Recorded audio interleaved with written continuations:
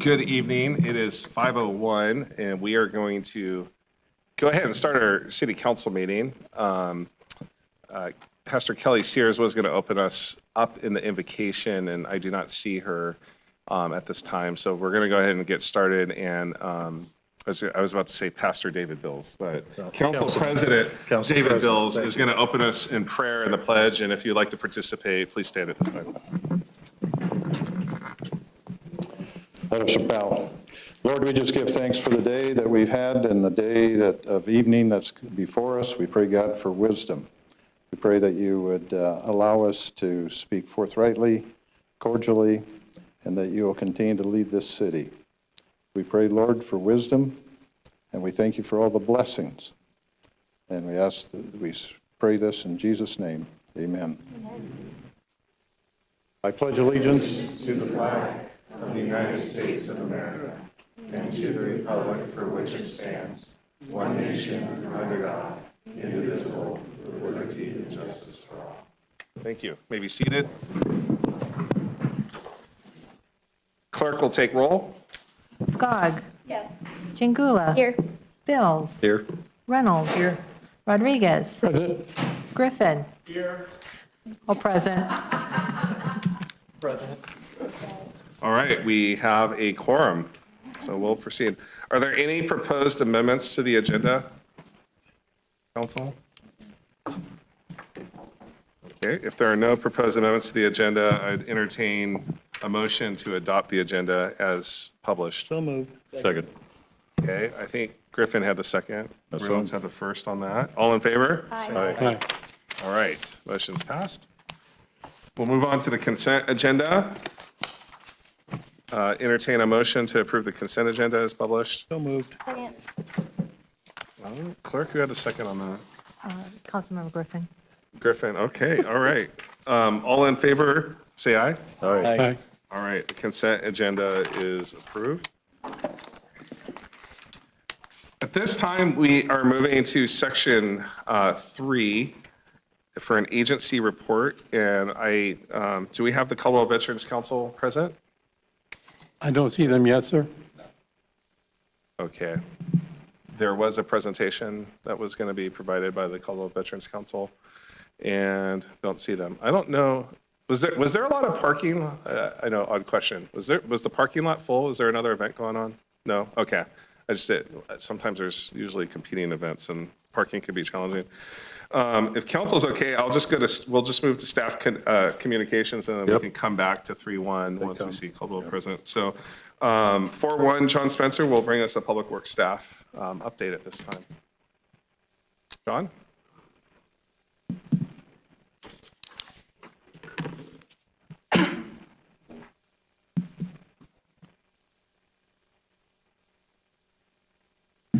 John Spencer, Director of Water Resources. This staff communication will actually be presented by Andy Zimmerman. This is for an award that was achieved by one of his staff.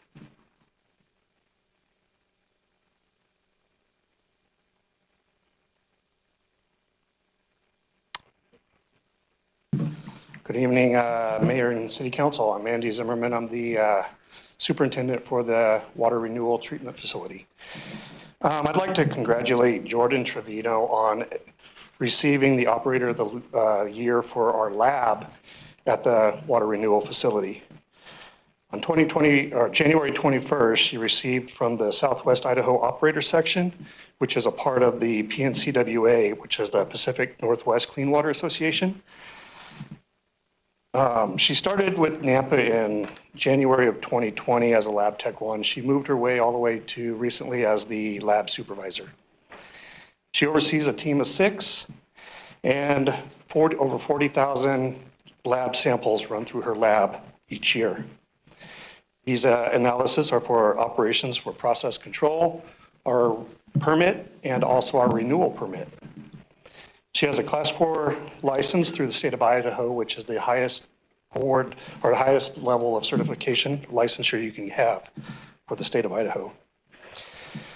She's dedicated to improving and enhancing our lab capabilities. She's trying to bring a lot of items in-house versus outsourcing. She also plays a key role in our outreach and education for the public and our school system. She does our plant tours, and she also does classroom presentations at some of the schools.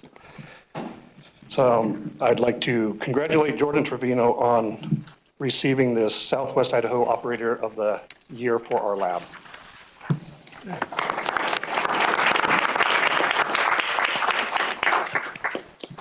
Jordan, I see you started as a lab tech one and have worked your way up, and that's awesome to see just your advancement and the pride you take in the work that you do, and we're proud of you, and you very much deserve the recognition. So thank you for what you do for the city of Nampa and its citizens. Thank you very much. Yeah, thank you guys for the opportunity and able to do this and to bring all the fun science to it. So thank you guys for that opportunity. Yeah, can you show us? Can you hold that up? This is it Excellent.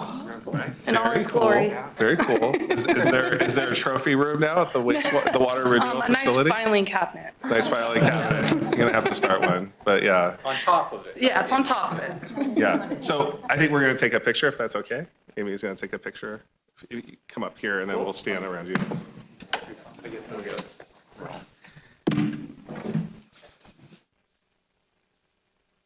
Let us know if we can all be seen. Okay, good.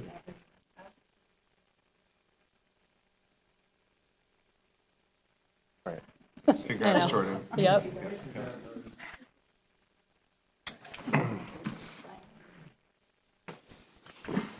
All right. We're going to move to item 4.2, and Daniel Badger is going to come up and give us an engineering staff communication and highlighting the FEMA floodplain update. Mayor and council, for those of you, this is a little bit of a history. We'll start there. The city joined the National Flood Insurance Program back in '84 when we got our first flood insurance maps. And then FEMA came through and did an update to those maps in 2011. And prior to that update, we worked with FEMA, went through an appeal process. We didn't necessarily agree with those maps that they adopted in 2011. They significantly increased the floodplain on Indian Creek throughout Nampa and Canyon County, Caldwell, everywhere. So we weren't successful on our appeal when they originally adopted those maps, but since 2021, we've been working with Bowen Collins and Associates, a consultant engineer, to restudy Indian Creek as it runs through Nampa. And we were able to do that a lot due to some data that we had collected at the wastewater plant on the actual flows on Indian Creek. And so with that, in September, the new floodplain maps were adopted on September 26th of last year. These maps reduce or affect about 980 properties within Nampa by either removing them from the floodplain or reducing their flood risk that can have effect on whether they need to carry flood insurance on the property or just how much that flood insurance can cost. We will be sending out a postcard that you see there to all of those residents, notifying them of the change and recommending they talk to their insurance carrier and their mortgage carrier, as they're the ones that actually require the flood insurance to be carried, not the city. That's through their mortgage. You can see here on this map, shows the old and the new. So the bottom map shows those 2011 maps. And the upper one are the new maps. So you can see the red crosshatched area is the floodway. So that's the most restrictive area and the highest charge for the flood insurance. That has been reduced back to where it's pretty much just within the channel of Indian Creek. So there aren't really structures affected by that. And then the yellow portions of the map are the 500-year floodplain, where there are no regulations for flood insurance. And so you can see a fairly significant decrease in the floodplain for Indian Creek was accomplished through the efforts of our consultant and working with FEMA on making those. Any questions? Okay. I'll Just turn- want to, I thank you so much because this might seem like a small deal. It's hard to push back against the feds. And I want to be clear to the public, this is not some compromise where we're compromising the safety of the people there. We worked diligently, you did, to get more accurate information than what the feds were imposing. And so this is a more accurate reflection based on careful stewardship that will financially benefit the people who live in this area and allow investment, much needed investment in the community. The aggregate financial impact of this is significant. And so thanks to the city of Nampa staff for being diligent on this front. So Tom? Thank you, Mayor Council. So Daniel's being very humble. He's did a really good job on this, and there was a lot of determination and data and discussions. And him and I have been working on this for over, I don't know, 7 years now at least. So this is a good day for us. We got this done. We're proud to announce this. So, but there's a lot. We weren't the only ones working on this. Like I said, we had a consultant. We worked with FEMA. We also had citizens help us out, which is what I wanted to talk to you about for just a minute. So I've brought in Ron Harriman here. Probably a lot of you probably know him. And I just have a short statement. I want to, and then a quick story I'll tell about Ron. So I want to recognize Ron. He assisted the city in technical information on the hydrology and geology of the groundwater in Nampa as it relates to the New York Canal and Calliope Gates at the New York Canal, which is the headwater of Indian Creek in our impact area. This information inspired us to understand the dissection of multiple irrigation facilities along Indian Creek all the way up to Mayfield and stage stop impoundment by I-84. This information was very useful to FEMA to understand the complexity of irrigation and creek diversions in the West. And it's also an excellent story of a city and the public working together on a common goal to solve a problem. So Ron, he also wrote some reports about some of the hydrology as well, provided that to us. And basically, just a very quick lesson on the New York Canal. Over 100 years ago, when New York Canal was built, it's a leaky canal, so that's where all the shallow groundwater pops up underneath Nampa. And then over 100 years ago, when there was farms in Caldwell and Nampa that were being flooded out because of that rise of groundwater, the irrigators came in and dug all these drains. And so Indian Creek acts like a drain because it's a natural low point, and this also has some modifications to it. And same thing with Wilson Creek. That's actually a constructed drain by an irrigation district. So that was an important fact to help understand how the complexity of this. And also there was, I remember Ron and I specifically went up to the Calliope Gates, which is over by there by McDermott in our impact area by the New York Canal. So everything upstream of that through CUNA, Indian Creek and New York Canal are one body of water. They merge together. And then the Calliope Gates are 100% open, which Ron and I talked about. So all the flood water goes past that into Lake Lowell, right? So that was a huge data point for us to remove all of that flow out of the system. And then you can just look at, if you want to understand the system a little better, go look at that right below the Calliope Gates where the Indian Creek starts to form. It's only a trickle of water. It's only about this wide and about this deep. And then go look at it in Caldwell and see how much there is there in that park. That's just how much groundwater is accumulating in these drains. So anyway, that was an important part of this, and Ron was very helpful in inspiring us, like I said, to understand some of that geology, to explain to FEMA. Thank you, Ron.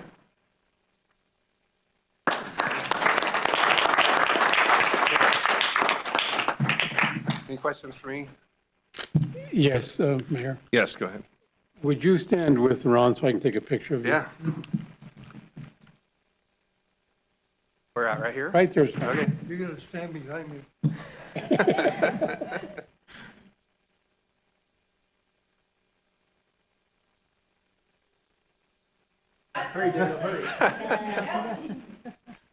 All right, look this.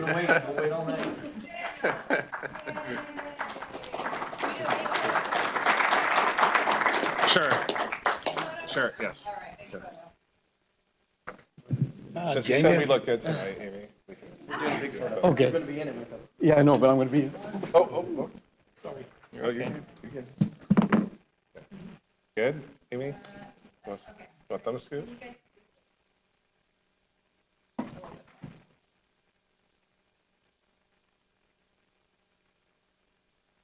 right, hey, Ron. Ron? Thank you, sir. Ron? Thank you.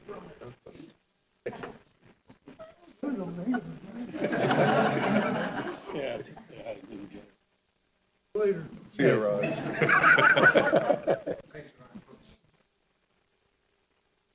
Yeah, if you can't hear nothing. All right, we're going to move to 4.3. Chief of Staff Clay Long is going to bring us several updates tonight. So Clay, good to see you. Thank you, Mayor. Council, just 3 quick updates we wanted to provide. You guys got communication last week. We should have finalized council liaison assignments this Friday. There's still a few that will require council approval for actual seats that are voting for some of the commissions, but that should be finalized and we'll bring it before to council for the next meeting. Also in your packet was the Waste to Energy Task Force information. This is, as you know, we've been exploring and working on this project for several months. Tom has been leading the charge on that. This is coming forward as informational, just so you guys know that we're going to establish a task force to continue that work and investigating and being able to gather additional information on those components. The last one, similar to the task force where we won't adopt it formally, but the animal welfare is another task force that will be standing up and seeking community members to sit in on to help guide and provide some direction on how the city as a whole can continue providing those services. So those are my 3 updates, but happy to answer any questions if there are any. Council, any questions for Chief of Staff Long? All right, thanks for the update. Appreciate it. All right, 4.4, Rodney, good evening. Evening, Mayor and Council. Rodney Ashby, Planning and Zoning Director, for the record. Just a quick update on Planning and Zoning Commission last week. We had a pretty quick meeting. The first thing they handled was the subdivision final plat approval for Middlebury North, number 4, and that was approved and was on your consent agenda today. The next one was a public hearing preliminary plat for Reflections Edge subdivision, and that they were just reconfiguring some of their lots in a previously approved preliminary plat for development of 163 single-family detached dwellings and 28 common lots. And that one was approved. And then the next one was a pre-annexation and pre-zoning. We haven't had too many of those, but those are when they're out in our impact area and they want to get our recommendation of approval when they go to the county. When this comes before you, we will give you a lot more detail than that, but essentially they're just getting our recommendation of approval to the county when they go through this process. And that one was recommended for your approval, and that'll come before you on April 6th. Then the final one was an annexation and zoning and subdivision preliminary plat for Sagewood subdivision. This is northeast of Lewis Lane and Southside Boulevard. And there's some things, some conditions that they're working through with the engineering division to address, like a pump station. They're working on a pump station. And so they needed to continue that until they could resolve that. And they looks like they're going to be able to resolve that. And we'll handle that again on the 10th of March. And that's all I have. Mayor?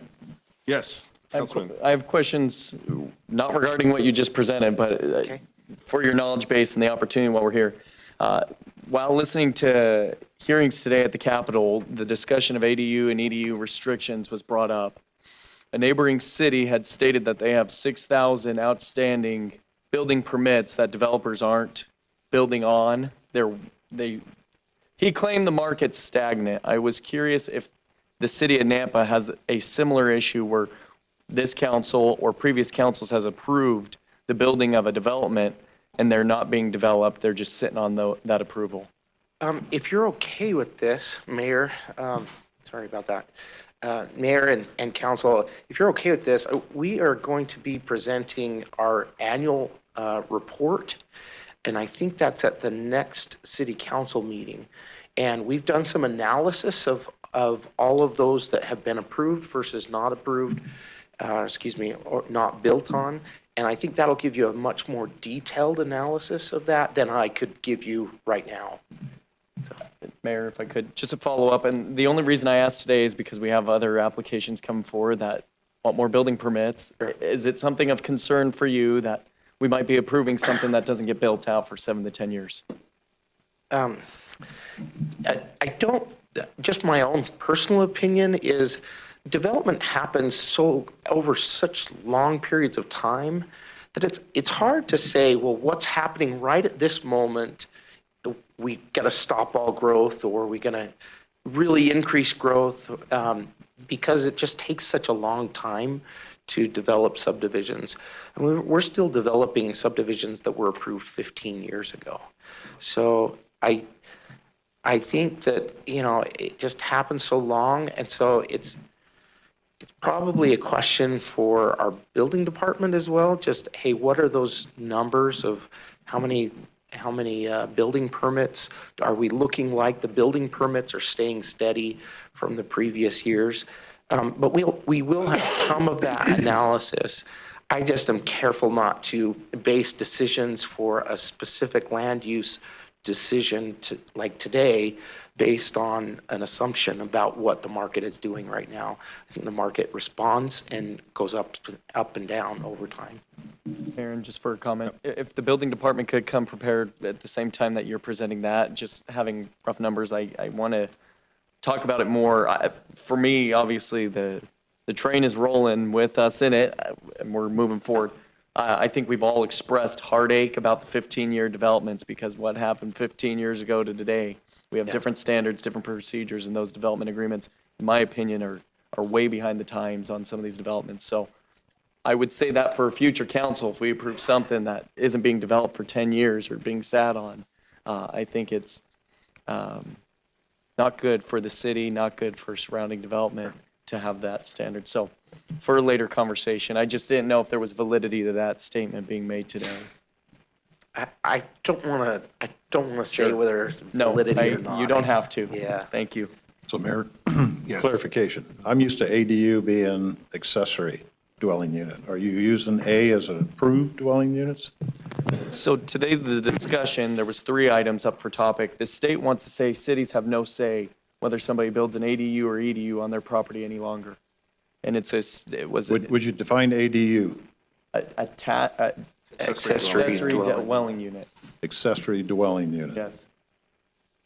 We allow, there's several things, just legislatively. There's also, I think, a component where duplexes would be an entitlement. You can't prohibit. I think there's also some other components where, and actually, Director Ashby and I were looking at some of the proposed legislation. There's another one where units on a religious land would not be in any way even go through an approval process, and there would be no limit. And there are some questions we have about several pieces of legislation. But I think as Director Ashby says, I think is it the next council meeting? I believe so. I'll take a look at that. And Okay, but we're going to have the annual report with a lot of data handout. Okay, I think that'll be good. And thanks, Councilman Griffin. Just to alleviate some heartburn, all 3 proposals died today, so we don't have to be thinking about it. It was a 5-4, so it's close, and they're talking about bringing more forward this year, but And they just on your were held radar. in committee. Yeah. Not necessarily died, but held in committee, so it could come back, but yeah. Yeah, so there's definitely a movement to preempt. There's a nationwide movement to do more preemption on what they view as restrictionary zoning practices at the local level. But it does call into question the compatibility of a community when you allow the transformation and isolated pockets or spot zoning almost within a established community. It creates challenges, but we'll keep our eyes on it. So, Mayor. Yes, Councilman. No lead yet, Rodney.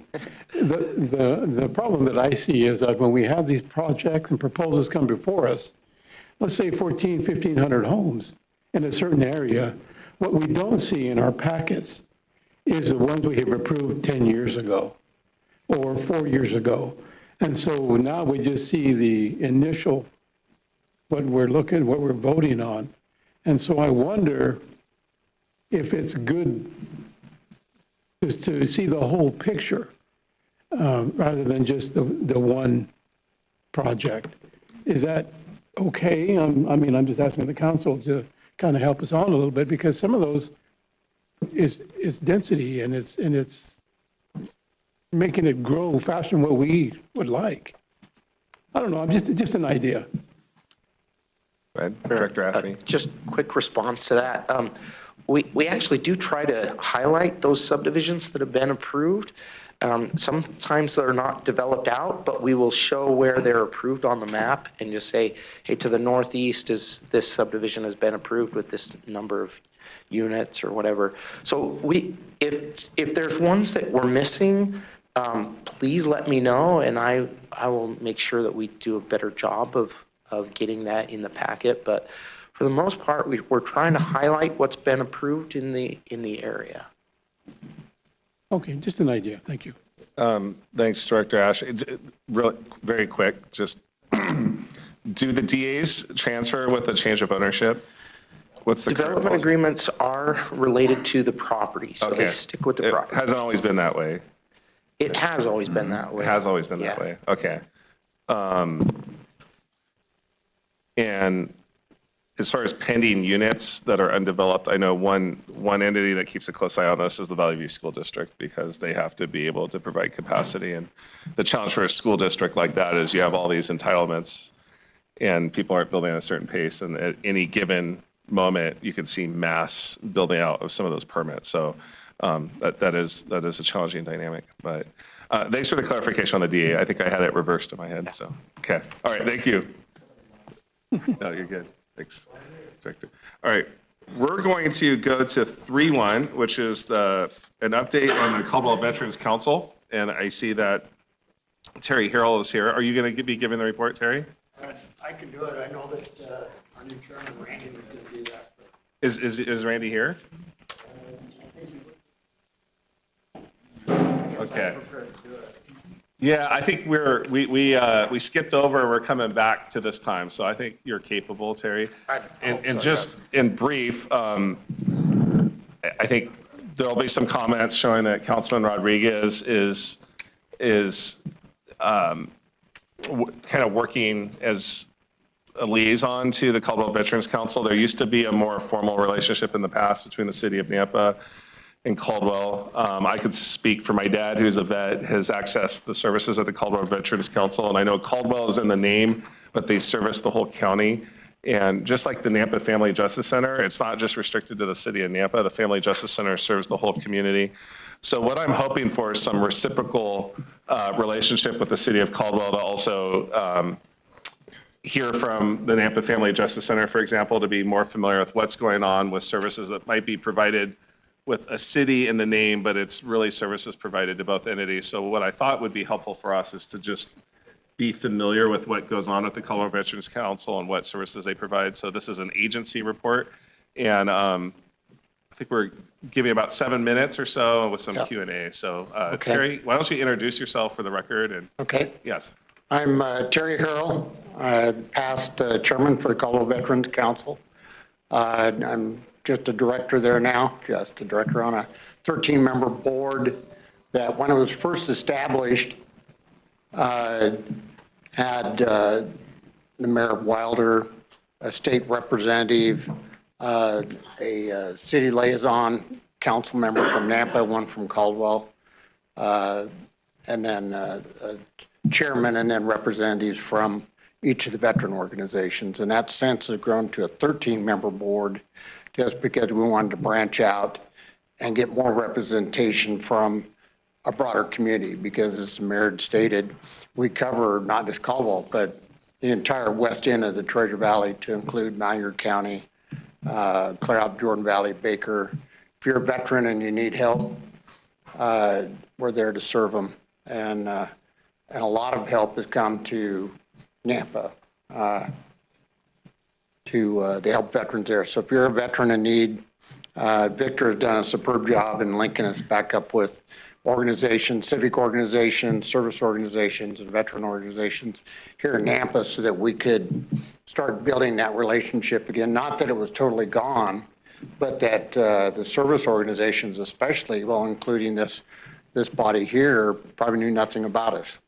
probably knows nothing about the programs or services that are available to our veterans and how we do outreach. Just the other day, I got a call from the police chief of Wilder, and there was a veteran in a car, 16 degrees in the morning.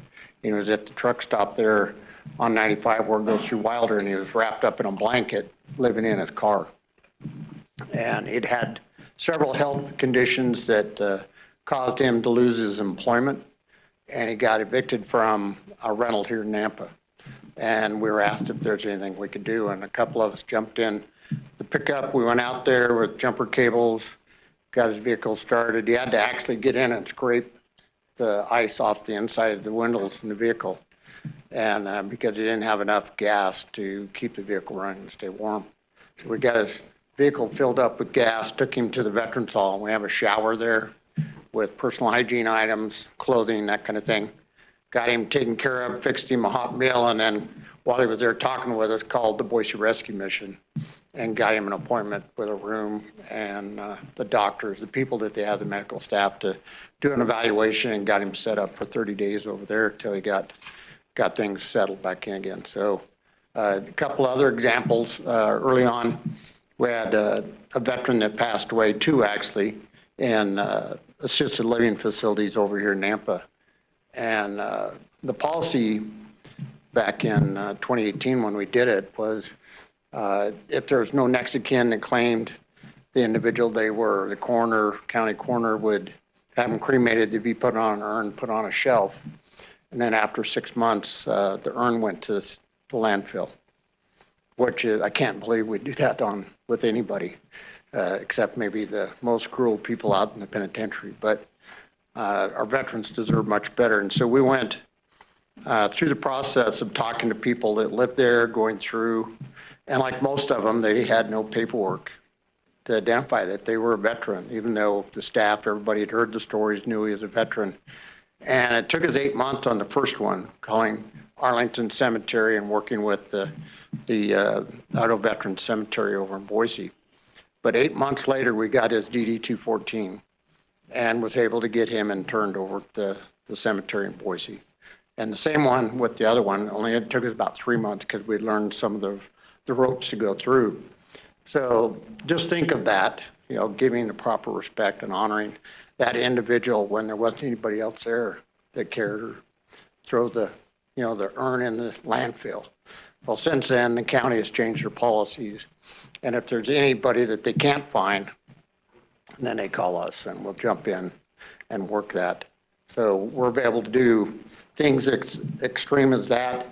We, as the slides that we gave you some time ago, you were able to review, really see the networking that we do throughout the state and reaching out and providing care of whatever level it needs to be. We've given away 3 vehicles. We had a veteran family that needed their vehicle to work. It broke down more money than what they could pay to get it fixed. And we had, miraculously, the next day had a Korean War veteran that had a couple of vehicles he needed off of his property, and one of them started and run perfectly. And we, talk about, Heavenly Father watching over somebody. Went out and I took my trailer to haul it. We didn't need to. Put the keys in, fired right off. Beautiful little Jimmy, and took it over, gave it to the family with the title to the vehicle, and took care of them right there. So we're able to do that in a lot of cases. We don't have a lot of money, but we're networking, as I'd mentioned earlier, throughout the state, about 160 organizations that we can go to the Idaho Veterans Network or another one through the Idaho Division of Veteran Services, joining forces, where if we can't cover the resources, or if it's somebody that's really kind of out of our area, then we can reach out in there and network with them, and there'll be some organization usually that'll jump in and help. The real needs that we find are people. We had another veteran that, for whatever reason, hadn't paid for his gas bill, for his propane, for his RV that he was living in, and to the point where the company was no longer going to come out and provide propane, and it was coming winter, so we agreed to pay for them to come out and fill the tank. We weren't going to pay the $3,500 gas bill that he had accumulated, but at least it got him a full tank where it could get him going through winter to work with other organizations to try and resolve the other issues. So it's medical bills, all of the kind of things there that we can help. But the other one is networking with, and we've already met with the American Legion over here. We've met with a couple of other veteran organizations. We yet to meet with the VFW, but offering them advice on things that have worked. I know that they're trying to rebuild over here. I got a good group of people, a good commander that's coming on board. So the legacy organizations, I think, have got a chance to stand back up tall, work together. We've learned that we have to kind of put our resources together and help, and it helps that all of you know that we're out there, and you can reach out and help in some ways too. We just, Tony, with the resources you have over at his food bank, and so that we can reach out and get food into the hands of the families quickly. So we're there.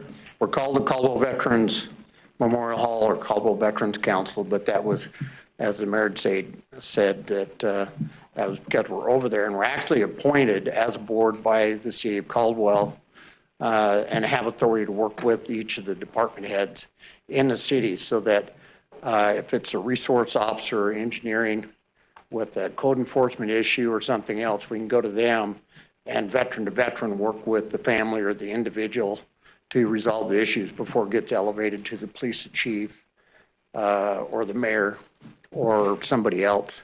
And we've had 100% success that way in helping them, so that it lets you do the good work that you do and allows us to continue serving and helping our veterans.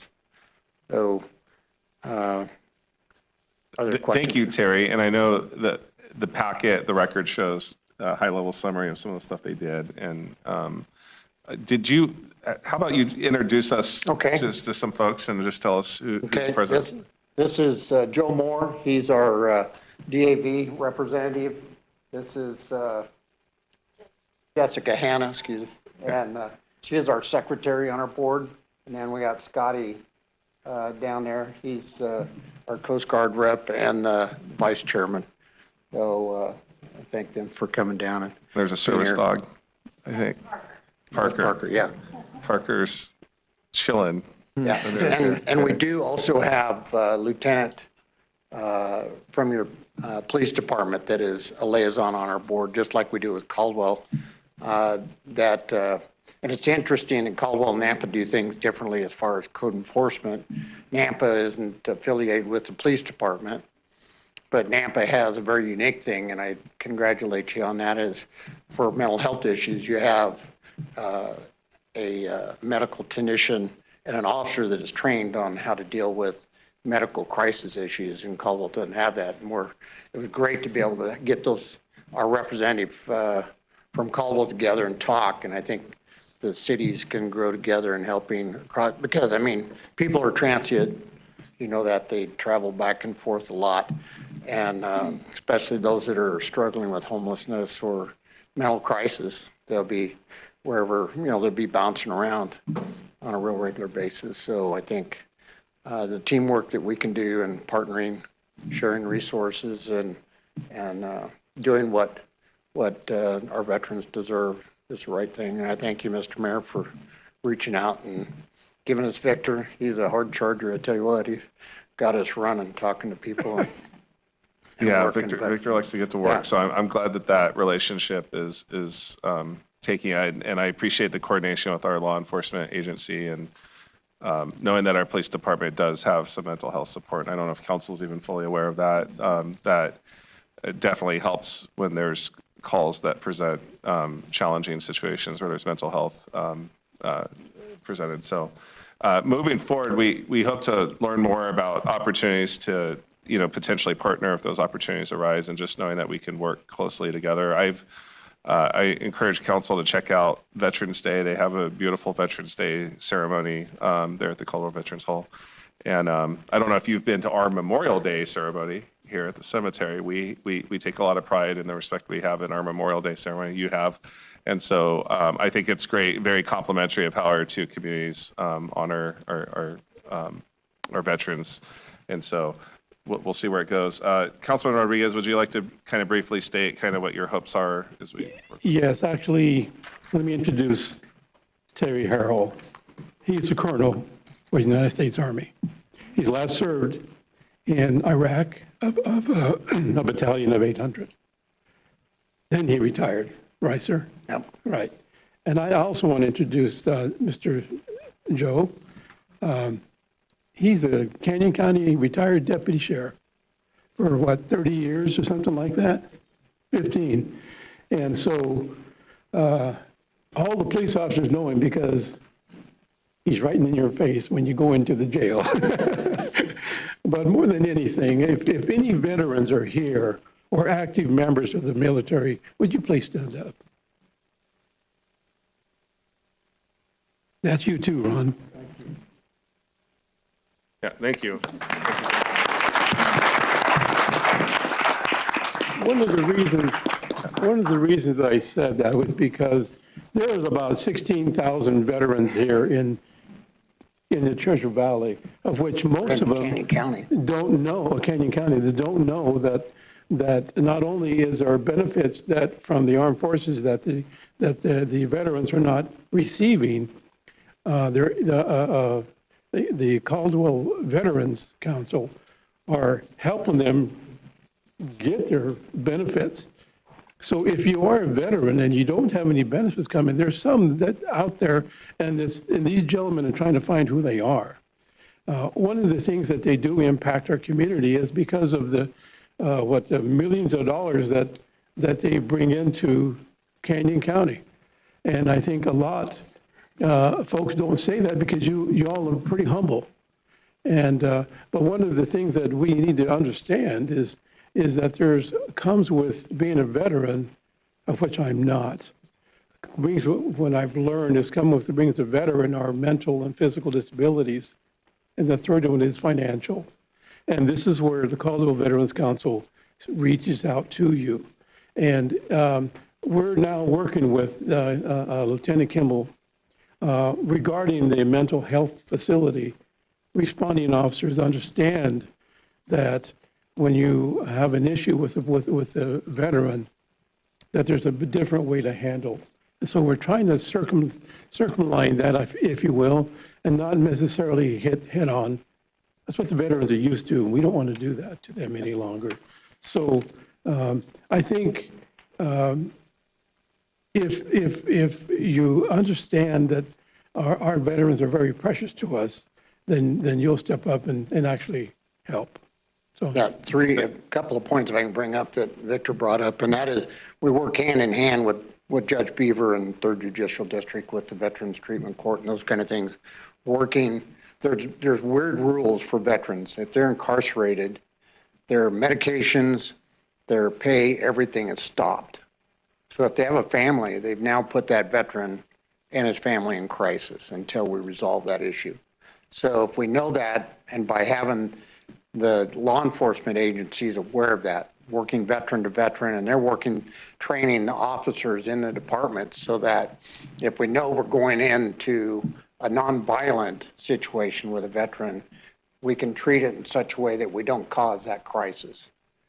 Because we can do that, and we can work through the court system to solve that. Because really, a good example is if we have let's say an individual that spent 6 years in the military, hasn't been frugal at saving money, gets out, and now he's got to find a job, right? He's just come out of the war zone.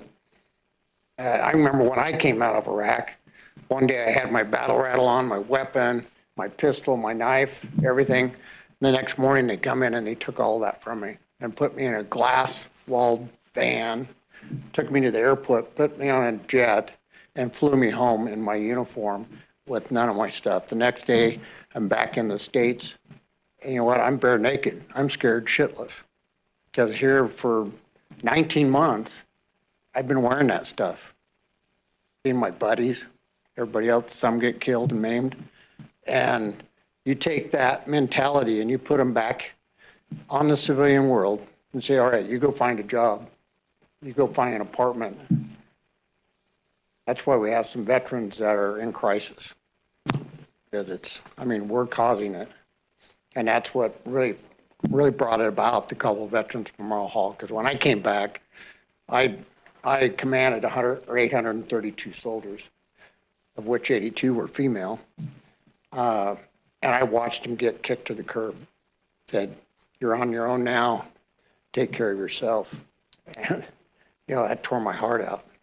So we built the Veterans Hall. We've been working hard to establish transitional programs, building stronger veterans, those kind of things. But I'd like to also say that nobody in our organization gets paid. We're all volunteers. You can look at 99.9% of all the other service programs out there, Wounded Warrior. I don't want to talk bad about any of them because all of them do some good, but all of their executives and their staff are paid, some over $250,000. And their worldwide network, they get in, huge money from corporate level to pay for their advertising and their marketing. But if you look at the impact that we have in Canyon County and West, it's a lot bigger than what they do. And we can do it a lot cheaper, and we can work with the local folks, Canyon County, and make it happen. So I really encourage you to get to know about us. Visit our website, and if it looks like you can help us out in some way, then I encourage you to do that as you go through. And Mayor? Thank I you. appreciate it. Yes, Just, Councilman. I have a couple questions if I could. Have you or do you currently receive any funding from the city of Nampa at this point? No. We Okay. do from Canyon County and Caldwell, though. Okay. I think it's a worthwhile venture from this councilman's perspective that we do get involved some way that we can. Have you ever submitted an application for the community block grant? Because Just in this is Caldwell. housing related and it might be worth, Mayor, I don't know if, because it's based in Caldwell, if they're able to apply with us as well. I would encourage you to do so. I think that's, once again, another worthwhile cause. There's many out there, but this is one. Even the good mayor's husband, or father, sorry, Mayor. Okay. Fathers experience this, you're having a real impact. And so we fight hard for knowing that there is an impact that we can see and see the fruition of that. So I would recommend if we're able to give resources that you apply for that and we can figure something out there. I know you do have a good grant writer, and the mayor's talked to me a little bit about the stipulation with the community block grant is the money has to be spent within the city limits of Nampa. So work with you and with the veteran organizations to identify those projects within the city limits of Nampa and then write that up. Is yours due in August like Caldwell's is? Does anybody know? I don't know. I'll find- I'll dig But it. yeah, we'll I'll find follow out. up with you, And Terry. then we But thank can- you so much for coming tonight. Thank you for what you're doing to help the veterans in our community. It's appreciated. We look forward to seeing how we can, at the very least, promote and encourage veterans looking for help to point them your Put way. us on speed dial. Call us if there's ever Okay. anything. Thanks, Terry. Thank you, Thank you Mr. so Mayor. much. Thank you. Yep, yep.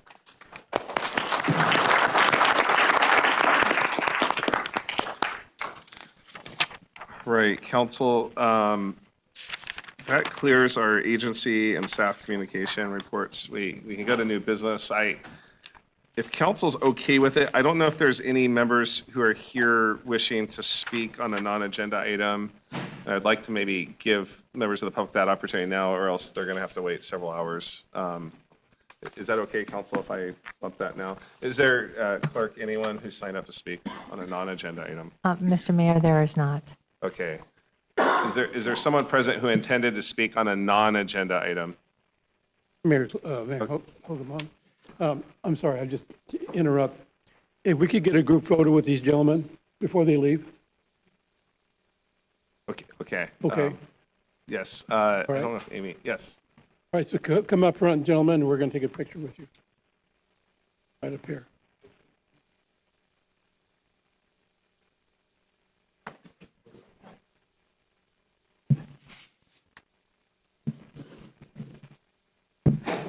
Oh, yeah, Terry. Yes, yes, yes. Buddy, all of you. Joe, what's up, buddy? Hey, hello again. All right, how are you today? All right, all right. All right. Amy's going to get our picture.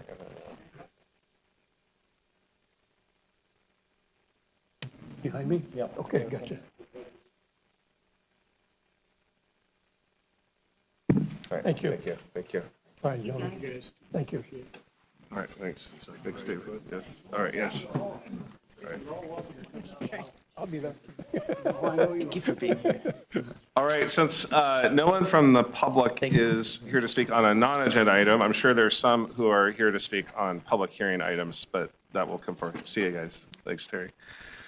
We will try to maybe get through a couple of these new business items. So 5.1, this is an action item to authorize the mayor to sign a resolution authorizing the council and mayor to adopt bylaws of the City Council of Nampa, Idaho regarding meeting conduct and ethical standards. This is followed by a resolution to adopt the code of conduct. So these are two different things. So the first one is the bylaws, and council, don't know if you've gotten a chance to see the final product is presented in our packet, but this reflects feedback from our last workshop. So Moved. Second. all right, there's a motion made by Bills and a second by Councilwoman Jangula. Any discussion? Okay, this is a roll call from the clerk. Gog, Yes. Reynolds, Yes. Rodriguez, Yes. Griffin, Yes. Jingula, Yes. Bills. Yes. All in favor, motion carries. All right, 5.2 is, this is the code of conduct, and we will sign this, and it gets framed in the back of council chambers. Is there a motion on this one? So moved. Second. Okay, motion by Reynolds, second by Jangula. Any discussion? Okay, the clerk will take roll. Gog, Yes. Bills, Yes. Rodriguez, Yes. Griffin, Yes. Jingula, Yes. Yes. Reynolds. All in favor, motion carries. All right, 5.3, this is to confirm appointments per the arrangement with the conveyance of the Florida Center CWI. So it lists the mayor is on that, so this is really a formality because the mayor is named, and then 2 council members, and Councilmember Natalie Jingula and Councilmember Dale Reynolds. So I would entertain a motion to just kind of bundle this motion. So moved. Okay. Motion. Second. Motion made by Griffin. Who is the second? Rodriguez. Any discussion? If not, the clerk will take roll. Gog, Yes. Jingula. Yes. Bills, Yes. Reynolds, Yes. Rodriguez. Yes. Griffin. Yes. All in favor, motion carries. All right, we will move to 5.4. We'll just keep going. This is an action item to authorize finance to reclassify ARPA funds from the Sherman Fire Flow to the 16th Avenue South, 19th Avenue South, in the amount of $248,794. So moved. Doug, we have a motion already and a second.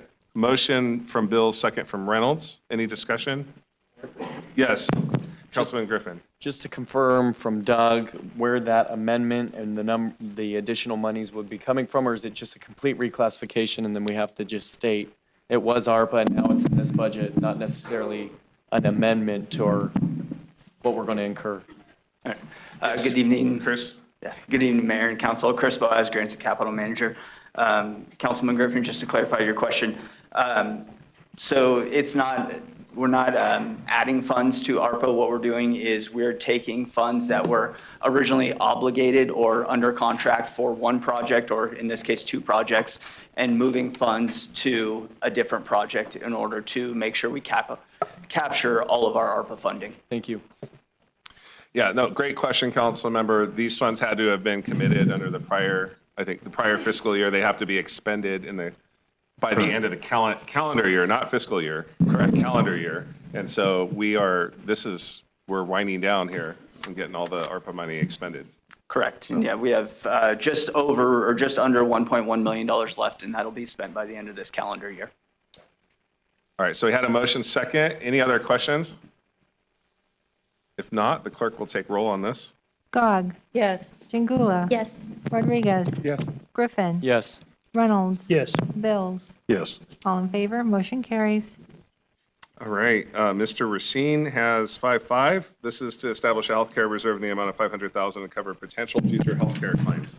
So moved. Second. Okay, we have a motion by Bills, a second by Reynolds. Any discussion or questions? Mayor, Yes. same question. What pot of money will the funds be coming from, or are we just establishing it to replenish it in the next budget cycle? We're establishing it as a kind of an emergency reserve. Claims have been very high. This is the insurance that covers everybody except the police. So claims have been very high in last year. They've moderated a little bit coming into this year. But we're at a point where we've got a fund balance invested of $2.5 million and a DOI minimum of 2.2. If weekly claims spike 1 week, I can drain that in 1 week. And we don't want to, we want to keep our health trust solvent. And this is in case we get to a point later in the year, I need additional funds because claims spike. We want to have that available. I'm not going to budget for it. I just want to establish a reserve based on the use of health care benefits across the city, so that if claims were to spike at the end of the year, I have resources to use them. Be aware also, we are looking at the health care plan to find a way to trim the costs for next year. So this isn't just a way to spend money, but this is coming from the fund balance. It is additional monies only if we need to spend it, but then it would come back to you as an amendment to move it from the reserve into the actual budget. Thank you. Any other questions? Yes, Councilman Rodriguez. Thank you, Mayor. So under contributions, I'll say 7.7 million. And the member contribution, 634,165. Right. So where does the 7.7 come from then? If it's The contributions, the 7.7 is essentially what the city pays for the healthcare benefits for all the city employees. That's for all departments, general gov, public works, everybody. Okay, so the contribution from the members Our are the premiums. premiums. What we pay as a deductible, depending upon your marital status and how many dependents you have, that's what's paid by the individuals. Okay, but then you also have an 805,000 transfer from the city. 801, right. So we budgeted for reserves last year because the claims were, as we came out of COVID, about a year, 2 years later, the claims just spiked. Everything went very aggressively high. So we transferred money from, part of it was from a budget, 300,000 from the budgeted reserve. And then we had some additional money we transferred from workers' comp. Well, we used to be self-insured. We had developed a fund reserve of over $1 million that was the same basic structure. It was pay-related, and we'd accumulated funds and held on to them. And we felt at the time that was the appropriate use to cover the extremely high claims. Claims since then have moderated and come down, but it was that coming out of COVID that spiked and caught everybody kind of by surprise. So the 805,000 is just a rollover, I guess, if you will. It was a use of city funds from other sources, not new monies, but monies that we have accumulated over time. So how much of the interest income is being used other than 102,000? The interest income is earned on the fund balance we keep at Edwards Jones. That is helping us meet the minimum threshold. We use it if we need to. If I pull money out of Edwards Jones, by default, part of it is the interest income, but the interest income is dedicated to that fund and it stays in that fund. The city health trust is totally separate from the city. The finances are managed separately, separate checking accounts, separate everything. Okay, so is the 500,000 going to be used for the next budget year to cover the increase? I hope we don't have to use it at all. It is a reserve only, which we will not invade unless claims make a big spike toward the end of this year. So I'm hoping, but we're not going to budget for it. What we're going to try and do is not use it, and we're going to work on adjusting the health process for next year to reflect the higher claims. We'll have to change some of the offerings. Maybe the cost goes up a little bit. Maybe the offerings go down a little bit. We're going to try and balance that internally as much as we can and not use the 500. This is strictly an emergency fund in case we get 2 or 3 weeks of very large claims. Okay, thank you, sir. So we have a motion, a second, and I believe Mr. Racine after this is going to head. I'm heading out. I'm head going to go out, use some of those healthcare benefits from surgery tomorrow. So And as Councilman Rodriguez was asking, it's a delicate balance. If we're underfunding, then we have to make adjustments in the next benefit year on either employee and or employer contribution, just to keep solvency in it. So you try to get it just right, but if we're under, this is just a contingency. So, but we are going to reevaluate what the contributions look like in the next benefit cycle year. And that process is underway. Yes. We've meeting with the healthcare providers, with Blue Cross, with our consultant, and we have one meeting already through, and we have 3 or 4 meetings to go in the next 2 months to find the best options to reduce it. Right now, the healthcare costs are projected to increase next year by 14%. We need to get that under 10%, and we're working on that now. That's what I'm referring to. Yeah, it's a challenge across the industry. So, all right, so we have a motion and a second, and there's been discussion. Any other questions? If not, the clerk will take roll. Skog. Yes. Chingula. Yes. Rodriguez. Yes. Griffin. Yes. Reynolds. Yes. Bills. Yes. All in favor, motion carries. Thank you, council. Thanks, Doug. Appreciate it. All right, it is past 6 o'clock, so we will not take up any new business. We'll come back to 5, 6 after. We're going to move into public hearing. Public hearings at this time. We do have 3 public hearings before us tonight.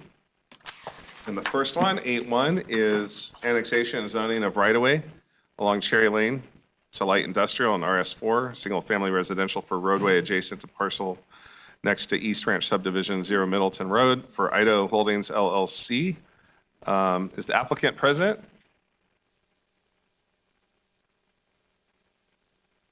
What number is it? Is he on what agenda? Mayor and Council, David Yes. Snodgrass, Associate Planner. The applicant is not present today just due to the nature of the application. Yes. So the requested action item is just the annexation of roadway of the right-of-way. The legal descriptions came in incorrectly when it was originally Yes. dedicated, so we are just annexing in that right-of-way so that we can have it dedicated to the city for future improvements to that roadway. I have some motions and things of that nature, if you'd like to go through those. But I also just have your motions, if you're ready for that portion. Okay, let's open it to public testimony, and then we'll come back first. So, okay. Thank you for that. Is there anyone signed up, clerk, on this item? No, Mr. Mayor. Is there anyone who's present who intends to speak on 8-1? Okay, seeing that no one is here and the applicant's not here to offer a rebuttal, is there a motion to So moved. close public hearing? Second.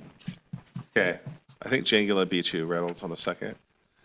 She's quick tonight. All right, so all in favor of closing public hearing, say aye. Aye. All right, public hearing is closed. What's the will of council? Mr. Mayor, Yes. I move to approve the project as presented with recommended conditions and proposed findings. Second. Okay, motion by Reynolds, second by Griffin. Any discussion? Mayor Hogbon, Yes, Councilman Rodriguez. I don't recall if there was a limit amount to purchasing the right-of-way. Do you all remember that? Because I don't. Legal, can staff clarify this question? It's a Mayor. staff. Okay. Mayor, City Engineer Daniel Badger, this right-of-way that is being annexed, it's existing right-of-way that will be requested to be vacated at a later date. So there is no compensation. We're not purchasing right-of-way. We are just annexing it into the city so that it can be, when they realign Cherry Lane, that this portion can then, they can request vacation of it through us and incorporate it into the development. I say, okay, thank you.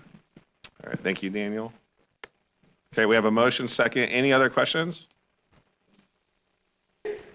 Okay, seeing that there's no more discussion on this, the clerk will take roll. Skog. Yes. Chingula. Yes. Bills. Absent. Rodriguez. Yes. Griffin. Yes. Reynolds. Yes. All in favor, motion carries. All right, we're moving on to 8-2. This action item is a variance of 10-23-20, limiting permanent freestanding pole or monument signs in the BC zoning district to a maximum 25-foot height and 200 square foot area on a 3.33 acre parcel for Idaho Electric Signs, representing Waihe Center LLC, The original concept was to replace the existing deteriorated pull cover, electronic message sign, and cabinets to improve appearance and advertise more tenants. Is the applicant present? Hello, good evening, sir. You'll have 7 minutes, so once you state your name and address, the clock will start, and tell us what you're asking for tonight. All right. Jim Namath, Idaho Electric Signs, 6528 Supply Way, Boise, Idaho. All right. So we're looking to maintain the height and square footage of the existing sign with renovating it, with repaint, changing out the digital display. The existing digital display is out of warranty, can't get parts for it anymore. And then the purpose is that we've got existing tenants that need that advertising space.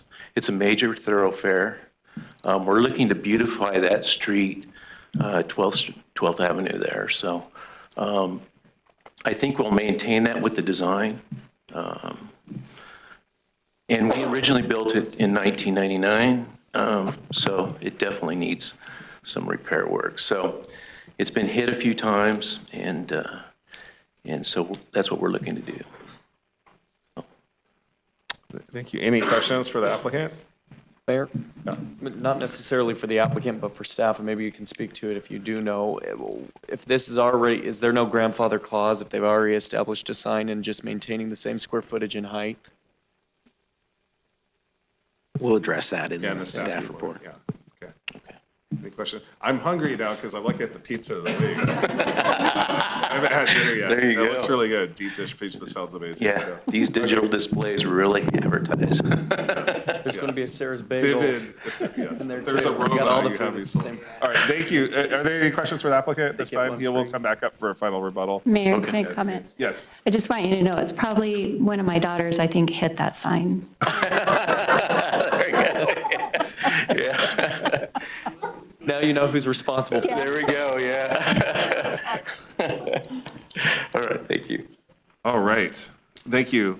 Staff, Terry, good evening.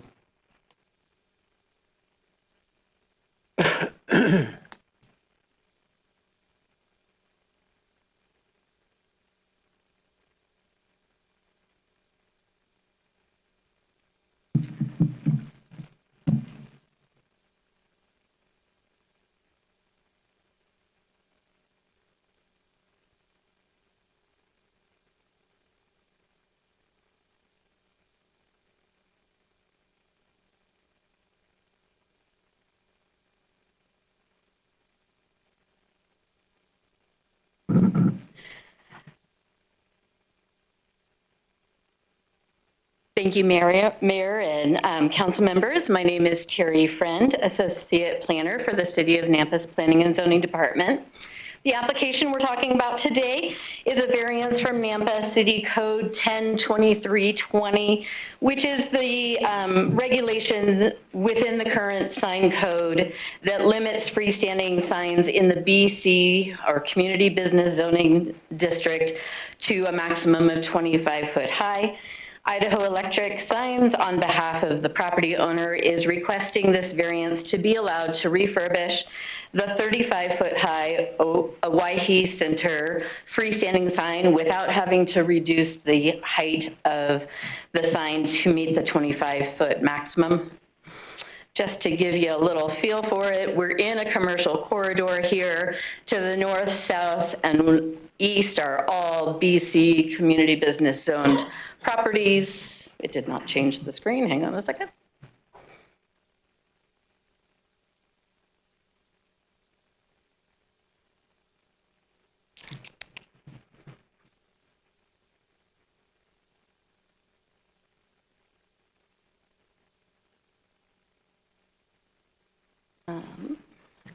Oh, thank you.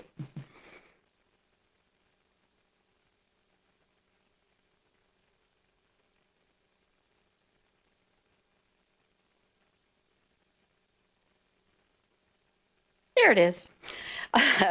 All community business with the exception of to the west, which is residential, but that is behind the shopping center. The Owyhee Center Shopping Center was developed in 1965. Somewhere in 1965, 1970, exact date unknown, a multi-tenant freestanding sign was erected for the shopping center. In 1999, that sign was replaced by the existing sign here, which is 35 foot high and advertises multiple tenants. At the time, the sign code allowed for a freestanding sign up to 40 foot high, so they did actually install something a little smaller than the maximum allowed at that time. Sometime in the early 2000s, again, exact date unknown, the sign code was revised to change the maximum allowance for signs in the BC zone to 25 feet. So as Councilman Griffin noted, this is a legally non-conforming sign because it was in fact in compliance when the sign was installed, but it doesn't conform with the current sign code. But the sign code also has a stipulation in there, 102321, that specifies that non-conforming signs shall not be replaced, relocated, or be structurally altered unless every portion of the sign is made to conform with the current regulations. So the proposed work to refurbish the sign does in fact structurally alter it, so that's why we're here tonight. On the left is the sign that is existing, and on the right, the sign the way they propose it. So the narrative tells us that the owner would like to maintain the same height of sign and square footage while they refurbish the sign. That way they don't have the expense of refurbishing the sign and correcting that overall deterioration while losing some of what they consider to be viability.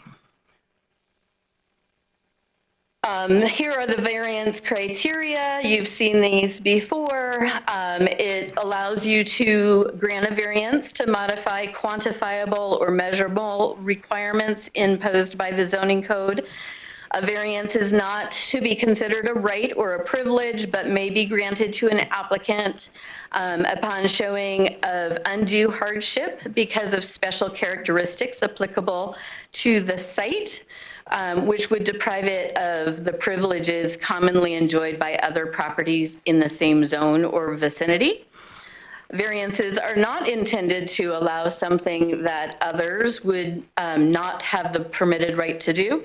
So the purpose of that variance, again, is to provide fair treatment and to see that individuals are not penalized because of site characteristics or situations beyond their control. Again, the criteria, literal interpretation of the code results in practical difficulties that are inconsistent with the intent of the code, that there are extraordinary site characteristics that are not typical of other properties in the same zone. Literal interpretation of the code would deprive the owner of rights that are enjoyed by other properties in the same zone, and granting the variance does not constitute a special privilege that is inconsistent with the limitations placed on other properties. And lastly, that we're not creating something that would be detrimental to public health, safety, or welfare, or materially injurious to properties in the vicinity. So Owyhee Center is adjacent to 12th Avenue Road, which is a principal arterial roadway. At the property location, 12th Avenue Road is 4 lanes wide and has an additional protected center turn lane. In front and immediately to the north and south of the subject property, 12th Avenue Road is flat and it's straight. There are no significant rises or dips or curves in the road that we limit the visibility of the sign for northbound or southbound traffic. You can see in the picture here, this is southbound on 12th Avenue Road. The red arrow points to the Owyhee Center sign. Notice that the road is straight and flat, and nothing is limiting the visibility of that sign. And this is a picture, same vicinity from the view of northbound traffic. Again, the road is flat and straight, and nothing's limiting the visibility of that sign. And this picture shows where the sign is installed in the parking lot of the Owyhee Center. Notice that there are no trees or landscaping near the sign location. So again, nothing that would limit the visibility of the sign at any height. There are numerous businesses on 12th Avenue Road in the same two-block area of the Owyhee Center that do have freestanding signs. However, these signs are quite a distance from each other, so there isn't really sign clutter that makes it so that it's hard to distinguish a sign.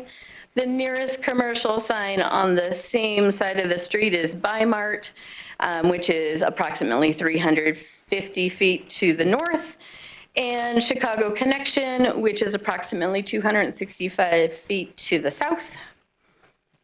And here are some neighboring businesses with their freestanding sign. These are all on the east side of 12th Avenue. They include Sinclair, The Getaway, Wendy's, and Chevron. All of these signs appear to be in compliance with the 25-foot maximum. We did receive 2 agency comments about this project, first from the building department specifying that building regulations must be met at the time of permitting. Sign and electrical permits will be required for the work that's proposed, and engineering calculations and stamp drawings related to the sign footing, foundation, and attachments will be required from an Idaho licensed structural engineer. The fire district did provide comments. It really related to their incident response time, and there was no public comments received. So the decision about this variance is really at your discretion. There are arguments and conclusions to support either approval or denial. I've provided those in your staff report. The proposed refurbishment of the sign really is a substantial financial investment by the property owner to update the appearance of the sign. Updating that sign is not just, improving the sign itself, but it also improves the appearance of the entire property. In addition, new tenant sign cabinet that has been proposed as part of the sign refurbishment will provide additional sign panels to identify tenants that have businesses in the location.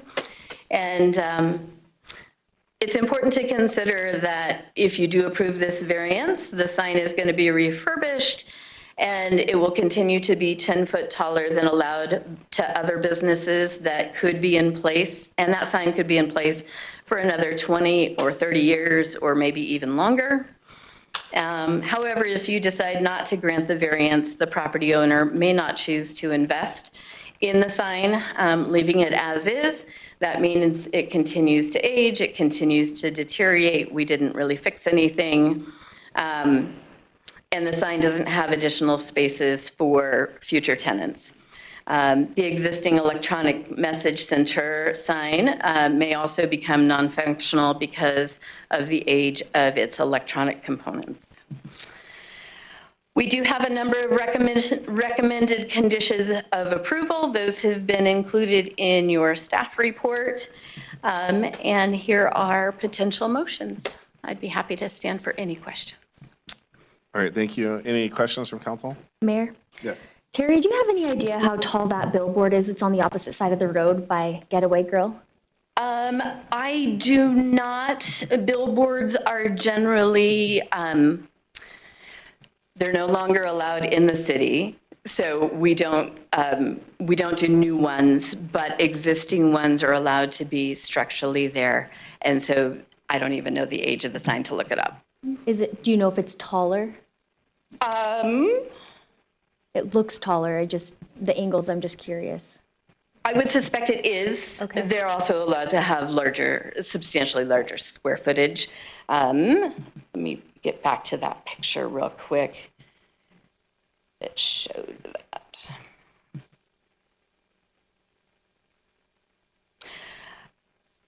It's taller than the gas canopy, so I'm going to say it's probably 40 foot to the bottom. Thank yeah. you. Terry, can you clarify, when you said no more billboard signs, that's an important distinction from? That is an important distinction. Commercial signs are related to individual businesses where billboards are intended to be off-site advertising sold for periods of time. However, that sign right there, which would be advertisement, are still allowed in the city, correct? I'm sorry, like the Owyhee Center sign? No, when you talk about advertisement, though, we're not saying those are disallowed, the red sign. No, we just don't create new ones. Billboard signs. Okay, gotcha. Okay. Any other questions? Okay, thank you, Terry. Has anyone signed up, clerk, to testify on this from the public? No, Mr. Mayor. Okay, does anyone present wish to testify on this item? Okay, seeing, oh, ma'am, yes. Please come up and state your name and address, and you'll have 3 minutes.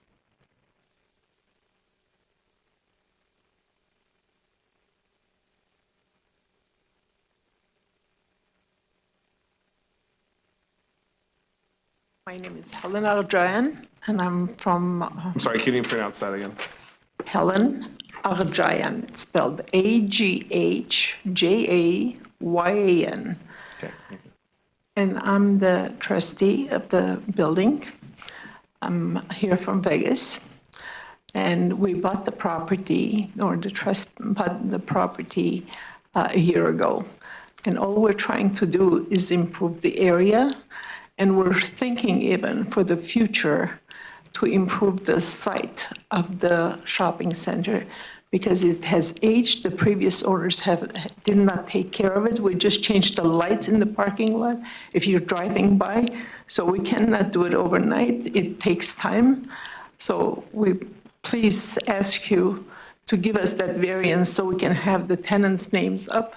Their business will continue because they'll be contributing to the city with paying their taxes. Okay, ma'am, we didn't get your address. Do you want my resident address or the property address? Preference. Legal. Whichever one is better if we have follow-up questions. It's 1928 Glen Eagles Court, Henderson, Nevada, 89074. Thank you. Thank you, ma'am. Thank you. I hope you understand our situation. It takes time. Okay, thank you. All right, anyone else intended to testify on this item that did not sign up? Okay, seeing that there is no other additional testimony, would the applicant like to offer, this is your opportunity to provide any closing remarks if you need to state or provide clarification, anything that you've heard?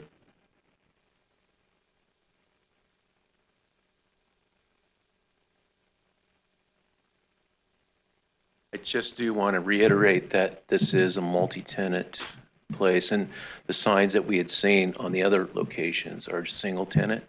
So we really need the visibility to make sure that those tenants stay in place, so that we continue to make it viable as a great shopping center. So that's all I got. Thank you. Any questions, council, the applicant? Okay, thank you. Mayor, I move to close the public hearing. Second. I think Griffin got the second. Bill's with the motion. All in favor? Aye. Aye. Okay, the public hearing is closed. What's the will of council? Mayor, I make a motion to approve the variance as presented. Second. I think Jay Gila got the second. Motion by Bill, second by Jay Gila. Any discussion on the motion to approve the variance? Seeing that there's no discussion, the clerk will take roll. Skog. Yes. Reynolds. Yes. Rodriguez. Yes. Griffin. Yes. Chingula. Yes. Bills. Yes. All in favor, motion carries.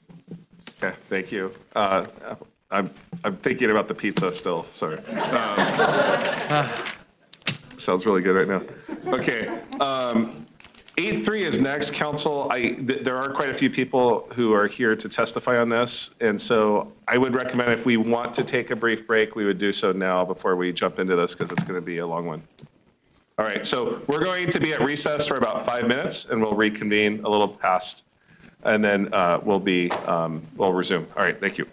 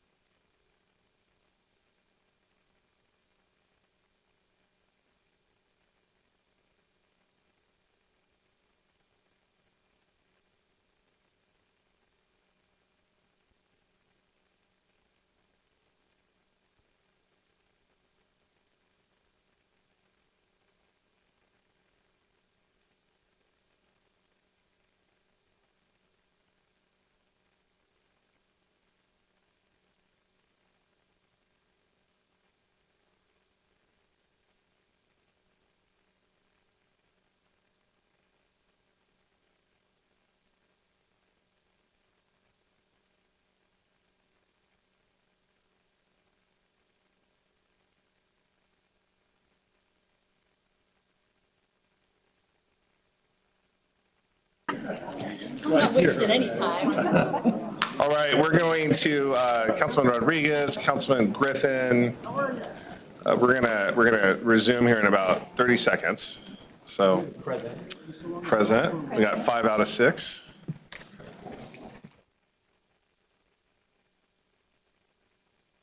Six out of six. Still thinking about the pizza. Deep dish pizza sounds amazing. All right, well, we are on 8-3, and I'm guessing it doesn't take a rocket scientist to know that most of you are probably here for I don't know if the aliens hacked our system or not. Okay, all right, we're good. So we're on 8-3, and the scope of this project is significant. And so I do want to state out of the outset that planning and zoning made a recommendation to allow extra time for the applicant. And so extra time is being granted to the applicant to make the presentation. The applicant will have 15 minutes to make this presentation. And then we'll have the staff report. So 8-3 is an action item for annexation and zoning to BC, RMH, RML, RD, RS4, RS6, RS8.5, and RS12 zoning districts for a master plan community with the development agreement at, and you'll see there's various addresses identified there on Greenhurst Road and Happy Valley Road, and South Robinson Boulevard and Locust Lane. This is for Sean Brownlee of Trilogy Development, representing Open Door Rentals.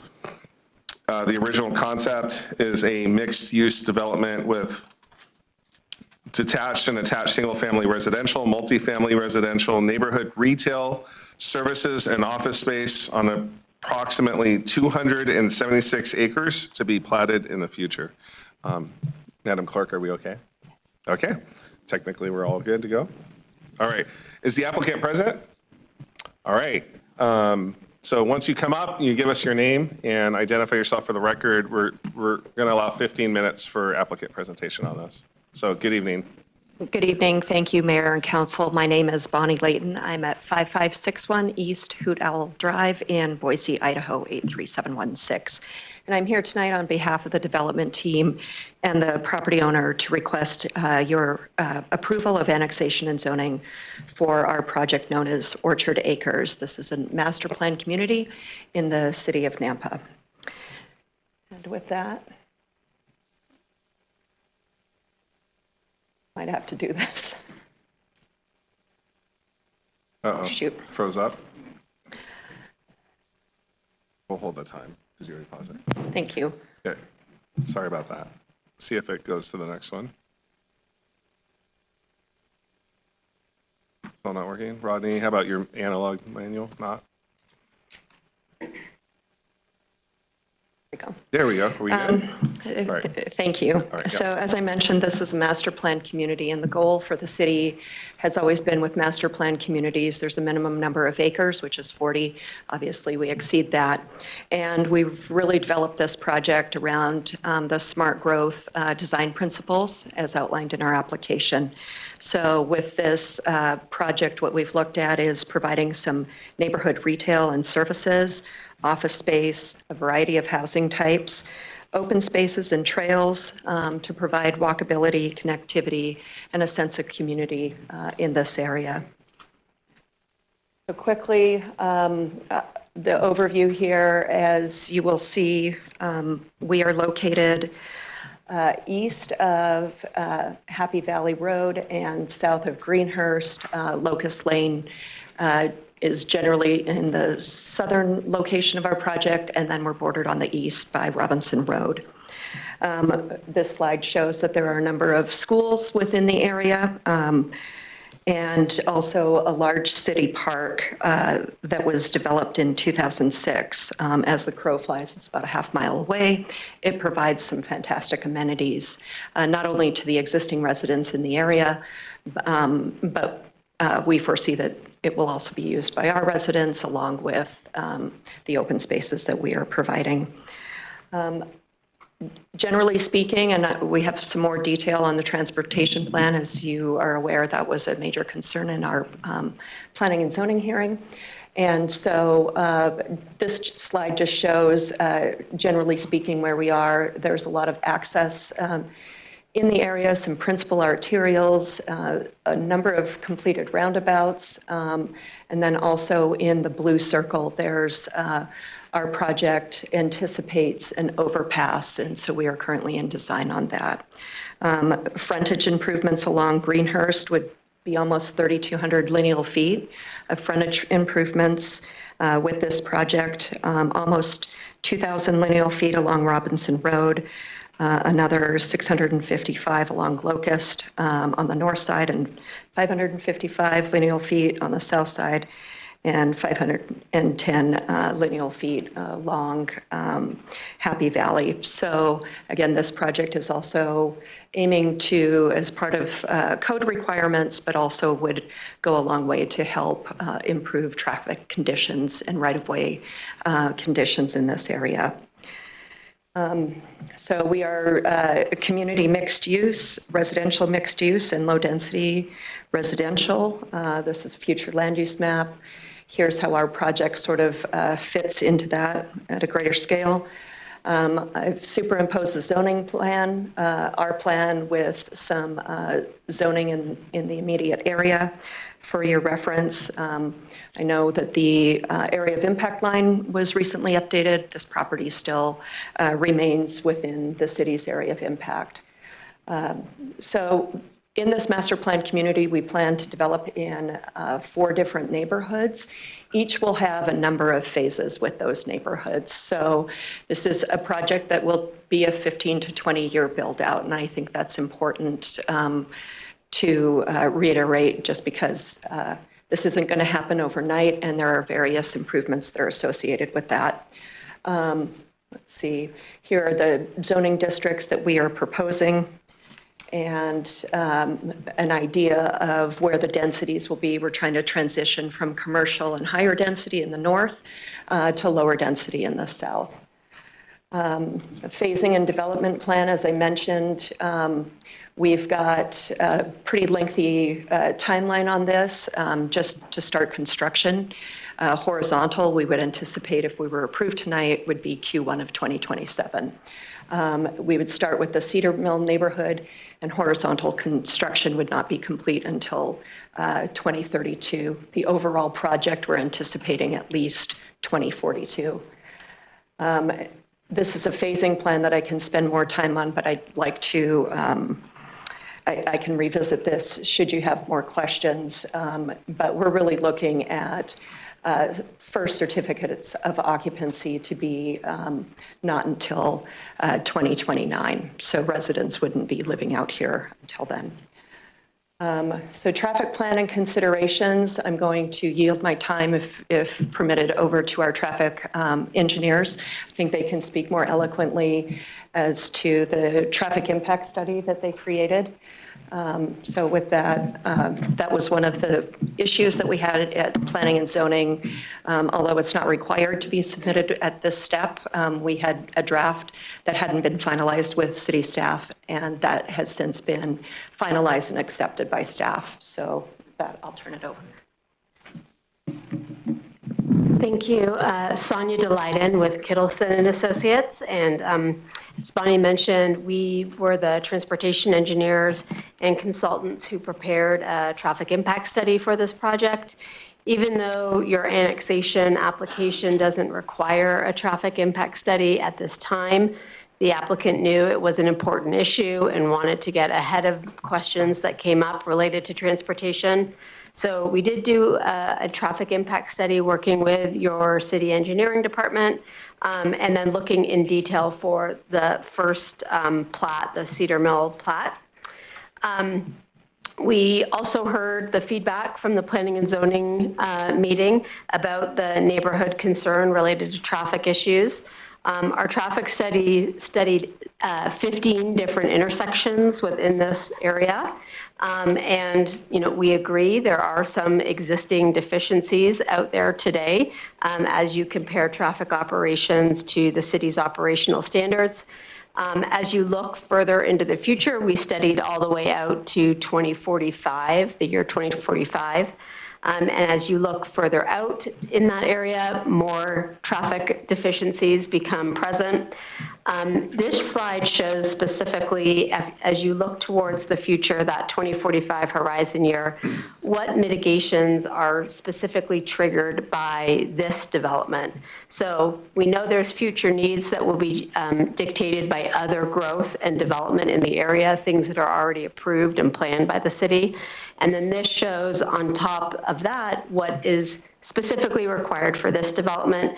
So you can see there's turn lanes at all of the site access intersections, as well as some mitigations there at the Robinson-Greenhurst intersection as well. So these improvements, of course, will be further studied as future phases of the development come online, but we wanted to present this to you today. Other contributions the project will be making related to transportation. So first, if you assume the city's current traffic impact fees, the project overall will be contributing over $6 million in traffic impact fees. Although many of these building permits for this development, should it move forward, won't be pulled until 5, maybe even 10 years from now or more. So that number will likely go up as your fees go up in the future. And those are the fees that the city has that can go towards all of those needed background improvements, those mitigations that the city has identified, even without this development in place, related to future growth. And that's a contribution this development will be making. In addition to that, we've been working with city staff. We heard the concern about crossings on Happy Valley. There is the East Valley Middle School to the west on Happy Valley, and there's a likelihood that there would be future students in this neighborhood. And so this developer is committed to putting in some sort of protected pedestrian crossing at that key site access on Happy Valley. It could look something like this pedestrian hybrid beacon, this photo here, or whatever, working with city engineering they deem appropriate. But it's only about 1/3 of a mile from this development to East Valley Middle. And so providing that protected crossing we see as a benefit for getting children to and from that school in the future. And then finally, we heard concerns about emergency response times with the rail crossing. Currently, the Happy Valley crossing of the rail is just at grade, and we heard concerns from the neighborhood about the impact of response times if additional traffic were to be added to that, because it can currently be people can wait quite a bit of time there if there is a train crossing. And so we talked with the city engineering department, we talked with city fire. City fire actually wasn't as concerned about this because of their placement of not only their existing stations, but a future potential station in this development. But even so, we presented some ideas to them, including some technology that can be implemented that if a rail crossing is closed by a train at a given time, it would end, a service call comes into an emergency service provider. They would get notified of that and notified of an alternate route they could take to get to the call sooner. And the developer is willing to upfront the cost of that for the city if your emergency service providers would like to implement something like that. So I will give the time back to Bonnie, but happy to answer any more detailed questions if you would like. Mayor? Yes. We'll pause the applicant's time. Yeah, Councilman Griffin. Just in regard to the train crossing emergency alert system that you alluded to, does that reduce the time from the nearest fire station from 7 minutes to lesser time? Or is that only in the event that there is a train crossing that it will reroute them, but it won't lessen that 7-minute period because it's still a distance issue? So what it will do, or Mayor and council member, what it will do is when a call comes in, it typically goes to multiple stations. And then based on their current software, they decide which one is the closest and can provide the quickest response time. What this software will do, which they don't have access to currently, is alert that process to the fact that there is an active train crossing on that at-grade train crossing on Happy Valley. And, on Happy Valley, and it will use that in the calculation to say, oh, without that train crossing, Station X would have been the quickest, but now because there's a train crossing, Station Y is the quickest response time, so please send the call from Station Y instead. Follow up, Mayor? Yes. So in this analogy of Station X and Station Y, the closest being Station X, it's still 7-minute report time. If the train was added to that, it could be 14, 15 minutes, and that's why it's asking for Station Y to report, which then could still be 8 to 10 minutes because of the distance between, correct? Mayor and council, can't answer your question specifically, but yes, it would direct it to the station that could respond the soonest. I can't confirm whether or not that means it would keep it within your 7-minute requirement. Mayor, can we hear from our fire marshal on that? Yeah, Lee, are you okay with staff answering that question during the applicant time? I would be fine with that. Yeah, okay. And then I have a follow-up for Fire Commissioner or Chief or whatever your official title is. So why don't you give us a name and title for the record? Thank you. Mayor, Council, Member Griffin, and members of council. To your specific question of, will it change the 7-minute response time? As your model is right now for our dispatch, Station 2 is your first out. The reason Station 2 is your first out is because it does not have to cross the tracks, period, in order to get to that area. So that 7-minute response time is going to remain 7 minutes in the sense of it's not improving from Station 2, right, to have. Now, this system is something that is a benefit to the city, especially when you do have tracks in which emergency response has to cross. So for like, if in this situation, you could look at it as if Station 2 is out of quarters because they're on a call somewhere else in the district, this can prioritize what your next stations would be Stations 1 or Stations 5. If those two stations are on the other north side and Station 6 is in-house, that's going to be a farther response, but Station 6 doesn't have to cross the tracks, and so it would alert Station 6 in that sense. So I don't know if does that give you a better understanding of kind of what they're offering is a benefit, but it itself is not necessarily going to change the initial 7-minute time from the first due fire station. Thank you. Mayor, follow up if I could. Yes. And obviously, these are our response times that we're trying to achieve. 5 minutes and 20 seconds is the calculation. And I didn't get your title, so I'm going to call you Chief from now on. Fire Marshal Chief, okay. With the consideration of the minute and 40 seconds, I know for some that might be insignificant. From your perspective as the Fire Marshal, is a minute and 40 seconds critical to the approval of a project like this? I think any time is critical in terms of emergency response. So whether it be EMS, whether it be fire, the longer that it takes you to get there, yeah, things can occur that maybe aren't the positive outcome that you want, right? When you look at the 5-minute and 20-second time frame that is generally the industry standard for fire service response, I've talked with the development company on this as well and other concerned citizens. That 5 minutes and 20 seconds is generally a response time that has been created on the east coast of America. So you have a different response time there where you're going to have fire stations everywhere from a half mile to a mile apart from each other. And so that 5-minute and 20-second time frame is much more achievable in that side of the country than it is in an area where we are suburban, but we are also still very rural. And so we have things like railroad tracks that do get in the way of emergency response, as well as just the distance that it takes for us to get to certain locations of our fire district. So for us, As a fire district, we have traditionally placed our fire stations roughly, they're about a 2.5 mile to a 3 mile radius from each other to try to overlap that what we call hotspot area, or where the most calls are coming in. Just so you guys can kind of understand how we are trying to combat that extended time frame within our district when we decide to put a station somewhere. If that kind of gives you an idea, it makes a little more sense of why we would put a station somewhere or why we wouldn't. One last follow-up, if I could, Mayor. 7 minutes is the bare minimum.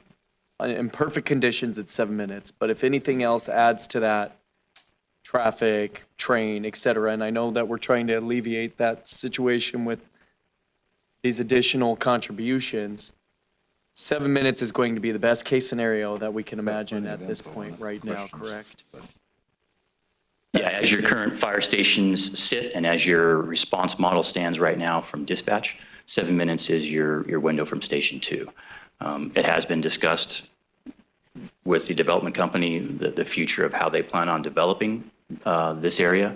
There could be the potential for a station to be put in that area as their build out occurs.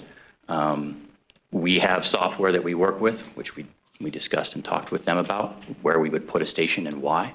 And so we can help kind of forecast that.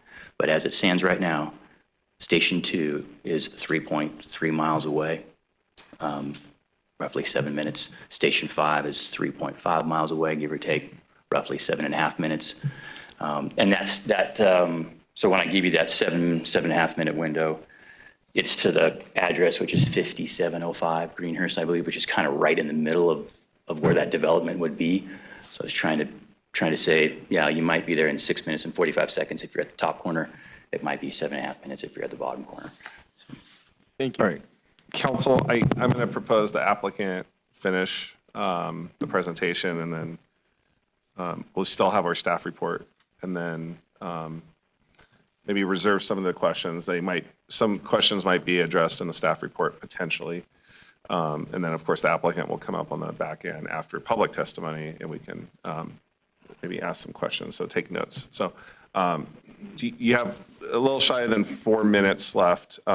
Do you have some final items that you'd like to That cover? was what I wanted to highlight on traffic, so I'm going to give the rest of the time back to Bonnie. But again, like you Okay. say, happy to answer more questions later. Okay, very good. Thank you, Mayor and Council. And Councilman Griffith, I know you're really concerned about this issue. As my letter stated that I submitted last week, we did meet with emergency services, both police and fire. Their technology at the office was pretty fascinating. What we said as a development team, and it was reflected in my letter, we are willing to work with emergency services to locate a parcel in this project. Initially, we thought Happy Valley would be the right spot.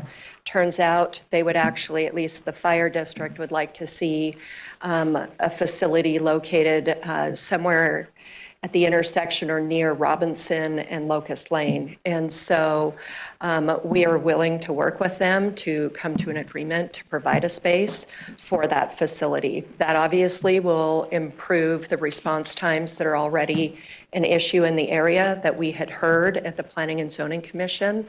And we think it could be a great partnership between us and this project and the emergency service providers for the area. So with that, just to touch on, obviously with this master plan community, we have pathways and open space plan, 14 miles of connected walkable surfaces that will not only be a benefit to our residents, but also other residents in the area. And then open space amenities for this community. So we have some amenities that'll be specific to the multifamily development, would have a clubhouse and a pool, which is typical to what we do. And then there will also be some larger open spaces for the other types of homes, the cottage homes, the townhomes, and then the various single-family detached lots. So 15% open space, very walkable, but also using some smart landscape water-wise principles for this. This is obviously water concerns for the entire region. So really looking at developing this in a way that will provide nice amenities for folks, but also use turf in sparingly and in appropriate locations. So architectural character, just briefly, it will look very similar to a number of the other projects that we've built in the area and in Nampa in particular. Again, as we look at this project, this is a very long-term project with a variety of neighborhoods and a variety of housing types in each neighborhood. Again, trying to transition to a lower density as we butt up to, there's an existing subdivision on the north side of Locust Lane that we kind of wrap around. So we tried to match that density. And with that, really just thank you for your time this evening, and I'm happy to stand for any questions. Council, do you have any questions for the applicant now that need to be asked now? I do, Mayor. Later. Okay, yes, Councilman Rodriguez. Okay, one question is this, I may have a follow-up. Where are you getting your water? And if there isn't sufficient water flow, are you going to put in a pump? Or is it going to reduce the amount of water flow from the already existing residences? That's the first question. Okay, Mr. Mayor, Councilman Rodriguez. So we have worked with city engineering staff. There are some upgrades and infrastructure that we're required to put in to serve this project. Typically what we see, we didn't hear a lot of water pressure issues in other projects. That sometimes is a concern.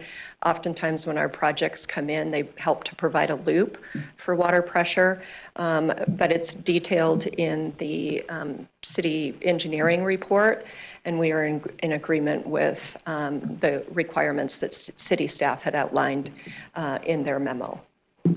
Okay, so getting back to my question, are you going to put in a pump? Or are you going to use the pump that's in different stations of, let's say, Osborne Park? Or the other ones that's in the other subdivisions that are close? Mr. Mayor, Councilman Rodriguez, I can probably address that a little easier. Okay. Yeah, we'll have staff, we still haven't had the staff report yet, and I think a lot of these questions might be asked, and then we'll have another opportunity with the applicant if there's still unresolved questions. Mayor? Yes. Unresolved. Bonnie, can you tell me a little bit about the RS 8.5 area and south of Locust? What is the green space calculations for those two areas? I know you have significant amounts of green space in the northern portions, but how many are in those areas specifically? Mr. Mayor, Councilman Griffin, I would have to look at this. At this point, in our open space diagram that you can see, we're anticipating not having a large park there. These are larger lots. This is still somewhat conceptual in nature. We will have to come back to the city with our preliminary plats for each one. So we actually had talked about, in terms of the emergency services site, maybe it's on that south side of Locust, right off of Locust there. And so again, this is conceptual in nature, and there's some room for change. And the mayor, if I could, the only reason I comment to it is we've had other applicants before us, and we've beat them up on the same issue.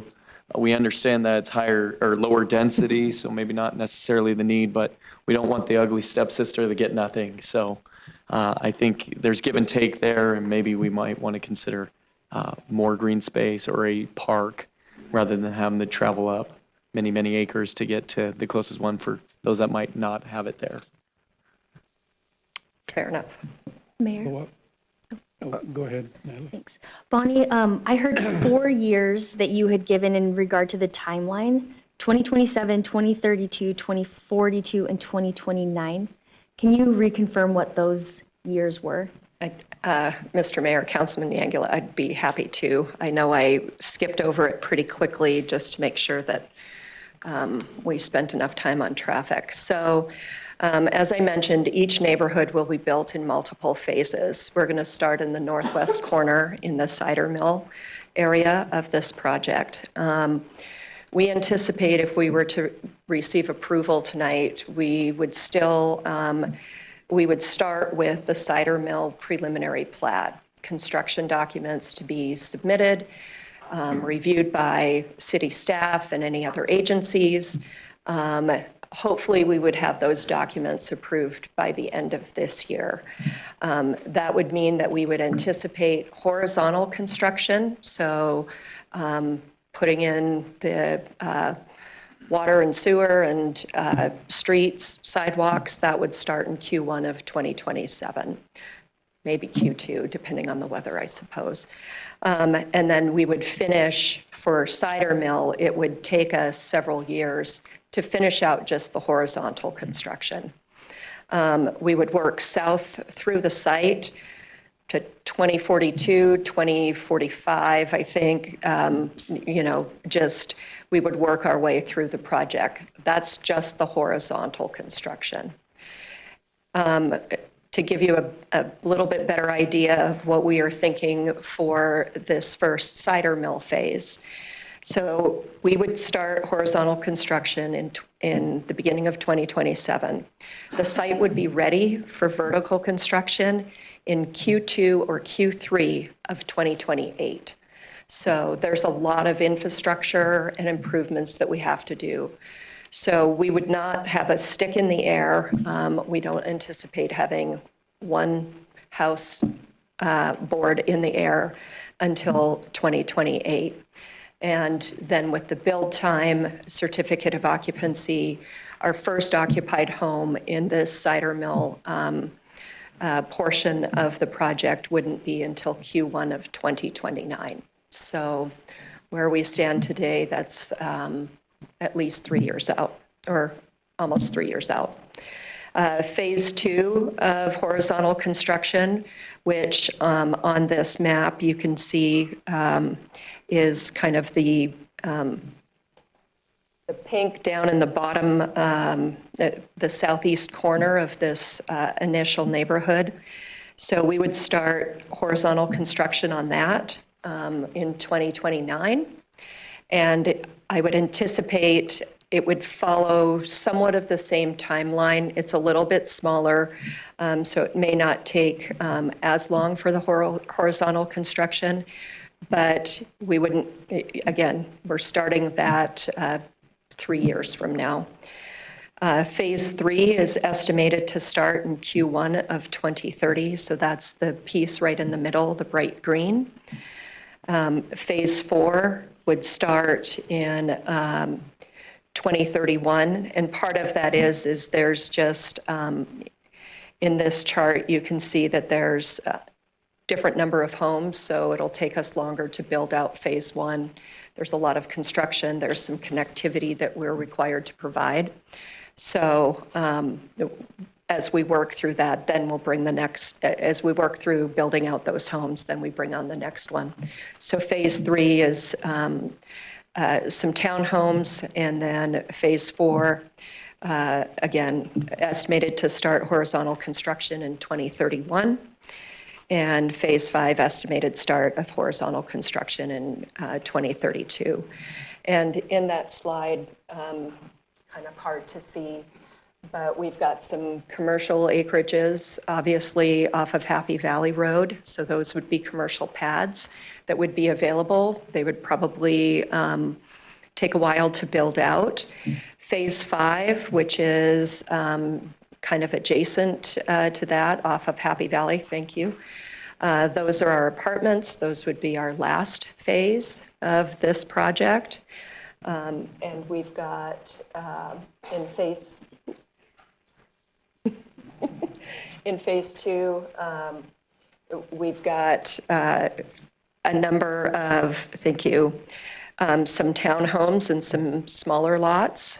We tried to do the density towards the center of the project, and then also have a common, more focal open space that's easily accessible to all of the residents in the area. So this is our conceptual phasing plan, but we thought it was useful to provide this to give the city council and the rest of the citizens that are interested in this project an idea of how this would develop out, how we envision working with staff to build this out in a thoughtful and pragmatic manner.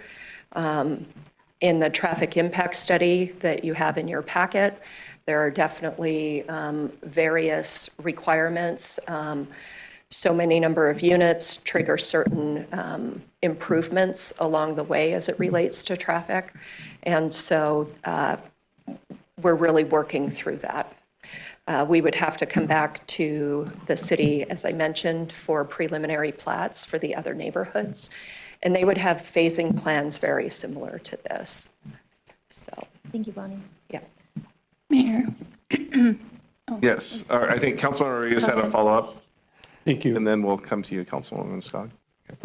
So in part of my growth pay for growth commitment by the developers, if there is a need for actually the connecting to the city water, sewer, and irrigation, and it's outside of your subdivision boundaries, are you committed to pay for that or not?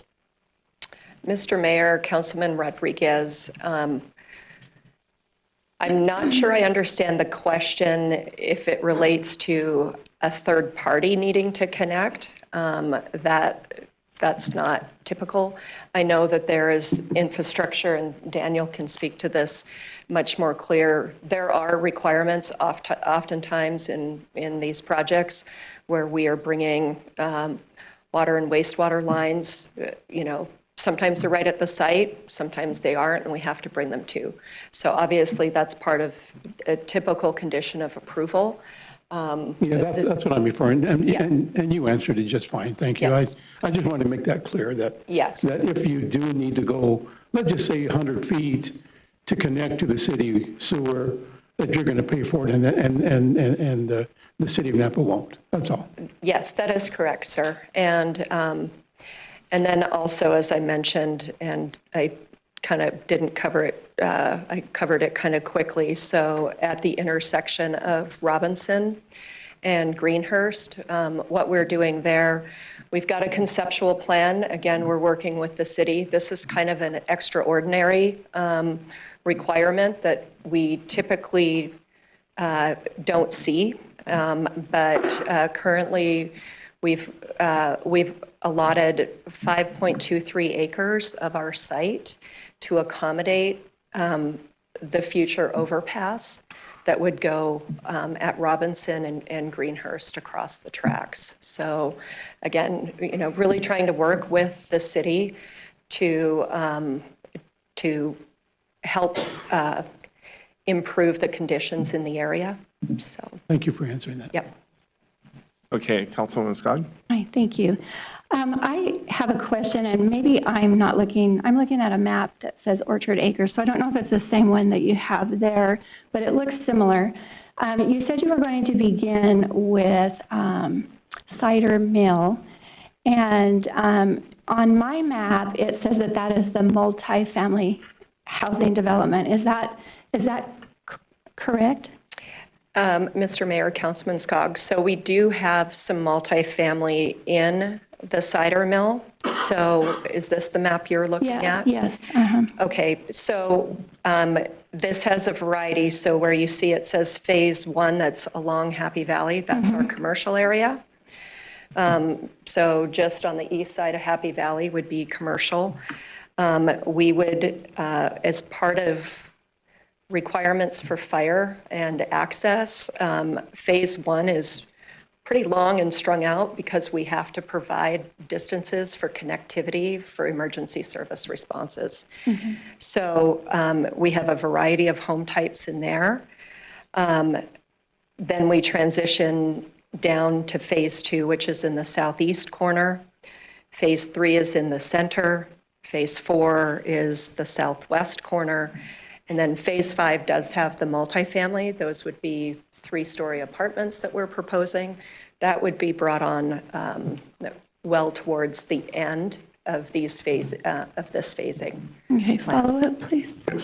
So my question then is, in each of the phases, it sounds like you have both single-family dwellings and multiple-family dwellings. And so my question is, in Cider Mills, is that apartment complexes? Is that townhouses? What kind of multifamily are we talking about in this first phase? Councilman Skog, so in the first phase, those are, so what's in the blue, in the light blue, that is, those are townhomes and small lot, single-family detached. So we've got those, no apartments in the first phase. We don't have any apartments anywhere other than in phase 5, where we're indicating those. That's what I was trying to understand. Thank you. Okay. If there's questions that are related, we still haven't gotten our staff report, and a lot of these questions are tied to nature of the development. The applicant will have an opportunity in rebuttal and final closing comments. I just ask council to be very disciplined and only ask questions that are very specific to items that you just heard in the initial presentation. So Councilman Griffin, did you have something? Yes. I could bridge and make a nexus there, but I might have to wait for city staff. It just was distance to the freeway. That might be a staff thing. I don't know who could speak to that, but we can get there. No urgency. Staff report may include that. It does include a lot of distance items, but maybe not quite to the interstate. But I would like for staff to provide their report, and then I think ask questions related to items that are related to staff. And we still haven't heard public testimony yet. So are there any questions from council for the applicant that are very specific to clarifying things in the initial presentation? Okay. If there's not, thank you. I'm going to ask the applicant to have a seat. You'll, again, have a chance to come up, final rebuttal. Rodney Ashby, Director Ashby, has the staff report. Are you going to come up, Rodney, or from the side? All right. I'm okay with whatever you're okay with. Mayor, thank you for that. We actually prefer being down here because we're just presenting the facts. We're not the presenter of the project. Yes, yes. So, all right, Director Ashby, go ahead and from the side. Okay. Thank you.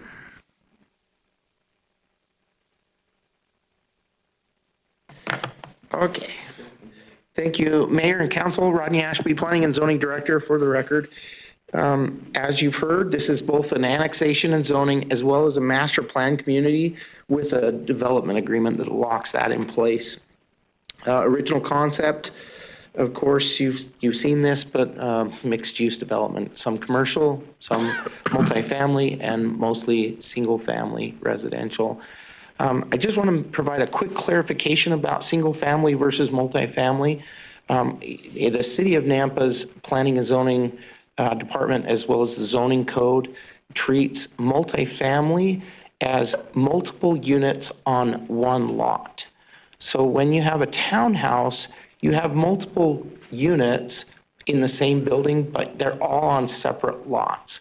So we consider that still single family attached versus single family detached. Just wanted to clarify that. Excuse me. I did notice one thing that maybe I can provide a little clarification.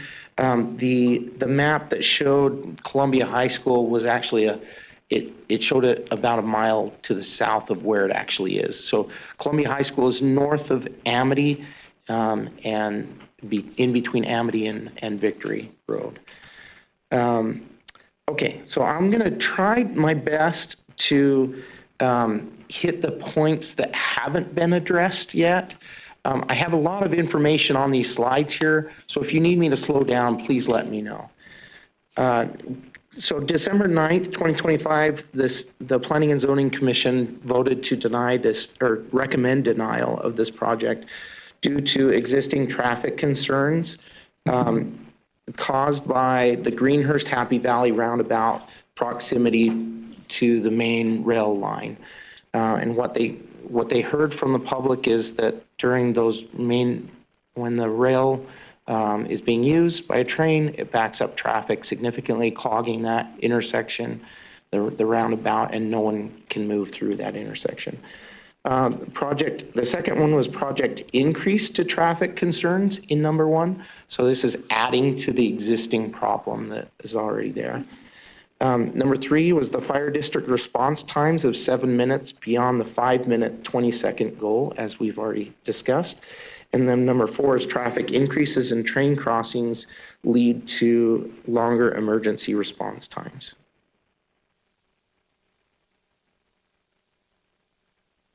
Okay, this is the proposal. You've heard that, so I'm going to kind of move forward here.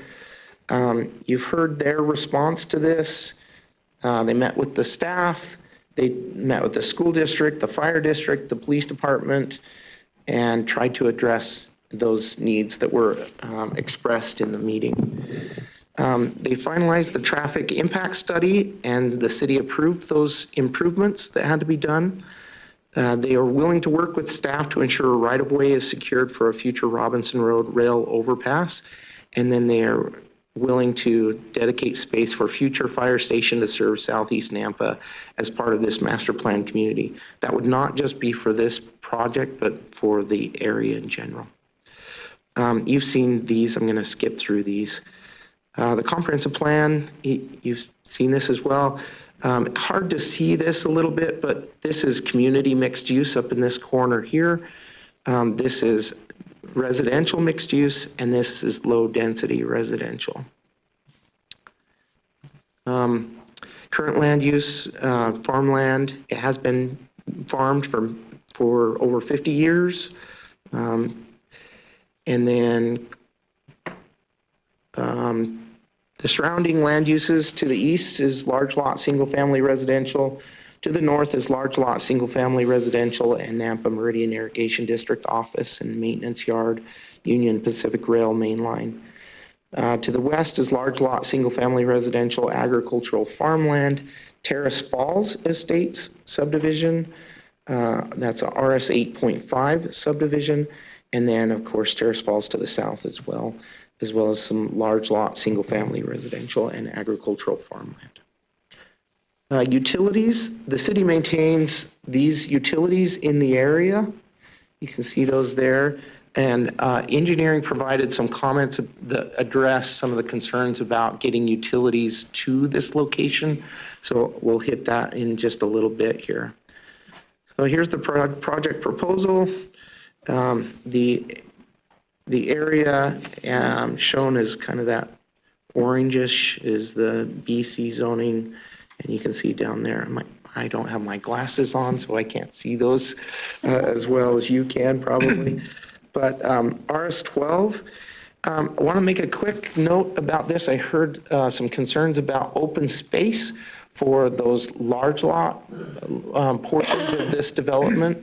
So when we have that low density residential, we actually don't require the open space because we're assuming that the open space is included in each individual single parcel. So I just want to clarify that. And then you've heard their proposal for the different amenities that go with their qualified open space. Oh, there's the open space diagram they showed. And the amenities. Okay. So the comprehensive plan really encouraged master plan communities, and that was at the request of the city council. What the city council at that time indicated is that they want to see these developments that pull in the higher, I shouldn't say high density, but higher density into a development where they can actually buffer it with other types of development and include some commercial and have a lot of connectivity throughout. So that's what the comprehensive plan encourages, and that's essentially what they are providing here.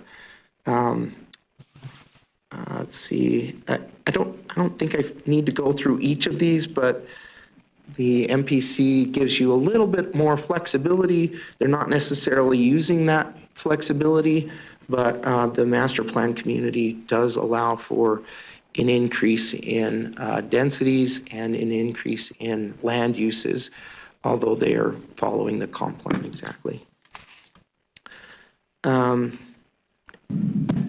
Again, qualified open space requirements. We've touched on a lot of these in the past, and the applicant has addressed a lot of these as well. So annexation, these are the criteria that you have to use to approve or deny this. If the annexation criteria are not met, you don't feel like they're met, then we don't need to go any further with the zoning or the master plan community. But these are the criteria for both annexation and zoning. This is the purpose of each of the zones that are being proposed. And these are all in this is all in your packet that you've been presented already. But I just put these up here because you just a kind of a high level view of what we're trying to accomplish in each of those zones. All right, so correspondence we received. Nampa Building Department had a couple of conditions that are pretty standard conditions. The fire district provided those comments that we've already heard about. Hey, this is 7 minutes from the proposed or the anticipated response times are 7 minutes. And they indicated that further analysis for impact fees will occur at the permit stage. Nampa Parks, developer shall grant a permanent easement of 20 feet from the top of the bank for multi-use pathway along the south side of Reidenbach Canal for the purpose of the Reidenbach pathway as indicated on the city's master plan for bike and ped. The developer shall construct the pathway on this easement to the standards indicated in the Nampa Bicycle and Pedestrian Master Plan at time of development. So I've incorporated these conditions into the proposed conditions at the end. All right, so this is the engineering comments. We've addressed the traffic. Daniel said he's available to address any of the concerns or questions you have about that traffic, but I think that the applicant has done a really good job of responding to those comments. And the access, and then utilities indicates that the utilities in the area and that there is adequate capacity for water and pressure irrigation. City sewer has adequate capacity to serve the first part of the planned development, but upgrades back to the city water renewal plant will be required to provide capacity for project build out. So the first phase, we've got capacity. Anything beyond that, they will need to make some improvements that they are aware of. Developer to coordinate sewer phasing with city development engineering and provide plan for necessary upgrades prior to project build out. And then the comment about just extending sewer and water irrigation to this location, that is a standard requirement of all developments, and they will have to do it to and through the development so that future developments beyond this development will have access to city services. That's a pretty standard requirement that we have for city development. And I think I just want to make sure that there's clarity. There was a comment about irrigation water. So I just want to make sure that that's very clear, that there's separate systems. The city has a system, a pressurized irrigation that they provide that's not potable water, not drinkable water. Then they have the water system that's drinkable water, and that's a separate system that we have wells for. And then, of course, the sewer system. So just wanted to make sure that that's very clear. In drought years, The irrigation water is primarily the thing that's impacted. All right. Nampa Meridian Irrigation just indicated the need for their, that they'll have a surface drainage be retained on site, and the applicant shall file the land use change application prior to final plat and protect the waterways that are in there, that project. There's quite a few there. Police Department indicated the need for additional support staff and officers as this development is fully developed out. And they indicated that their police department is 5.1 miles away, but officers are often patrolling closer in an emergency. The long-range planning team just reviews this for compliance with our comprehensive plan and our master plan communities, and just indicated that it is compliant. Public comments. We received quite a few public comments after the initial staff report was done for planning and zoning. We only received 2 comments for that first packet, and then additional ones. So we've had 8, all those people listed there made comments in writing, and their concerns were about traffic impacts, vehicle accidents in the area, train causing congestion, water availability, energy availability, drivers unsafely passing school buses, emergency response times, concerns there, and then nearby school capacity.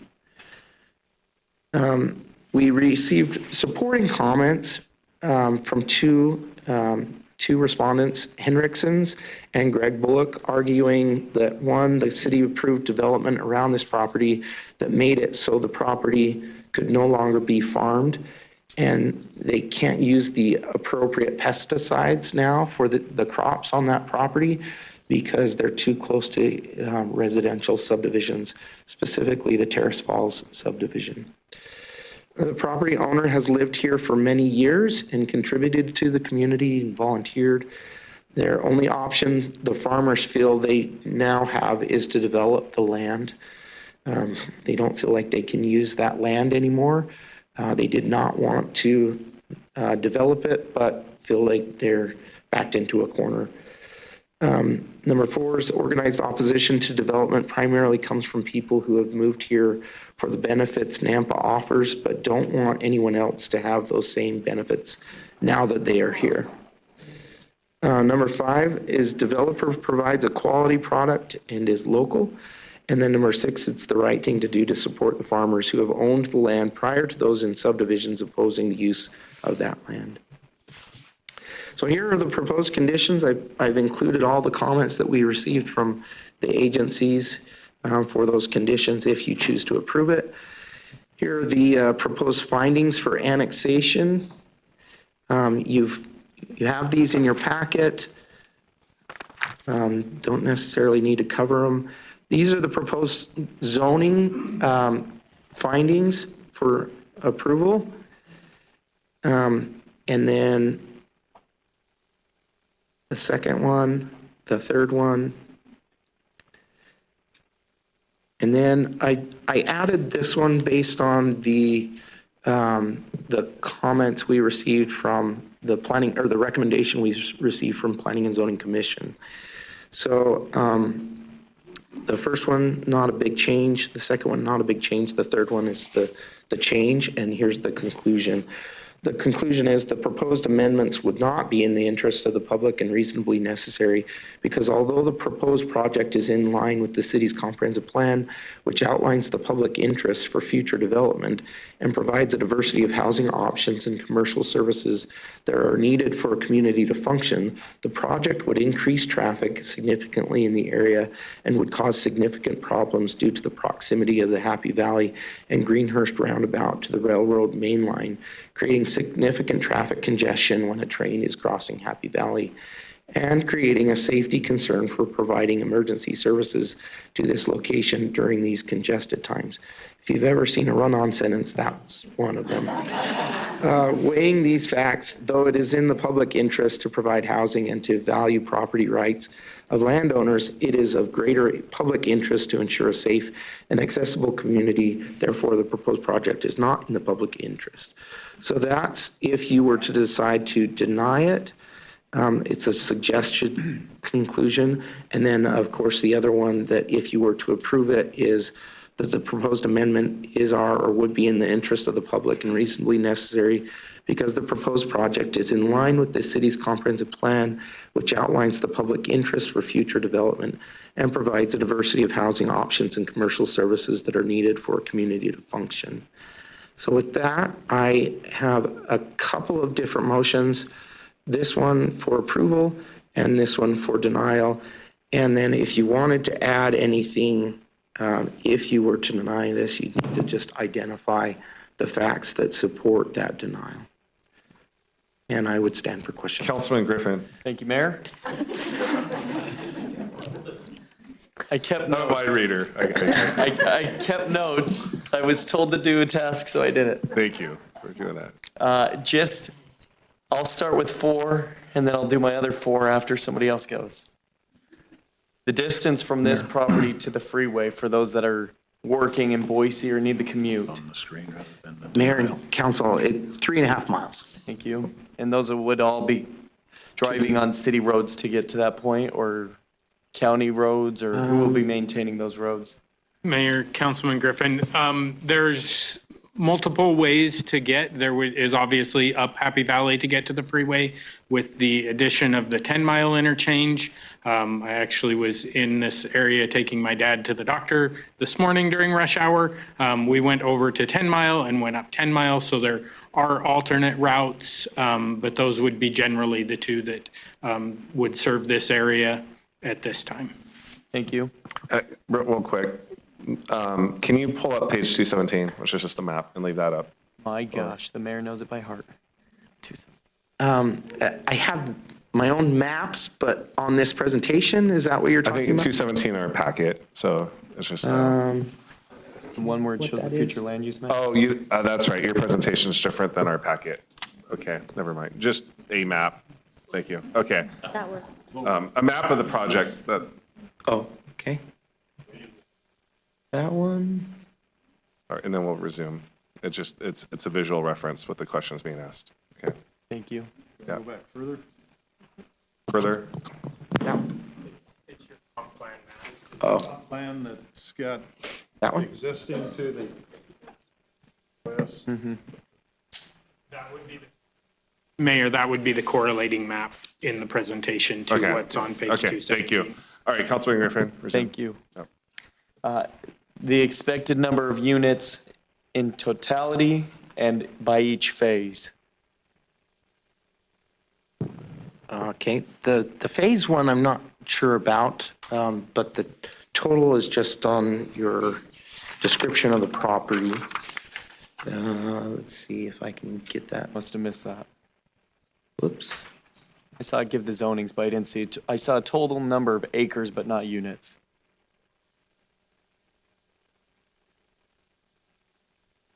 $276 acres is all that I can see.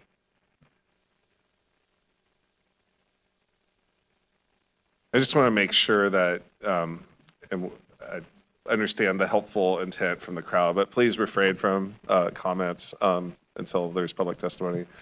I think,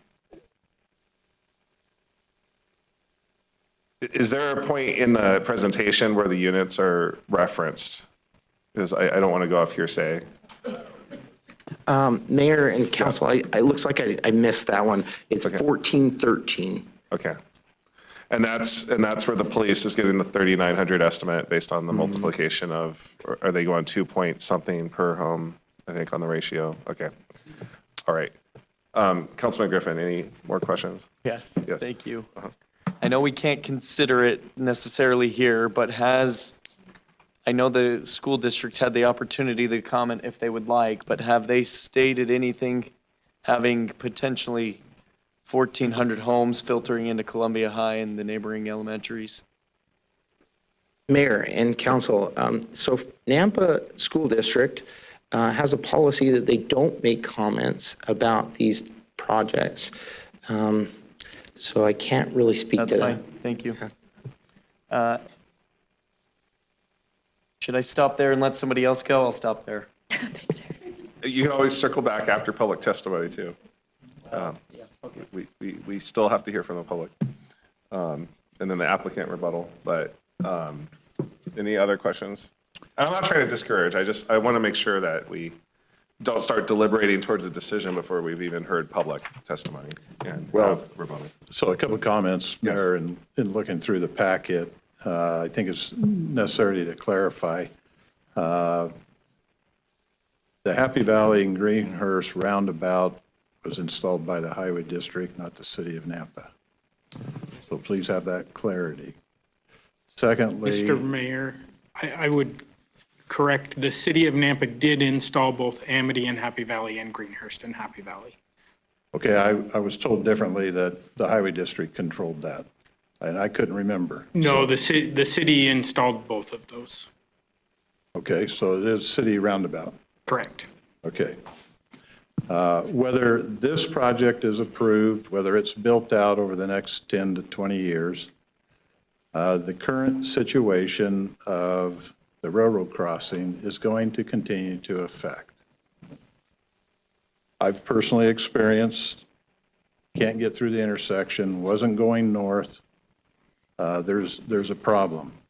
So I just want the folks to know that communication has been given to our staff to begin looking at that issue and to try to begin addressing the issue within the bounds of the Highway District. So the difficulty is that it's a real problem, and there's some thoughts and ideas on it, but instead of hammering it, 20, 30, 40 of you, about that roundabout, know that it's acknowledged as a problem. It's experienced by anybody who is on the southeast side, which I am. And so I'm just trying to make that clarity that that issue doesn't go away whether this project is approved or not approved. And so on that part. The other part is to look at the map. The reason to try to bring up the map, but unfortunately what we have isn't what is in our packet, is the last 20 years, the development of all the area east of south side. Sorry, Councilwoman. I just feel uncomfortable referencing a map that's in our packet that is not visible to the public. I understand. You're referencing I've asked for it, but our staff illustrative can't. purposes. We got it in our packet. Why we can't get it in front of the public? Swap to share the council packet, Rodney, and just swap out. And I just think it's important that the public see what you're referencing. I think it's important too. I asked for it, but they couldn't find it. Yeah, we'll get there. You have the packet downloaded, the multi-100-page packet? Okay.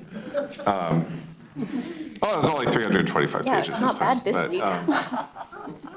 217 is the page number, Rodney, on the packet. Thanks for your patience. I just don't want you referencing an exhibit that they can't see. I understand. Since you're addressing the audience. That's why I raised it earlier. Mayor, question, or are you? We're waiting for staff to pull up the map real quick, and then Councilman Bills will resume. Because I think we're in the comment. This is the question time. Yeah. If this question is directed towards staff, this would be a good time for it. If it's more of a general comment, we can reserve that for the deliberation period as well. Yes, yeah. And Well, I'm just trying to avoid 20 or 40 people saying the same thing. I'm trying to give a couple of clarifications on two important issues. I'll defer to try to assist. But if that's a problem, I'll wait and give education in 2 hours.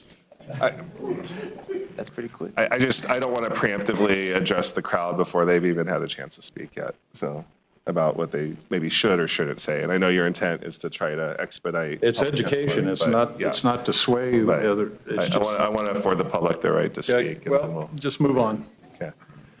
We'll see you back in a couple hours. Any other questions for staff? Yes, Councilman Rodriguez. This one is for Daniel. We talked about the water, the domestic sewer and irrigation. Now, where are the pumps in this area of southeast Nampa? And is it going to necessitate for 1,400 homes to add another pump? So the water pressure from these folks' homes isn't affected. So we're currently considering annexation and master plan communities. The full analysis of the requirements for that happens with the preliminary plats. And so our general review of it on the domestic system, our master plan calls for a new well in this area, but farther out into the future. So I would anticipate that this development will not trigger the need for a new domestic well, that will come in the future and be funded through impact fees that we collect for that. On the irrigation side of things, it is likely that they will end up installing a new irrigation station in this area, triggered with one of those plats when it comes through. Or upgrades to one of the existing irrigation stations that is there along Happy Valley. There's one off the South Nampa lateral that was installed with previous developments that will do an evaluation on whether upgrades to that station or a new station are more beneficial to the system. Okay, thank you. Mayor? Yes, Councilwoman Jangula. I saw your neck going. Question for staff.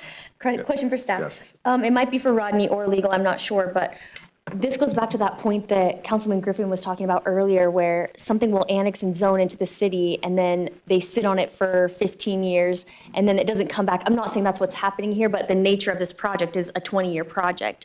So with an annex and zone, what the decision that we make today, that last and final phase in 20 years from now, are they adhering to what we do today, or do they have to adapt their project over time with the changes that council is making throughout the years on like setbacks or other requirements? Sure. Give Rodney a break. He's been doing a lot. He's been under the weather too. So what your question's asking, are they locked into this point in time? Correct. And the short answer is yes. The applicant is entitled to the body of law at the time of application. This does have a development agreement to it. So with that, there could be some imposition or conditions put on there if there's a desire for certain timelines for completion. Obviously, there's market factors that play into that, whether those can be fulfilled. But that is something that can be a point of conversation for the development agreement if there's certain timeframes for the phase completion. So in the development agreement, then we could put a timeline on the phase or put language in there that would state that if there is any changes within city codes, that they have to adhere to that at the time of breaking ground or something of that effect? More so on the first, yes. On the second, that's more difficult. You're asking them to subject themselves to a body of law they're unaware of at this time. And so that makes it really difficult. And as you might recall, the development agreement does have some two-way discussion. And so input from the applicant is important during that for what can be acceptable for timeframes if you did want to put that in as a condition in the development agreement. Thank you, Preston. Yeah. And Mayor? Ronnie, anything else you want to add to that? Yeah, maybe just a question. This is not a subdivision at this point, so we don't have property lines. We don't typically establish the setbacks yet until that subdivision comes forward. So I guess I need a little clarification there. Does annexation lock in the code for setbacks and that kind of thing, or does subdivision do that? Yeah, Mayor and Ronnie, a very good question. Everything that I've read on this is that at the time of application, you are locked into that law. That's why you might see, 2 years ago, Boise had a big overhaul. There was a mad dash to get locked in for favorable, predictable development. And so that would be the case here, is my understanding. Thank you. Follow-up question on that. For example, a BC zone, there's conditional uses that are permitted, and then there's entitled uses, let's say like a gas station. And I know that became an issue with like the Steel Falls development, where that corner lot where the BC, and then that's an entitled use that doesn't come back up for additional approval. But for example, if there's a condition of approval to limit uses that are permitted under the BC, that would carry over. It would be a condition of approval that even if the BC zone were to change in the future to, let's say, allow more permitted uses, it would still be constrained either by the allowable uses under BC today and or conditions of approval that might be more limiting. Am I understanding that correctly? And Mayor, just so I'm clear on the question, it would be if BC was the zone today, if there was an amendment down the road that was more permissible on the use. Generally, the law would permit that. What the law protects a property owner has entitlements is if there's a more restrictive use, that you cannot then impose that on them after the fact. But if things open up for them, that's a benefit, windfall to any entitled property owner. So it would be important to be very specific with conditions of approval within the BC if this council, for example, wanted to exclude very specific uses as a condition of approval. Let's say, for example, a gas station. Yeah, that would be something to consider, yes. Okay. Yeah. All right. Just want to understand based on the questions. Any other questions from staff or for staff? Yes. Thank you. I know. Actually, I didn't even get all the way through part one. So. Fire Commissioner Chief, I'm giving you both titles. He's the fire marshal. Fire Marshal. Division Chief, Fire Marshal. Deputy Chief. Okay, we're adding more. I'm going Chief. I'm going back to what I know. If we do open a additional fire station, or the developer helps bring in a fire station to this area, what is the minimum number of firefighters that we would need to be able to house this station and operate it? Well, I didn't quite get that number because when I did my initial review, I didn't have how many units you guys are doing. Sounds like you do have that number now. So what was it, 14? 14, 13. And just for clarity. Are you wanting just, sorry, go ahead, Ronnie. The reason we don't have a number there is because we don't have a subdivision being proposed, right? But if you're going to open a station, you're going to have a minimum 9 to 12. And would those come from other fire stations, or would it be expected that we would have to hire 9 new bodies to help station that facility as well as offset the others if people move around or are closer to that and want to be there? Yeah, so if you do a full house where you have an engine company as your response, that's where you're going to have that 9 to 12 member to be able to house all 3 shifts, A shift, B shift, C shift, minimum 3-man crew. We'd like to have it a 4-person crew, but minimum is 3. There are ways in which we could work, which we did talk about in our meeting with the developer.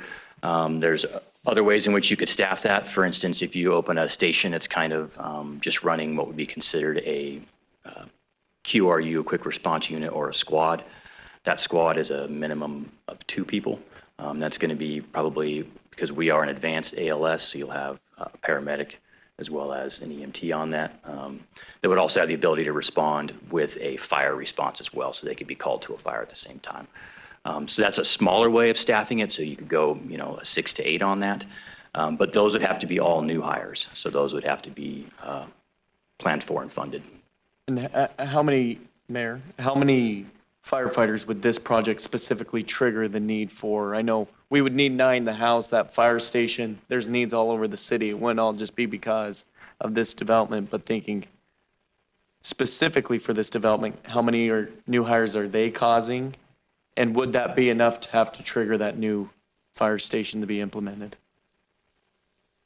If I understand your question correctly, which they have 1,400 and some units, give or take. It would be depending upon how you could work with the developer. So I can't necessarily tell you right now that it's going to be a fire station with a classic fire engine that everyone, sees going around the city or coming out of Station 1, or if it would be a quick response unit. We have to take a look at that. At a minimum, like the quick response unit, that would be a probably, you'd be trying to agree to have something there, right? Versus it'd be preferable, in my opinion, to have a station.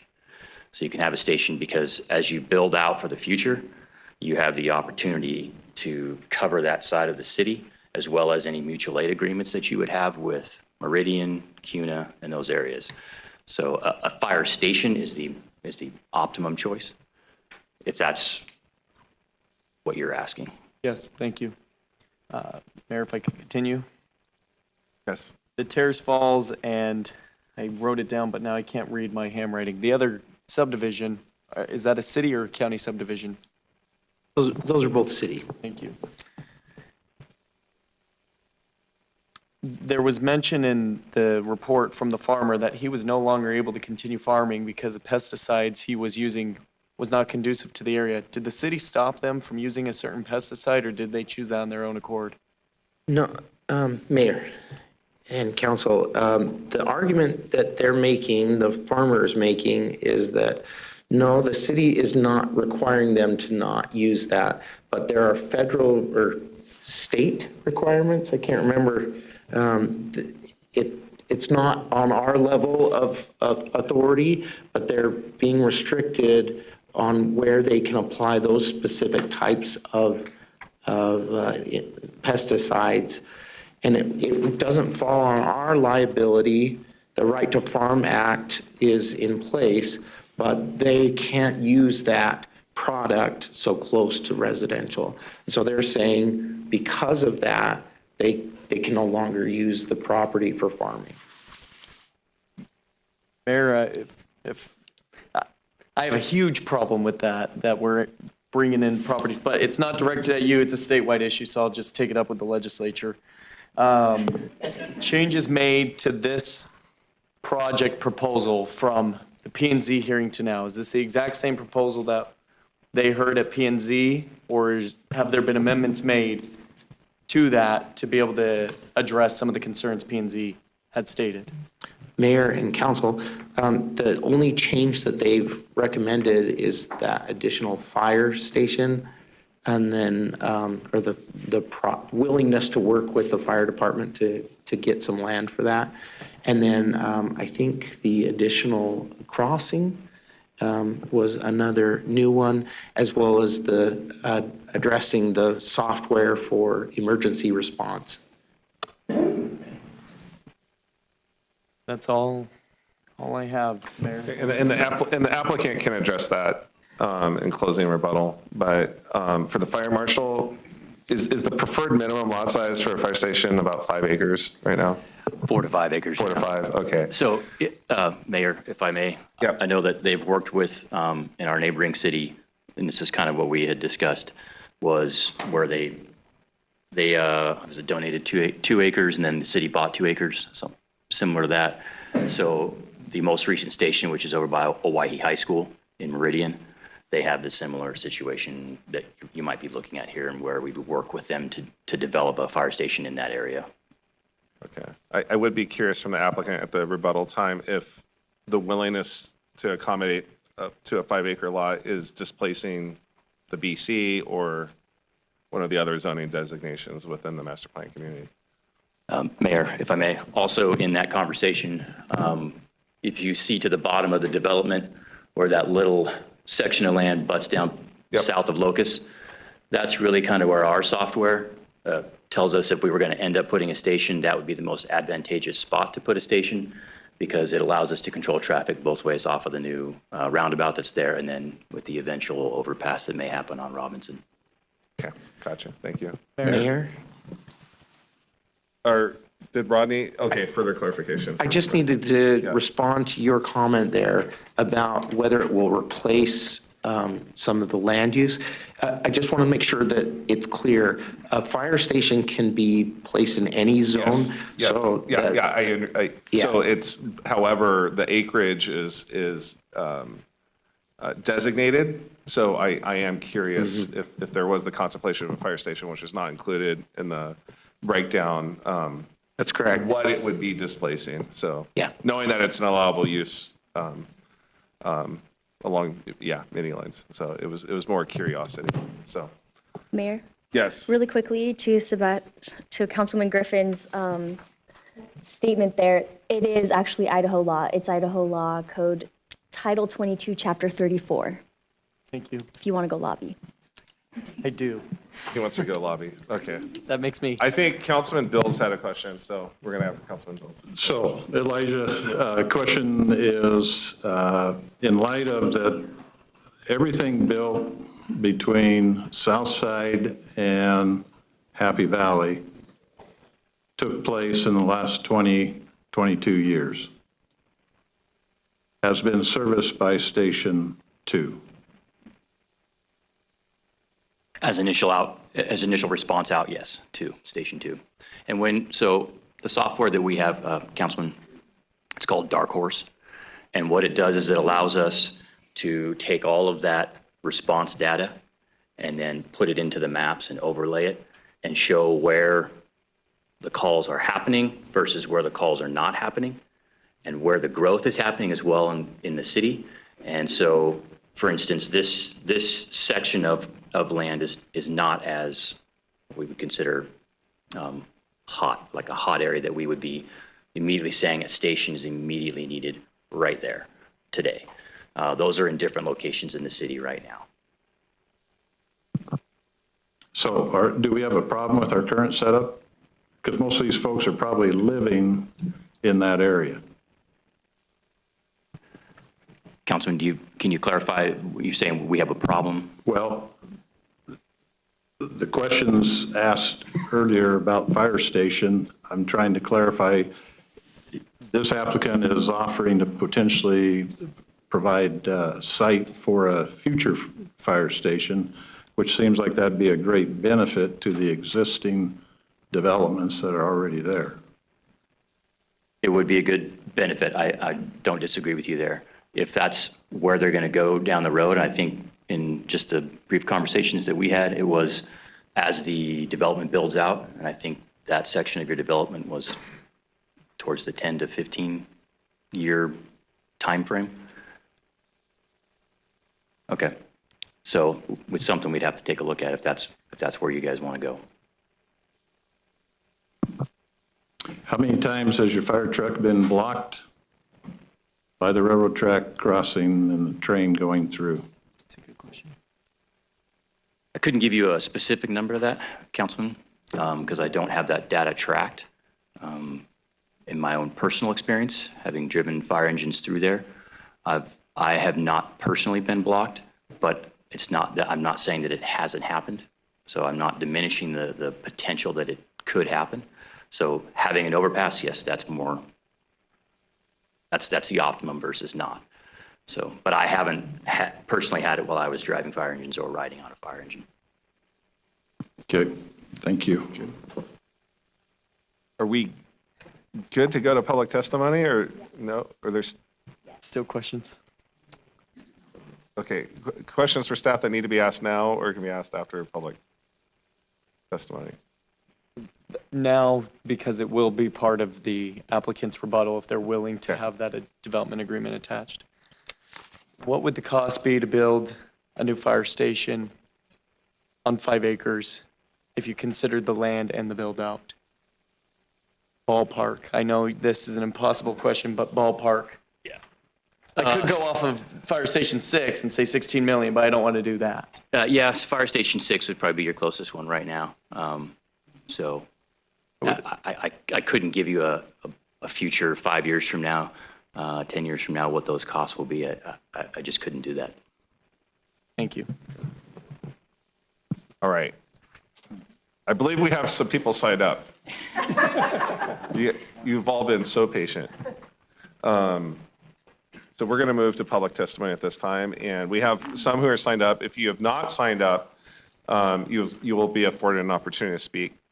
As Councilman Bills was saying earlier, I would encourage, you have every legal right to use your 3 minutes to repeat verbatim what was said before. However, I would encourage maybe some discretion to use your time, utilize it.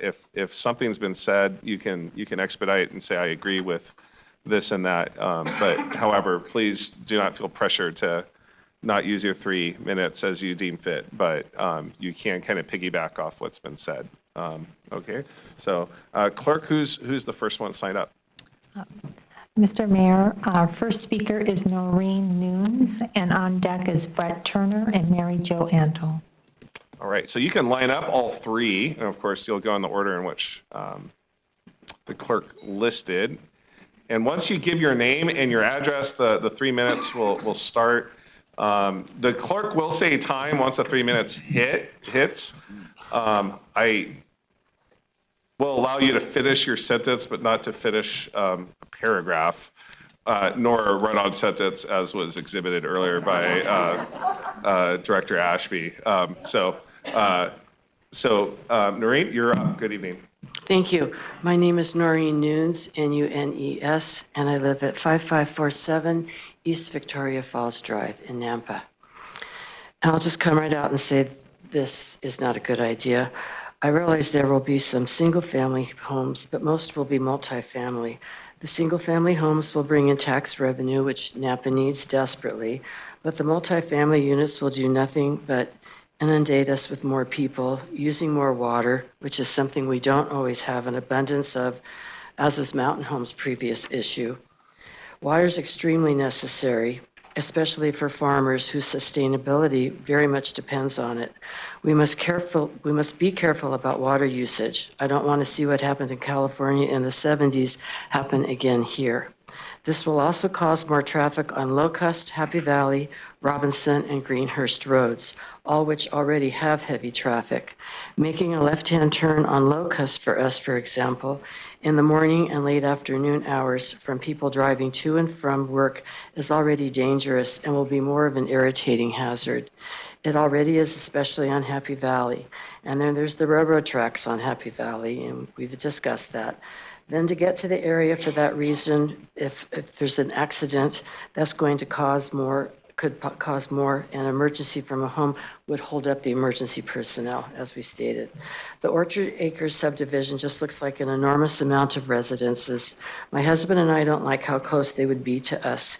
We bought our house in May 2024 because it was a small neighborhood with houses, not multi-family units moving right next to us. Had we known that, we would never have moved to Terrace Falls. I also question if Trilogy Development looked into whether the schools would be able to hand the influx of new students who would reside there. With all the houses being built along Happy Valley and Amity roads, how could there possibly be room? Also, at the December 9th planning meeting, the applicant spoke on building commercial structures along Happy Valley. Not only are there restaurants, gas stations, stores, medical facilities, etc., up Greenhurst on South Side, but also access in and out of any commercial property entity on Happy Valley would make the traffic and congestion much worse than it already is. Again, please do not allow this huge subdivision to be built and be a menace and a continued and worse danger to drivers already affected by the current amount of traffic while trying to get in and out of their neighborhoods. Instead, our focus should be on the quality of life here, which includes public safety and small infrastructure. Thank you for your time. Thank you, Noreen. Mr. Mayor, our next speaker is Brett Turner, and on deck is Mary Jo Antle and David Rubenstein. All right, good evening. My name is Brett Turner. I live on 5387 East Victoria Falls Drive. And Mayor and Council, I am going to talk about that roundabout a little bit. So my concern is that I read the contributions that the developer was going to help with from the zoning and planning meetings, kind of approval of the traffic impact study. And the main things on there were the turning lanes on Happy Valley, Greenhurst, and Robinson at the entry points. there. And I thought that was great, but the first two reasons why the Planning and Zoning Committee denied it was because of the roundabout. I didn't hear a lot talked about the roundabout until Councilman Bill said that maybe something's going on behind the scenes. When I read that 333 packet report, I didn't find it. So if that could be more visible, I'm super curious. Because my idea would be to improve the roundabout to try to make it a 2-lane roundabout, or at least having right-hand and turning lanes with merging in, turning lane, merging back in off like Happy Valley onto Greenhurst. You could do it on the south side. The north side would be a little hard because that family's home is right there in that northeast corner. Then you have that little pasture on the northwest corner. But if you had feeders coming off Greenhurst into Happy Valley and Happy Valley onto Greenhurst, that would help that flow when that traffic stops. At least you can have some extra lanes that people could still, a police car or a fire truck could still get around the roundabout if you improved it.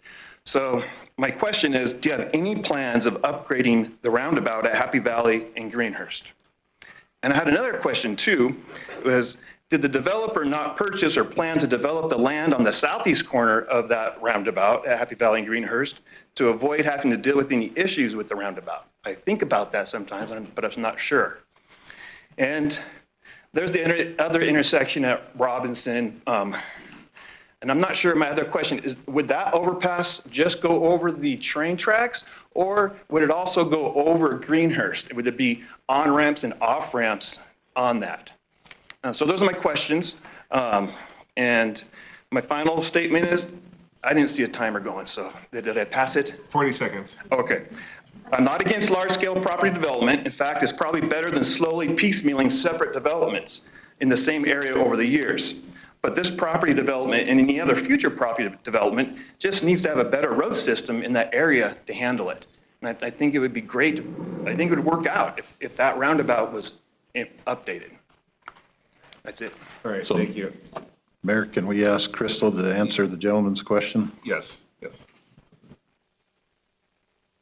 there's The overpass will cover both Railroad and Greenhurst Road. Mayor, Councilman Bills, Crystal Craig, Director of Transportation for the record. The design for the overpass that we are doing right now means we would relocate Greenhurst further south, and it would be a roundabout at that location. And then it would be a second roundabout on Greenhurst. So we'd be taking one intersection, making it into two. So it's not necessarily an overpass, but it would shift the entire intersection to the south to reduce that hazard. But when you leave that new roundabout on the south side, moving Greenhurst to the south, then from that intersection, there would be an overpass over the railroad tracks to the north. Mayor, Councilman Bills, you've got. Do you have it? Yeah, Mayor, Councilman Bills, sorry for the delay. It took me a second to get up. This is just a preliminary drawing right now. We're only at around 30% design, but this is what we're looking at. We do have an option for, I'm going to say, the intersection on Robinson or on Greenhurst. It could potentially also be a signal instead of a roundabout. We're exploring both of those options. But what we're seeing there is intersection, whether roundabout or lights, is going to move to the south. This development is showing that in their set-aside land, and the overpass is going over the railroad tracks. That is correct. Okay. Just that way, there's clarification for everybody here. follow up for Crystal. I don't want to give the illusion that this is a funded project that's imminent or pending. Can you please? Yeah. Can you speak just to the potential status? Yeah. Thank you, Mayor. And absolutely, you are 100% correct. Thus far, we have received 2 grants for this in the tune of around $2 million to do this portion of design. We are currently planning to apply for the next phase, which would get us through final design and into construction. But all in, this is around a $35 to $40 million project in and of itself. So we are actively working towards getting grant funds, and I think we've got good chances at it, obviously, but it is not funded through construction at this time. Okay. Not trying to contradict the narrative. We are proactively designing, but I didn't want to give the impression that we're talking about 35 to 40 million in today's dollars. It's probably only going to go up by the time we were to commence. So, okay. All right. I think that answers some. What about the roundabout improvement? I think, is this kind of satisfied conceptual design? Yeah. Are there plans to improve that? Can you or Daniel maybe speak briefly to that, and then we'll go to the next testifier. Mayor, there are no current plans to improve that roundabout, expanding it to a 2-lane. Okay. All right. All right, ma'am, you're next up. My name is Mary Jo Antle. Sorry, I just want to confirm, can you see the timer? Yes. Okay, thank you. My name is Mary Jo Antle. I live at 5417 East Terrace Falls Road, or Court, sorry. Please let me start by saying that I'm not against development of detached single-family homes, which are low density. Most of the land and homes in our area are large lots of at least 12,000 square feet. We do not live in an area where there are multifamily homes, rentals, condos, or townhomes. Also, the development across from us on Locust is Hayden Homes Development, which is 216 homes. Now with the proposed development, with most of the homes being high-density multifamily homes and commercial, which will take away from our mom and pop businesses in the area, this master plan development will have a negative impact on the quality of life and the safety in our area. To date, we have only had 3/4 of an inch of rain with no snow, as everybody knows. We have already been told that the water supply is low in Nampa and not to use our city water to irrigate and water our lawns or plants once the irrigation water has been turned off. And with the proposed development, where is this extra water going to come from? I know that it will impact our pressure and the water that we usually get. We've already talked about the traffic in our area. My only thing that I'd like to say about that is left turn lanes are not going to help this congestion of traffic that travels on Happy Valley Road. We were attracted to this area in Nampa because of the rural, low-density, large single-family lots in our area. If we wanted to live in a high-density area with condos and apartments, townhouses, and commercial, we would have looked at a master plan community with the appropriate infrastructure. I urge you to deny the proposed development as it is not appropriate at this time and location. Thank you for your time. Mayor Hogan. Thanks, Mary Jo. Yeah, Councilman Rodriguez. I just want a clarification of your last name and your address. Mary Jo Antle, A-N-T-L-E, and my address is 5417 East Terrace Falls Court. Okay. Thank you. Thank you. And I would like to ask a question from staff on the pressurized irrigation. I'm a stickler. I'm not trying to fact check. I just don't want decisions to be made based on statements made from the bench. So there's a statement made about the city saying we don't have enough water or something like that to not use as much water. I know that we proactively encourage good stewardship to not overuse on irrigation. However, No, can you clarify? To not use city water to irrigate. Oh, sure, that's against code. Right. Yeah, you're not supposed to use domestic water to Right, water and plants. once our irrigation Yeah. water was turned off, it was early April, and they said that we should not water with our new sod that we just had put in. And Gotcha. I think that's helpful clarification. Yes, it is true that you're not supposed to use domestic water to irrigate. And I know when the irrigation season's short, which is something that we don't control. Correct. And there's concern about maintaining your landscape, that it's a challenging situation, but you're not supposed to use domestic Correct. Water because that's precious potable water not intended to water your lawns. Is staff providing a clarification? Am I summarizing that correctly? Mayor, you are correct. Okay. The systems are separate. The domestic system is not sized such to handle the demands that the irrigation system has. Yep. By approving or adding properties as residential rather than farm ground, that does not necessarily reduce the length of the irrigation season. The irrigation season is truly dictated by what the weather does. Acts of God. Yep. Yes. Yeah. And demand and usage, so legitimate concern. Okay, thank you. Do you want to give who's on deck? 2, 3, just so we can expedite. Mr. Mayor, our next speaker is David Rubenstein, and on deck is Linda Steele and Bob Sun. Hello, sir. Good evening. Yes, good evening, Mayor, City Council. I want to say that I think that there are a lot of issues that are not I'm sorry, adequately. Mr. Mayor. Oh, address, sir. I'm sorry. Yes. Excuse me, 3265 South Fork Avenue, Nampa. Okay, thank you. Now the clock will start. You're good. All right. I don't believe, well, the applicant has said that they foresee possibly allocating a section of land to the construction of a overpass to alleviate the situation with the rail line. That does not sound to me like they're really doing enough. What we're looking at is a situation where a lot of things would be triggered to need to be constructed, and presumably on the back of the taxpayers locally, that normally would have taken, many years or decades before they would be needed. Suddenly, many things would be triggered. Another one of them would be, of course, the elementary school. I happen to know, my daughter goes to Ronald Reagan Elementary, that it's already either at capacity or near that. I would say that with 1,400 units, you're looking at certainly a few hundred more elementary school students. I don't think that it would be possible for them to be accommodated at Ronald Reagan Elementary.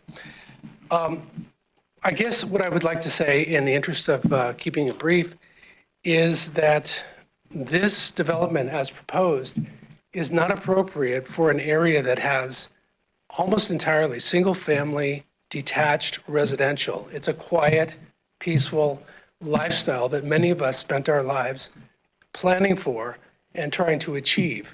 Many of us who live here have achieved that now. And I feel that it would be an injustice to all of us to have a development of this kind of congestion, this kind of density plopped down. One last point, Osborne Park. Even the applicant said that they anticipate people using Osborne Park. It's not capable of handling that kind of an influx. Another point about Osborne is because it's not on a main boulevard, police do not routinely pass by it. In the event, likely event in my view, of increased amounts of inappropriate activities possibly occurring in the park at night or whatever, the police do not routinely patrol nearby there. And what about the parking in our neighborhoods adjacent to Osborne Park? So there's so many questions that are not being addressed by the applicant. So I strenuously advocate against this project being approved. Thank you.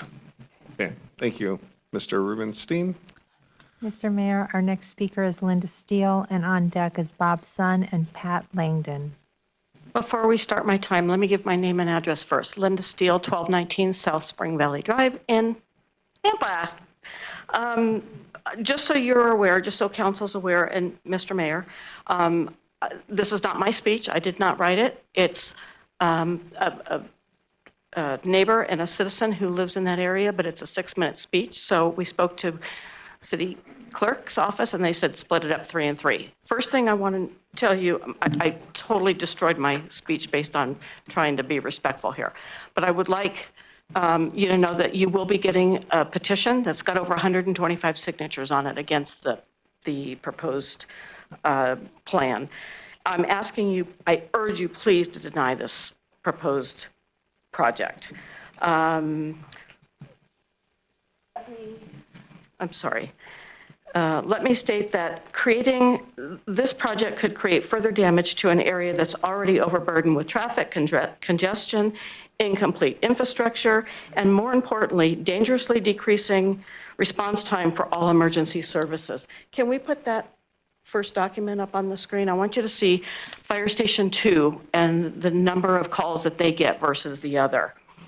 I'm going to skip over the 4 reasons that were denied at planning and zoning, so we don't have to go over that. See at the top, see engine 2? Okay, if you'll change it to the next one. This next slide that I'm providing you shows, we got this from the fire department, shows that during the month of December 2025, engine number 2 was unavailable for 24 calls in 1 month, almost one a day. let's not minimize the safety of our citizens by putting in smaller fire departments, whatever, just so that we can get by. These are people's lives that are at stake. I'm asking you to please consider that strongly. There was a citizen at the Planning Commission office or meeting that testified it took 35 minutes for a police officer to arrive at her home for an intruder call. She's got somebody breaking in her house, she's home, and it took the police officer 35 minutes. Think about that, okay? The police officer apologized all over the place saying it was traffic. Couldn't get there because of traffic. That should never happen to any of us. You guys included, okay? We've been told that there's been a traffic study done. Crystal, I love you dearly, but traffic studies are not an exact science. You and I have talked about that. If you want an accurate TIS, ask all the people that signed the petition, 125 plus people. They live it 24/7. They will be the most accurate TIS you will have. And for the record, planning commissioners also stated how bad the traffic was because they too live it that every single day. This project is a disaster waiting to happen. Please vote it down, please. We'll let you finish. Mr. Mayor, our next speaker is Bob Sun, and on deck is Pat Langdon and David Flemings. Hold on, real quick. I'm going to apologize. I need to use the restroom, but I'm not going to call for a break. I know it's TMI. So, Council President Bills will chair. I'll hold it. No, go, like, unless legal, do you? Wait. Look, I can sit back down. Well, we already have a council member who's already absent too, probably doing this. Is it easier to just call a quick break? Yeah. Okay, we'll just do a quick 3-minute break. All right. Sorry.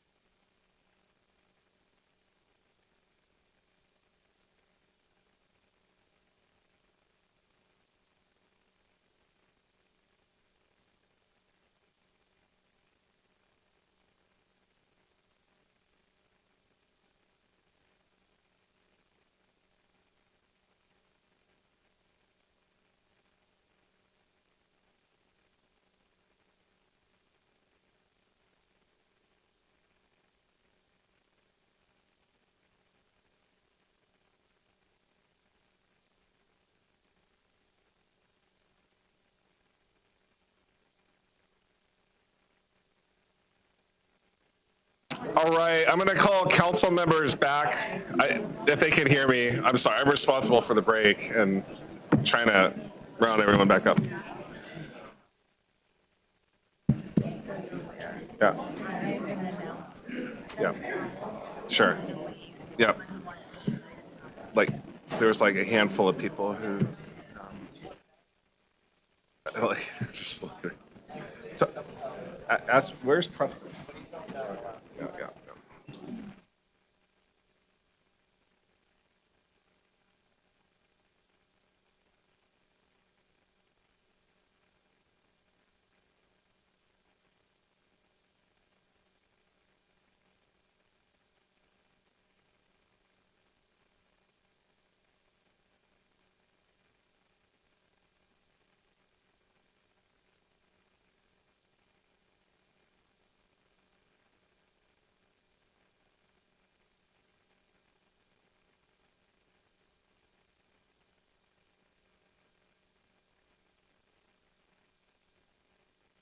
We'll just wait for 2 more council members, but maybe the clerk can at least say what the next 3 people are.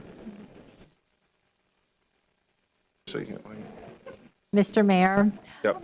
our next speaker will be Bob Sun, and on deck is Pat Langdon and David Flemings. I would like to take this opportunity to state that Kevin Powell, who had been signed up in opposition, did have to leave, but we do have that for the record. Okay, and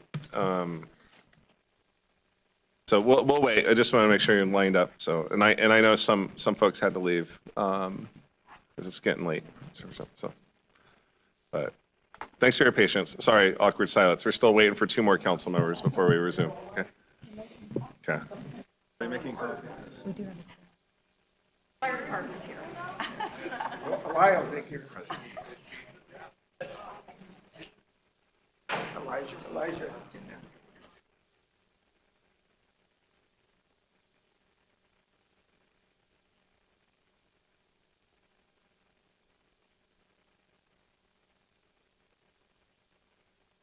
Goes to fire department here.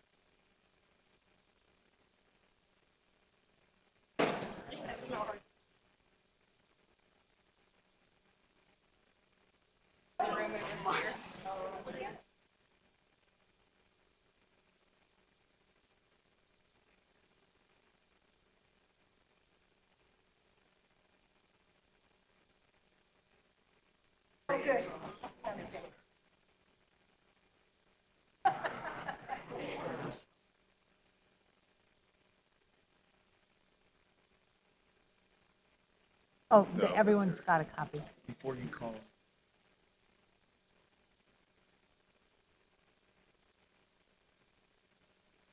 Everyone got a copy. All right. Are we good back on the live stream? Okay. All right. The meeting is called back in order. We're going to resume with the testimony of the next testifier. So you know the drill. Yep. Name, address, and then we'll start the clock. My name is Bob Sohn, and 5401 East Terrace Falls Court. We're going to talk about a few things, but that's a very unique area. Everybody's talking about the train at Happy Valley. You got to understand that that area gets trapped by the train 2 directions, north and east. And You got to realize also, in a 24-hour period, those roads are blocked for over 2 hours a day. So a lot to really handle there. And there's talk about the overpass. That overpass is years and years away, and $35 million apparently. But speaking on the infrastructure, and everybody's concentrating on the Happy Valley roundabout, it is bad. It's already been deemed by city. There's not a lot they can do with it due to the closeness of the railroad tracks. But what about Happy Valley? Happy Valley is the bloodline for everybody down in that area to get to the 84 West. Without Happy Valley, you're putting 35,000 cars through the middle of downtown to get to Northside. So what's it take to widen Happy Valley, besides an act of God? You've already developed KB Homes, Tresidio, Lennar, CBH, Hayden Homes, all along Happy Valley now. They're still building out. There's still 1,000 cars coming into the area that you've already approved. So in order to do anything with Happy Valley, from what I see from a construction standpoint, it is 4.5 miles from Locust to the freeway, by the way. You're going to have to move Idaho power lines all the way up. On top of that, there's a gas line in the shoulder all the way up. That's a truck route. That's going to either have to be encased, moved, whatever. You are talking about millions and millions of dollars to improve Happy Valley. The only way to improve it is to maintain it, control the traffic that's on it. You got along Happy Valley, where this project is, you got 138 kV transmission lines. I've talked to Idaho Power. You're not doing anything with them. They're never going to move. They're only 11 years old, by the way.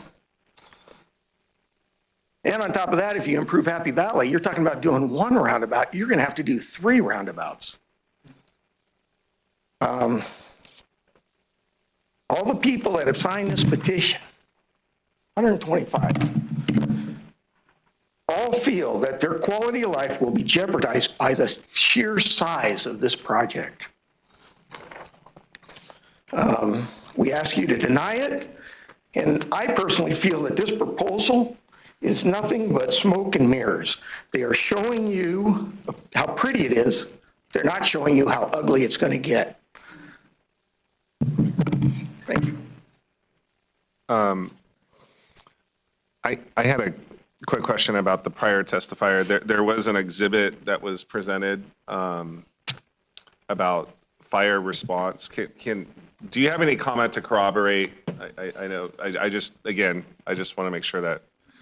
Yeah, so what she showed you is from our December commissioners meeting, which we always work our numbers for the commissioners that we have. And what that is showing is that at 24 different times in the month of December, Station 2 was either on another call, responding within either their district or at training. And so therefore, like if they were at training, they're out of service at training, and then Engine 1 or Engine 5 would be covering them in that route. So it's not that they weren't available, it's that they were already either in service training, but it would there are, to her point, it could create a longer response time. Can you confirm that this exhibit that was placed on, was this a creation from her, or was this a graph that you provided? I just want to make sure that what's been provided to the record. Our Chief King is our operations chief, and that is created by him through, again, some of that dark horse software, where those numbers come from. So that is our document. So Engine 2, is Engine 2 consistently the highest call volume already? Yes, Engine 2 is consistently your highest used and utilized engine company. Thank you. One other quick clarifying question. Are impact fees being collected on the next station, and is that next station already identified within a certain zone? We do not have impact fees being collected right now. We have areas that are pinpointed for a potential station, but we don't have land or anything like that in those areas. I just want clarification. So if this were to go through, we're being paid, there aren't impact fees currently identified in the CIP for the next fire station? Sorry, there are, sorry. Okay. Yes, Mayor. Okay, but the location of the next fire station is still to be determined? Yes, Mayor, correct. Gotcha, okay, thank you. All right, who's next? Mr. Mayor, our next speaker is Pat Langdon, and on deck is David Flemings and Ray Booz. All right. Hello, sir. Hey, good evening, Mayor and City Council. Pat Langdon, 5718 East Amity Avenue. I'm here kind of on behalf of as a farmer, rancher. We farm, family farm in this area. And it's getting more and more difficult to do business in this particular area for us as well. Getting machinery in and out safely. We all know that traffic's chaotic. You know, I can't even get in my driveway sometimes because I live on Amity, but getting a piece of equipment out on the road that rolls 10 miles an hour, I can get why these folks probably want to vacate, you know. So infrastructure-wise, maybe there should be some room for the road improvements in this area too as well, is probably my suggestion too. But I don't think you can stop the development of this valley. It's growing. Everybody wants to move here. We're a red state. People are coming in droves from everywhere, you know. So how City of Napa chooses to deal with it, I'll leave that up to you guys. Thank you. Thank you, Pat. Mr. Mayor, our next speaker is David Flemings, and on deck is Ray Booz and Mandy George. Hello, sir. Hi, Dave Flemings. Address is 5418 East Victoria Falls Drive. So I had all these prepared comments that I just thrown out because you've heard most of those before, but there are a few important things that I wanted to kind of touch on. So one of the things that we haven't addressed here is the commercial aspect of this thing. We've got some unidentified commercial uses potential on here. Everybody's talked about traffic impacts and what's there now and the fact we only have single lane roundabouts, everything else. For commercial to survive, which this commercial's in phase one of this development, they're gonna have to draw more folks in. You're not gonna survive off of 100 new houses in the subdivision on it. So that's gonna make those impacts worse, and we haven't even identified what those are yet. My biggest concern, one of them was the traffic study. Some folks have kind of mentioned the fact that we didn't get to see it. It wasn't done at Planning Commission on it, but it does look like the only impacts they've identified are the impacts going in and out of this project.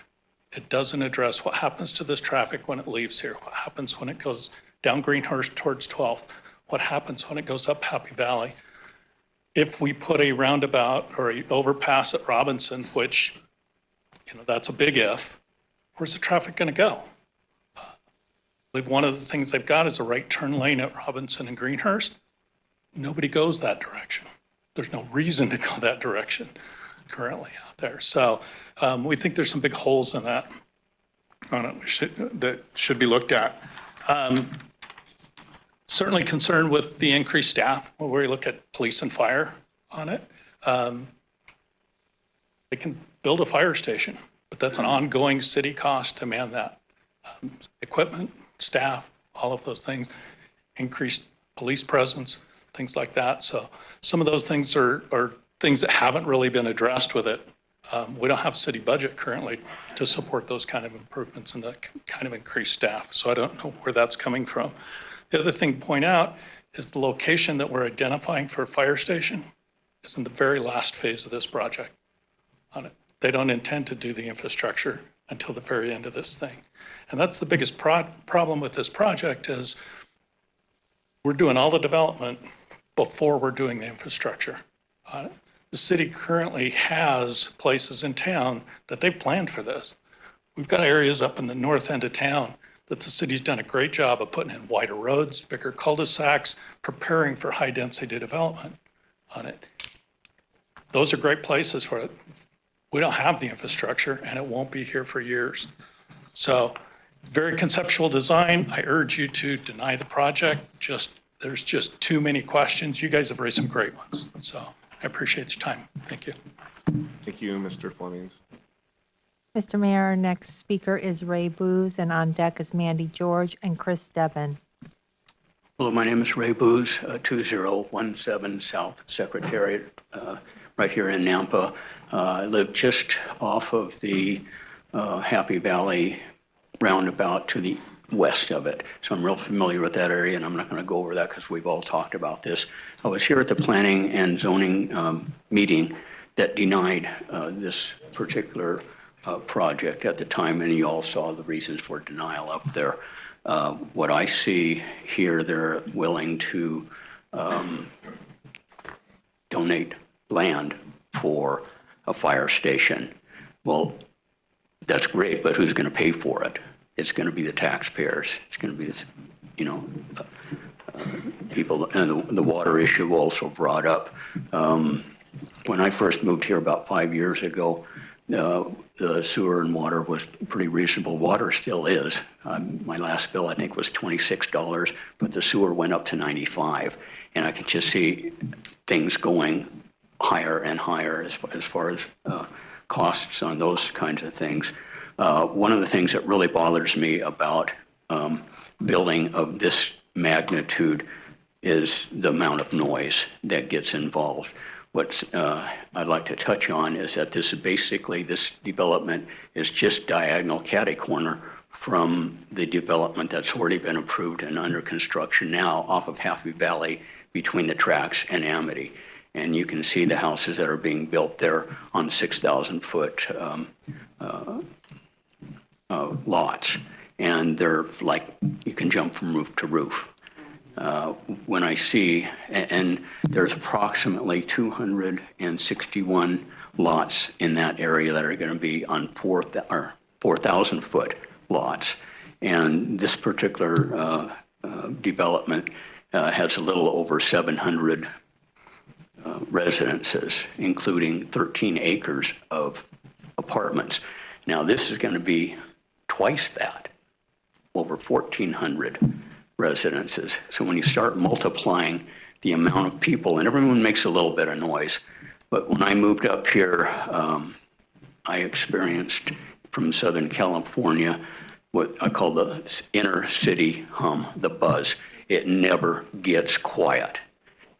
It's quiet now where we are, but it's not going to be once this development off of Happy Valley gets built out. If this gets built out anywhere to where they're asking for, you're bringing inner city congestion and noise to outlying areas, and that's just a negative to quality of life. I see the landowner has his issue. He can't do what he wants to do anymore. And I feel for that, but this is the wrong kind of development in the wrong place. Mr. Mayor, Too time. much high density stuff. Thank you, sir. Thank you, Mr. Booz. Mr. Mayor, our next speaker is Mandy George, and on deck is Chris Deven and Hubert Osborne. My name is Mandy George. I live at 4648 East Thomas Mill Drive. I want to point out that at the planning and zoning meeting, a comment was made that the faster that people buy these homes, the faster the develop will happen. She did a great job of explaining tonight how this will be over multiple years. That comment was completely left out of that statement. And we all know how desirable it is to live in Nampa right now. It's going to go fast. They're going to develop it faster. So this is not going to just be a slow project like they're projecting. It will go fast. I also wanted to point out that we know that growth is inevitable. The biggest issue, though, is we need to do something about these roads. Right now, they're potentially adding around 3,500 cars to that area. It's already a mitigated disaster, I think is what Jeff Kirkman called it from Planning and Zoning. An overpass at Robinson Road in Greenhurst will only help the flow of traffic north and south on Robinson. Greenhurst is landlocked by the train tracks and private property that will make it difficult to widen really any part of that road. It's great that they're saying that that they support the overpass at Robinson and Greenhurst. That was in the development well before she said anything about that. That's 5 years out, according to the Nampa Highway District, and it's saying that they also get the approval for all of that as well. We also need a roundabout at Locust and Happy Valley. That corner is an absolute disaster if you haven't been there. And then, not to beat a dead horse, but without eminent domain and massive funding, there's nothing that the city can do at the Happy Valley Road crossing, which is the primary entrance for their the heaviest density that they're talking about for this. So I'm begging you, please say no. This is a absolute disaster. Their turning lanes are not going to help with any of this. It might help a little bit with the traffic that they've already created. They will do nothing for what's the disaster that's already there. Thank you. Mr. Mayor, our next speaker is Chris DeBon, and on deck is Hubert Osborne and Justin Betos. Hello, sir. Hello. Chris Devon, 4507 East Locust Lane. Just want to say that most of it's, what I was going to say has already been said. I've lived there for 30 years.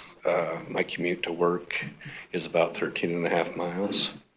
It has gone from about 10 minutes to almost 30 already with the subdivisions that are already there. The roads are just, they're too small to handle the amount of traffic that's on them.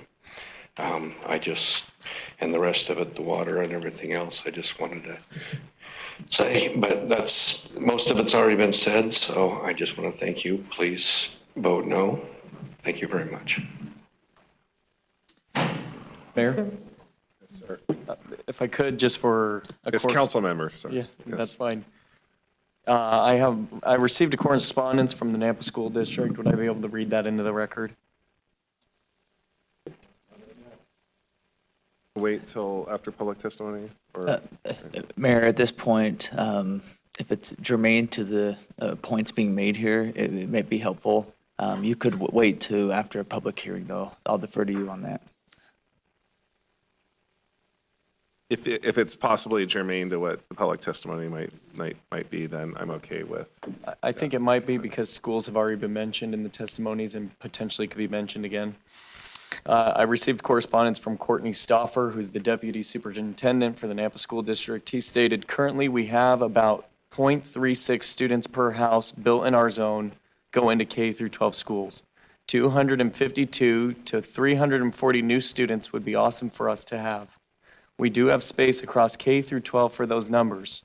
We are down in student enrollment the past 2 years since closing schools, which we predicted, so we have space now more than ever. I just wanted to be sure I wasn't the only one that had the opportunity of seeing that or for public testimony. Okay, thank you. Legal, is that satisfy, just being brought into the record? It's no. Yeah, the name, the nature of it, and that'd be satisfactory. Yeah. Okay, very good. Mr. Osborne, how are you this evening? Present and accounted for, Mayor. Hubert Osborne, 4199 East Switzer Way. I would first like to throw a compliment to the developers for recognizing the pedestrians other than just the traffic. If you haven't lived under a rock, you know that Caldwell is having a problem with students being hit by cars.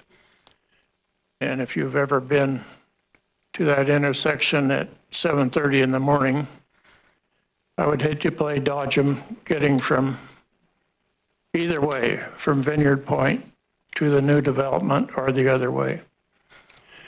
And if they're willing to fix that, more power to them.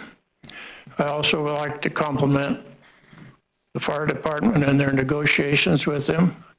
It would make a great addition to the area. Southeast Nampa is at the end of the line for all of our emergency services. So anything that could be done would help. I have a couple of things that I think are fairly important. It's stated that city sewer does not have adequate capacity for the entire development. Are you going to approve all of this and just hope you get the sewer capacity fixed? You're looking at impact fees, hookup fees, and probably increased sewer charges to make any meaningful change. Is it a good idea to approve this entire development based on hopes?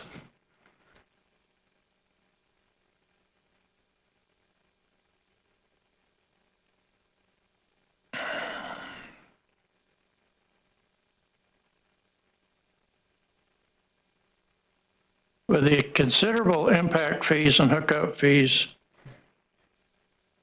can we guarantee that they will be used in this area?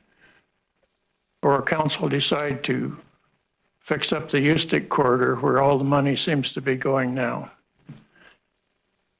You have these decisions to make, and I am not in favor of the multi-unit housing development in there. But otherwise, this may be something that is coming and with the allowance of kids to use their swimming pools, might be a good place to live. So as it is proposed, no, but it could be modified. Thank you. Thank you, Mr. Osborne. Mr. Mayor, our next speaker is Justin Vitos. Good evening, sir. Name and address? Justin Vitos, 3503 South McDermott Road. I live actually on the other side of the track on McDermott Road, and we run from Columbia all the way around the Greenhurst Road to the tracks. The traffic out there is atrocious. The trains come in, and I live there, so, I mean, I've seen the road being blocked for up to 4 hours by the trains. The traffic, when that happens, turns around and comes up McDermott Road, and they'll do the same thing on the other side. In order to get across the track, you're going to have to go all the way down to Amity and go across. And doesn't make any sense to put that many homes out there and all of that. And by the way, the farmer should be able to spray his pesticides. He can't by the other buildings that they've built out there. But if you've been out in that country, there's nothing but field on Greenhurst. So he can still, and he just got done planting it. So he's still farming it today. But we don't need the traffic. We don't need the headache that this is going to involve with all the extra people that are going to come in. And like I say, they're kind of landlocked because of the railroad track. And until the overpass supposedly goes in, where's all that traffic going? They don't show on that. They showed Happy Valley, but they didn't show Robinson Road. So my question to you guys is where's the traffic going? What are we going to do with all the kids? Supposedly the school district by Mr. Griffin said that they had room. I have my son and my daughter-in-law both teach. They've got 30 kids in their classes.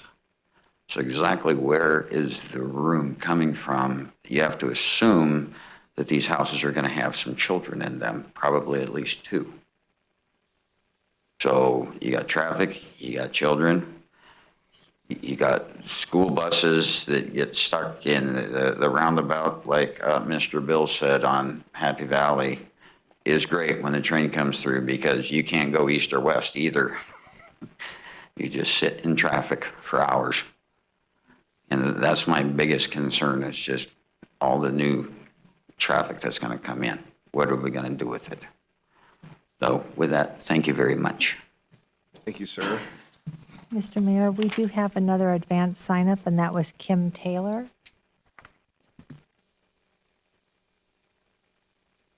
Then after Kim, this is the last advanced sign up. If you did not sign up and you intended to speak, there'd be opportunity to testify. So, good evening. How are you? Hi, how are you? My name is Kim Taylor. My address is 3169 South Clearwater Avenue, Nampa. I prepared this in advance, and so I am probably going to jump around so I don't repeat anything. I just wanted to really quickly touch on the school district saying that they have room. I'm curious which elementary and which schools they are referring to and what part of Nampa that is, because the information I've received from not only my children's school, but other schools that are in this side of the district and zoned, that they are above capacity. So that's just something I would like to bring up for future research. So let's see. Okay, like I said, I prepared this, so I'm trying not to be repetitive. Okay, a big thing that I want to bring up is the fact that our children, they gather along Happy Valley outside their neighborhoods on a daily basis to wait for their school bus. Additional traffic exposes our children to higher risk of bodily injury or accident. If an already busy road becomes a high-volume main road. And moreover, the high-density population, this project would bring possesses a serious risk. Overcrowded strains public services like schools, parks, emergency responses, and potentially leads to longer wait times and diminished resources for all. We chose this community for its balance and not to become another anonymous high-rise suburban. And something else I wanted to bring up, during the development phase, road closures and construction disruptions would create daily inconveniences that disrupt our routines. Detours, noise, and limited access isolates parts of neighborhoods, making simple tasks like grocery shopping or emergency travel hazardous and time-consuming. Every year, every summer, they close down a portion of Happy Valley, either on the north side of the tracks or on the south side. And last year, actually, the detour went right in front of my house, and it was not safe for my kids to play outside because the volume of traffic. And I know that I can speak for everyone that lives in these neighborhoods. Not only is it an inconvenience, but it's a safety hazard. Finally, this development threatens to destroy our small community culture that makes our area special. Our tight-knit neighborhoods, local events, and sense of belonging would be eroded by impersonal high-density living, turning us into another extension of an urban sprawl. We value our peaceful, community-oriented lifestyle. Let's preserve it. In conclusion, I urge you to reject this proposal. Consider the long-term impacts on our residents rather than the fleeting benefits. Thank you for your time. Thank you. Yes, Councilman Rodriguez. Sure, can you turn your mic on, Councilman Rodriguez? There you go. All right. Thank you. I'm just going to ask you one quick question because I'm curious. Where do you go shopping at? I go shopping at Winco. Oh, like grocery shopping? yes. Winco, off of Happy Valley and Garrity. Because y'all are so far out there, I thought maybe you might go to Cuna or Meridian. No, Would you come? no. No. No, yeah. Thank you. This is Costco. Okay, thank you, Mayor. That was an emphatic answer. All right, so at this point, can the clerk, can you confirm that all advanced signups have been? Correct, Mr. Okay, Mayor. so at this point, if you're lined up, you will be given an opportunity to speak. You will give your name and address, and we'll capture that, and then the clock will start. So, hi, sir, how are you? Fine, thank you, Mayor Hogaboom and council members. My name is Greg Bullock. I live at 504 Bay Hill Drive in Nampa. I did submit a written testimony because it was too long to read here. I only have 3 minutes, but I hope that you had a chance to read that. I really spoke from my heart in regards to who Nampa is, what it has been, and I have built and developed here in Nampa since the early 90s, and love this. It's my home, it's my place, it's Idaho. And so the project will speak for itself. You're aware of the desire for the city to have planned communities. This is a wonderful planned community. It's a great asset to Nampa, much like Hunters Point has been, which is now Red Hawk, much like Steel Falls to the north, much like the Deer Flat development of the Quitos. And this is another marquee one of those projects that we will be proud of for years to come, just as we are some of those that I've already mentioned. But the project speaks for itself. I really want to talk about the people tonight, as I did in my written testimony. The Hendricksons are behind me. They're going to testify tonight about the impact of Terrace Falls on them and their farming ability. And so I won't take any time. I'll let them address that. But it has impacted their lives. Now, we all know that this is going to be developed. And so my main comment tonight is, Do we want to see 20 and 30 and 40 acre parcels brought into the city with subdivisions as you go through these 260 plus acres? Or do we want to really put together a marquee development where it's big enough to where the developer has the ability to actually donate 5 acres of right-of-way to do a future overpass, which then ties into Highway 16, which then ties in to the main north-south corridor. So that's what we're looking at when you do a big project. It impacts everyone around, and I appreciate these testimonies. These are Nampans, and they're as liked and loved as anybody else, because that's who we are. We accept people, we take them in. We've done this our whole lives. We built good projects, and we've welcomed people. The Henriksons are a wonderful family. They farmed here for over 50 years. They've raised their family here. They are Nampa. These are the people that I want to speak on behalf, people who have made Nampa what it is, and people who have made this a place worth saving. And I appreciate that campaign cliche because I love Nampa. And Councilman Rodriguez, you are right. It's a place worth saving, but we do that with our people, okay? And these are good people, and they've been impacted, and now we're going to determine their future. Will it be the ability to sell 20-acre parcels, 50-acre parcels? We're bringing in subdivisions. It's going to be developed. Let's do a good project. Let's award people who have made Nampa what it is to sell their whole land, move out south, and do what they like to do further out. And so that's a part of what's at stake here tonight. Corey Barton is got a great history. Pardon me? That's time. You can finish your sentence. Wow. I know. I It knew goes that by was fast. going to happen. Please read my letter. Okay, all right. I would appreciate that. The completion of my sentence is organized opposition is here. We laughed earlier about that.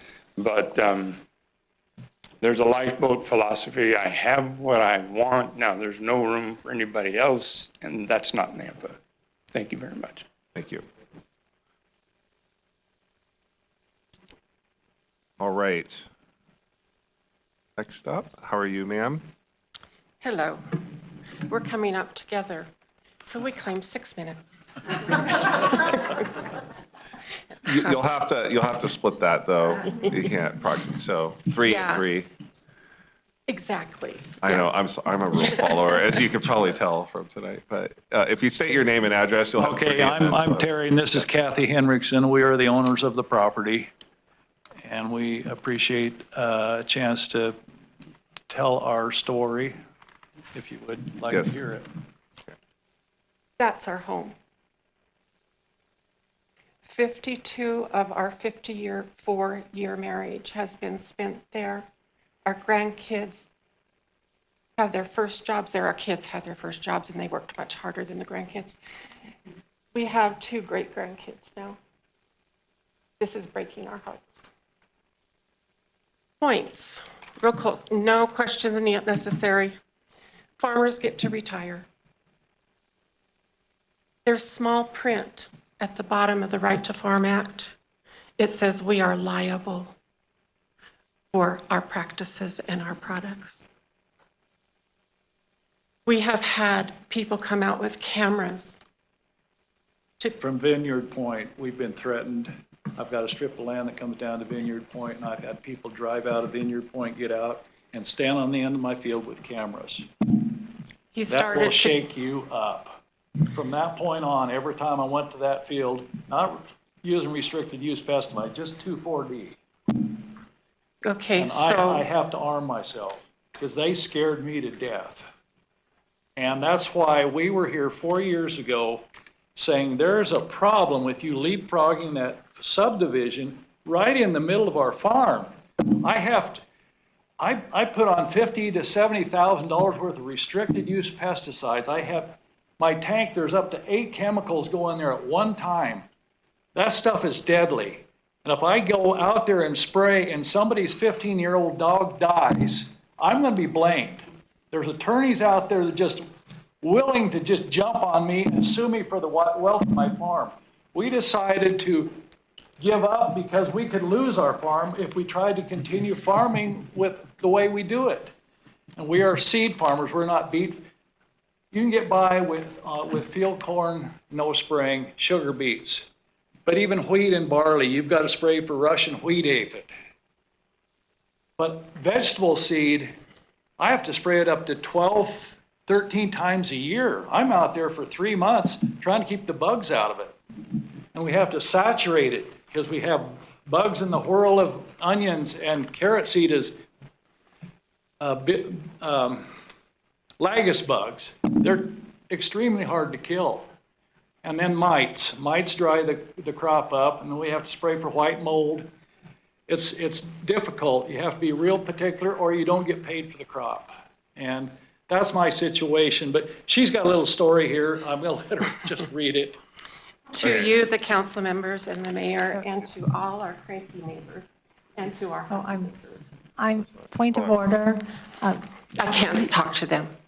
I'm so sorry. We have to have you in the microphone. Yes, So okay. people that are live streaming can hear you. Of course, I'm sorry. This is not something I do daily. In 1917, our grandfather, C.C. Henriksen, cleared sagebrush for his homestead a half-mile south of our farm. Henriksen roots are deep. Terry is third generation, along with 4 of his brothers. Our son is 4th generation. His sons are 5th generation. We do have 2 little 6th generations. In 1974, we started our farm purchasing 260 acres over the years to complete an operation large enough to support 3 families. These 1 acre to 40 acre pieces were joined by clearing fences, leveling fields, drilling wells, pouring ditches, and removing 4 homes and farmsteads to effectively farm the land. We were doing the opposite, taking small pieces and making it big.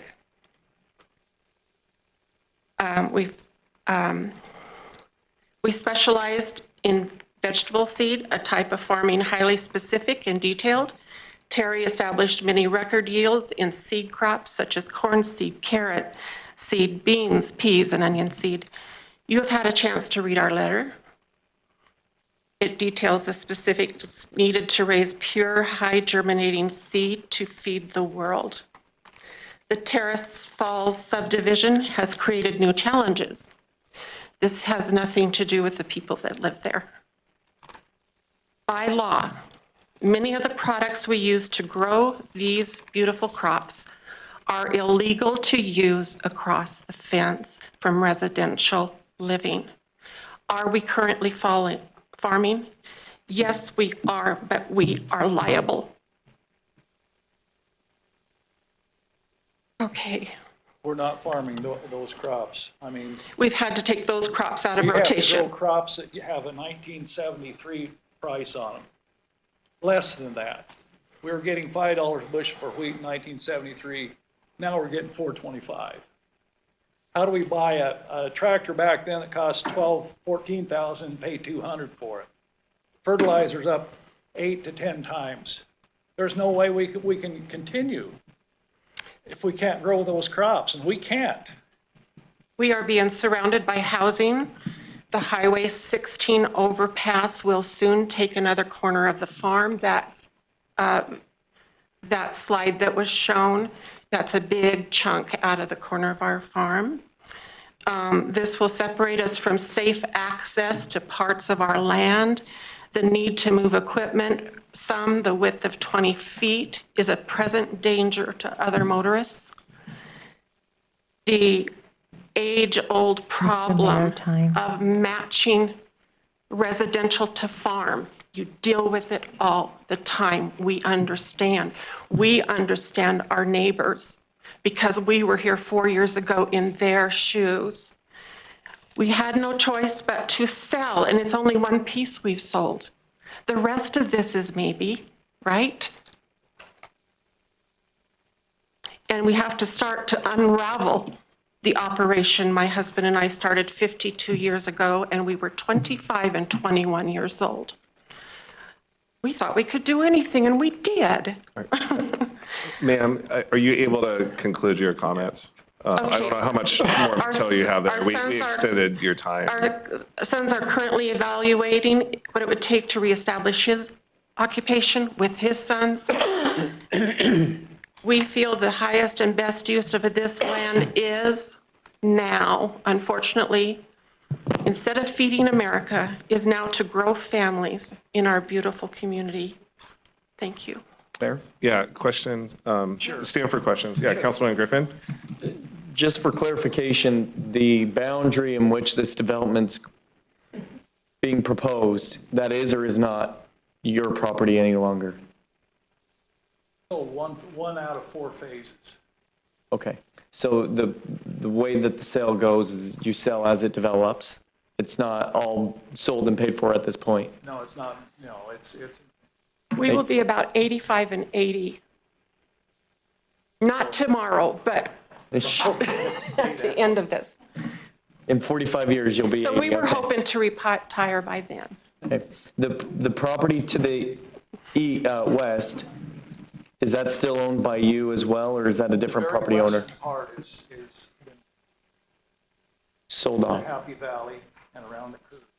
Okay, so, but that's not part of this development, it's sold off to somebody else, this, No, that's part of this development, yeah. the western Are portion? you talking about what's within the blue, or I think the southern part might be what Councilman There's a Griffin talks little about. jog off of Happy Valley that belongs to us. In answer to someone else's question, the reason It's sold up to the school. and That there's corner a line that comes isn't clear ours. down and it hits the corner of Terrace Falls. Yeah. It just barely touches the corner of it there. The southwest portion though, the dirt outside of the blue boundary, the southwest portion, is that owned by you or somebody else? That's my brother's. And he's not selling? They're not selling because it's lack of services. we don't know why. Well- Or it's not our business why. They're retired now. They're leasing Can you it speak out. into the mic, please? And The water and tax. Honey, speak you into need the to speak into the mic. I'm sorry. You're okay. They're retired and they're leasing it out to a beet farmer that doesn't have spray chemicals, but they're getting $180 an acre and the cost of water and taxes and insurance is about $120. Thank you. I think that's all. Yeah, I have a question. I vaguely remember your presence were you present when the Terrace Falls subdivision was before the city council? I was here at every meeting. Yes, Yes. that I could- precipitated our decision. Yes, and I vaguely recollect, I think, you saying that the approval of that was going to create a cascading effect. Yeah. Yeah. Yeah, we lost our seed farm when that was approved. We couldn't go near it. Yeah, I was 90% sure it was you, Yeah. like Yeah. 4 years ago, 5 years ago. That was Didn't 4 years remember ago. us for Yeah. sure? I was 90% sure. So I was not on city council at the time. I was chief of staff, so I was sitting on the side over there. But yeah, I remember that. So, okay. Mayor, Yeah, just one last follow-up. The state has legislation that doesn't allow you to spray certain spray, or the clause at the very end is what keeps you from spraying that certain spray? We are voluntarily being good neighbors. Thank you. We are avoiding liability. We own the Thank you. land, and if I go out there and, we're a landowner, I'm not a renter somewhere that's, sneaking chemical in on a field. We have to post the fields with what they're doing. It's all kept track of by the Department of Agriculture. We have to keep a log.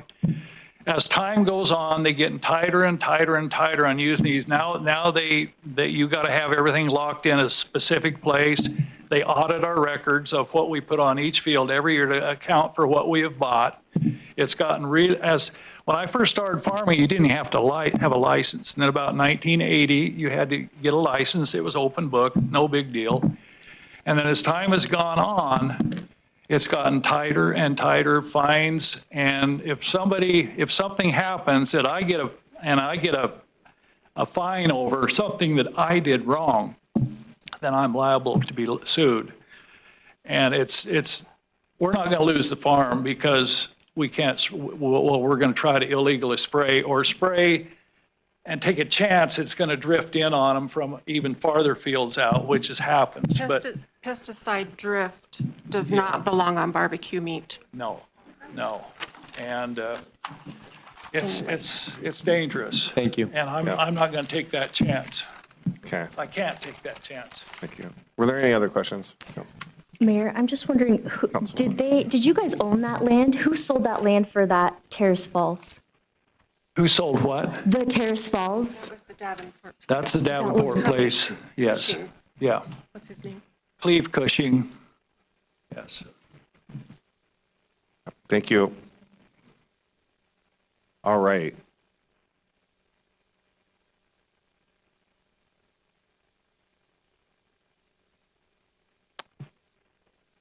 Oh, ma'am, you've seen others come up, so your name and address, and then the talk will start. Unless you want to take a minute and, I just need a second. For as much as I'm against this, I'm horrible upset for them. all right, can My you give name is your name? Tanya Grantham. I live at 2117 South Churchill Drive, Okay. Nampa. And I have the big old speech. Tonight's vote covers a very large development. It includes single-family, multifamily units, commercial space. I just would like you to think about it only being single-family. Roads cannot handle the traffic, as we discussed. Greenhurst backs up.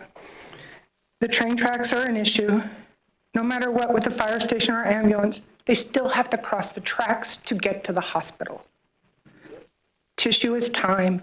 Life is important. My son, for the school, my son was in East Valley. I took him out of East Valley because the school is too packed. He is now in a charter school where the whole school is the size of one grade at East Valley. One grade. The school community services are not prepared. 2 years ago, we were told schools needed to close due to declining enrollment. Now we're adding thousands of homes with no plan for classroom, traffic control, school resource officers. It's not responsible planning. Emergency services are stretched thin. Police response times have gone from minutes to over an hour. Fire services are strained. Hydrants are failing. Homes built so close together that single fire could spread rapidly. Adding thousands new residents with no new stations or hydrants or staffing is dangerous. Water, sewer, irrigation systems are also struggling. Pressurized irrigation failing. Residents are paying more for less. Drainage problems are already causing mold in new homes. We went through a whole wastewater treatment plant crisis because the city didn't plan. We shouldn't be able to have to go through it again. Too many approved projects sit unfinished. Within my own area, I drove through Happy Valley, Lewis Lane, Southside, and I counted 12 developments that are in various stages. Some are started, some are stalled, some others are built but still sitting empty, apartments not filled, townhouses that are still need to be built by East Valley, they're not done. We keep approving more projects while ones are already approved remaining unfinished and empty. I urge you to pause this. Too many approved projects sit unfinished. Too many promises exist to neighborhoods remain unfulfilled. My own subdivision is 20 years old. The city has approved an LID to remove the lift station and connect it to city water. It's been more than a year and nothing has happened. No updates, no communication, no progress. The city can't complete a single lift station project to an established neighborhood. How can we choose to believe that the planned community will be done right? I urge you to pause in the city until the roads can be guaranteed, emergency services can be guaranteed, water systems, schools need to be supported. Growth should never come at the expense of safety. Please put the well-being of the current residents in line before tax money. Thank you. Thank you, ma'am.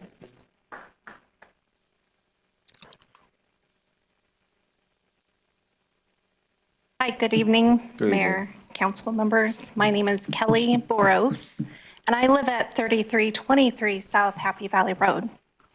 I want to say my heart goes out to the Hendricksons. It's hard to lose your livelihood. However,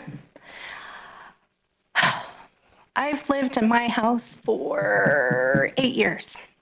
And when we moved out here, Happy Valley, we could tell was the major artery to the city to get to the highway. We understood that. But as we've lived longer in this area, the noise is constant, the traffic is constant, the trucks are constant, our house shakes. We have multiple speed zones on Happy Valley. I'm wondering if anyone's worried about that or would like to address that, because it's 45 in front of my house. That's only a suggestion. People don't do 45. And the Hendricksons, the brother who leases the farm that I live across, they still farm. They grow corn, they grow wheat, they grow other crops.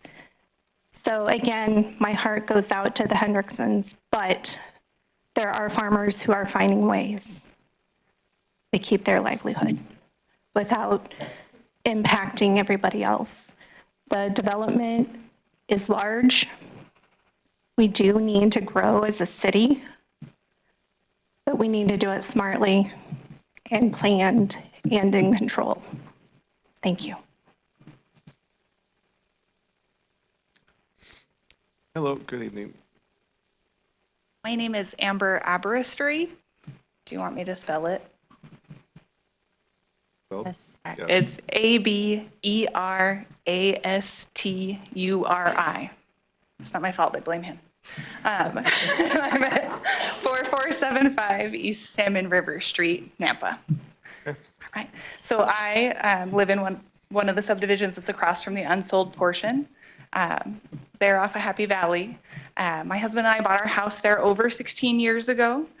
We've raised our family there. I have 2 theoretical adult children and 2 that are still in the school system.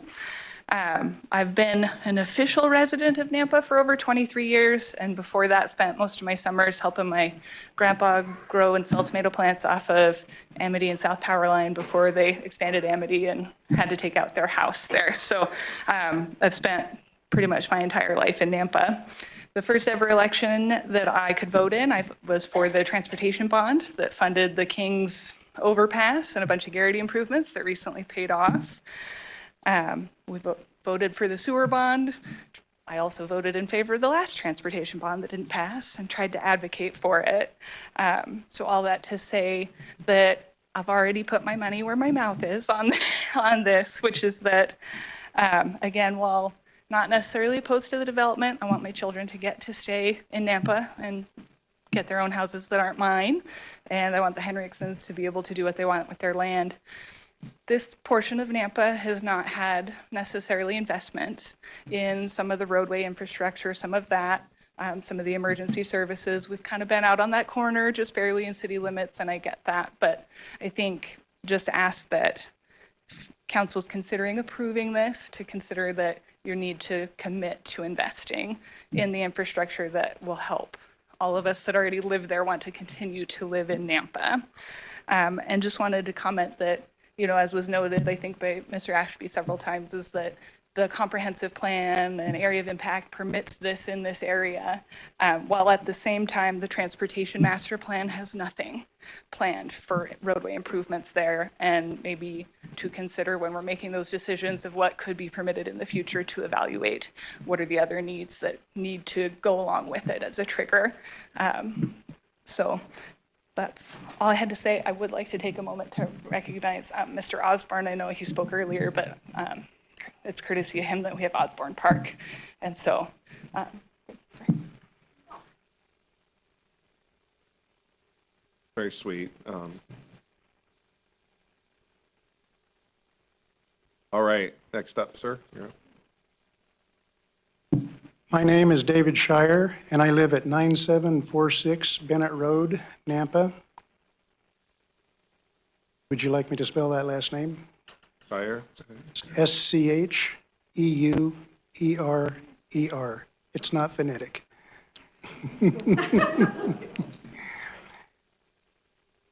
First comment I'd like to make is on the proposal or the plan for the overpass on Robinson.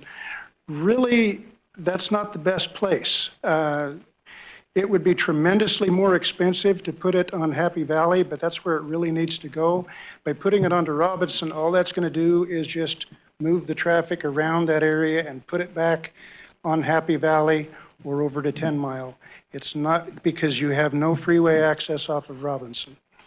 But it would be tremendously expensive to do that because of what's already there.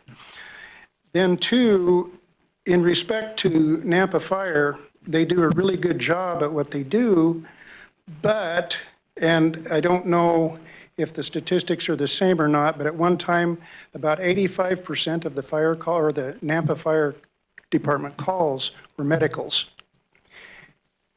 They can get there, a lot of times they're first. They can triage, they can stabilize the victim, but they don't transport. Ambulance has not really been addressed here. With no hospital on the south side of town anymore, and then you take and back up around that roundabout, it would be a significant amount of time when, if you could run straight up Happy Valley, you'd be right to a hospital and it would be very easy. But to get an ambulance out there is very difficult. And just a quick comment for Councilman Rodriguez and Griffin. Your guys' questions on existing lot inventories. I was on the Planning and Zoning Commission for several years in the county with Commissioner Skog for a year, or Councilwoman Skog, excuse me. Having that information would be very good for you, and I'm not saying it would make a huge difference today on this, but also the time frame when those lots were approved, knowing if they've been out there for just a year or for 10 years. There's got to be a reason if it's been a long time. But anyway, that was a great idea, and you guys need to pursue that. Thank you.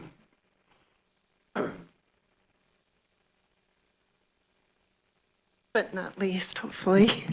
My name is Mary Speck, and I live at 4451 East Thomas Mill Drive in Nampa. Yeah, my heart really hurts for the Henriksons, and I don't envy you, your decision tonight. I have a couple concerns. One, just about the annexation itself and how it's rezoned. So, Mayor Hogan, I love that you're so transparent on Facebook, but yesterday you were talking about how we have to, as a city, stop delaying working on infrastructure and start working on it. And when I read that, I was like, yeah, that's true. But then I'm thinking, how can we approve this massive development that's going to require so much infrastructure when we're not handling what we already have? So, but thank you for being transparent. Let's see. I did have one question. We were talking about the water, and I'm wondering, because we do have that massive development just north on Happy Valley, were the numbers considering that or not? Do you know what I mean? Staff? When approved, the vesting of utility capacity happens at the time of preliminary plat, not at annexation. Those developments have preliminary plats and so are looked at when we do those evaluations. Okay, thank you. Let's see. Most of what I wrote has already been said. But I did note when I was reading through it that it said one of the goals of annexation is to ensure a fiscal deficit is not created for existing residents. From everything that we've said tonight, I can't help but think that that's not true, that there will be significant increases in taxes on us. And let's see, the last thing I wanted to say is, I actually wanted to talk about the farms. I wrote in here how it was so sad that the Henriksons had been pushed out of their farm. Early in their letter, they stated they didn't want to leave, but because that Terrace Falls was approved, I totally understand why they would be afraid to do the farming that they have been doing. And I have to ask myself, what is our priority? Are we a farming community or are we a suburb? And maybe that's the question, is how do you balance that? Because if they're leaving, there are lots of other farms out there, but are they all going to make the same thing? I mean, make the same choices? So in the end, we're just giving in to suburbia. And that makes me really sad because I did choose to live out here because of a small town farming community. That's what I love. And I haven't been here that long, and it's already disappearing. So there's two questions. In one of the forms it says, under decision factors, there's two questions. Can the city serve it efficiently? And I think that we've all seen that at this point, no, it can't. And does it protect existing residents? Mr. Mayor, time. Okay, thank you so much. Thank you.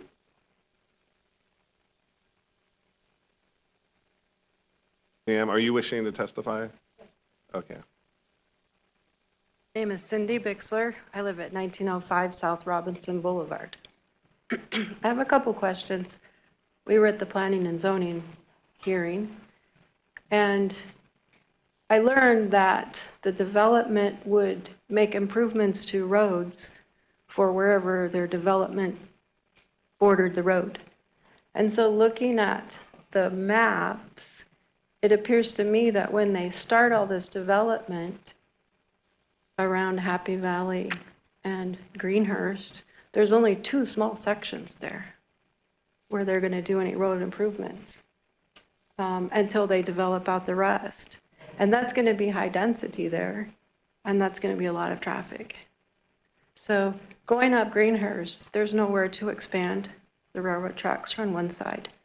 The irrigation district and a church is on the other side. There's no way to make that bigger. So no matter what they do, there's nowhere for the cars to go. And then secondly, we have a pretty good vantage point there where we are to watch all the railroad activity. My brother's an engineer in Arizona, works for a different train outfit. But he says that trains can be 3 miles long.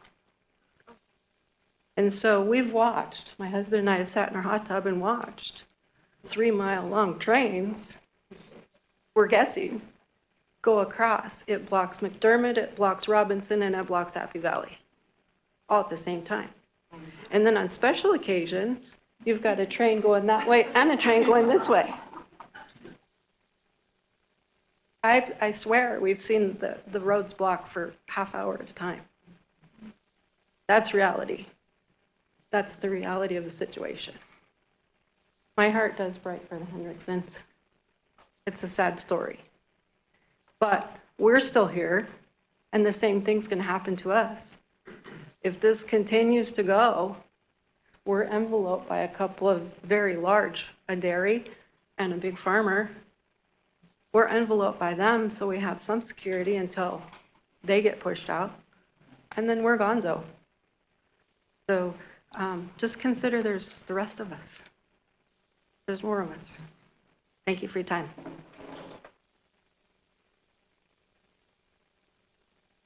I think I'm the last one. Maybe. Maybe. Mark Mitchell, 12355 Landau Way. The one thing about schools I wanted to bring up, the population for aging adults versus 5-year-olds, aging adults will actually outnumber 5-year-olds and under in this nation by 2035. So that's less than 10 years. Our population is decreasing. Now, that's nationwide. Idaho may continue to grow. That could be true because we are a very sought out state. I think that the developer did exactly what we've asked. They put a master plan community together. They did a very good job. They put it together right. There's some light commercial, there's larger lots, smaller lots, high residence. So they've done very, very well. Here's the problem, and I think I've heard this from everybody that stood here. Give us a design for infrastructure before you bring in a project of this size. There's no way. I just drove Lake Hazel for 2 weeks. It's 2-lane, Robinson Road, 2 lanes, Happy Valley, 2 lanes. That's north and south, east and west, Greenhurst, 2 lanes, Victory, 2 lanes, Amity, 2 lanes. How in the world are we going to figure out infrastructure? Where's the money coming from? I'm sorry, we've got less than 10% in federal grants for an overpass. At this point in time, it's 35 million? I have to agree with the young lady, maybe Happy Valley, or the man, Happy Valley might be the way and put it into a 5-lane. Maybe that's what we need to do. The foresight is lagging in this community. And I'm very, very irritated with, I gotta be honest, with the staff. Really irritated. Because it's just kind of like, hold on, we just kind of, well, we got a job, we're stable, we don't care. I mean, they care, but they don't care. It's very irritating. Been going to these meetings for 2 years, and I've seen this over and over and over. Councilman Bills, you asked for a piece of paper or some information. It was wrong information given to you, and they couldn't give it to you before a council meeting? What's going on? You guys are victims of everybody else out here, and the people that you hire are not supporting you. Something needs to happen. Sorry. A little irritated about this. Sorry, Mayor. This is ridiculous. Get the infrastructure figured out, and let's build around the infrastructure. Even if it's not done, just lay out the plan. Get an infrastructure done. That includes not just streets, but that includes sewer and water. That's it. Thank you.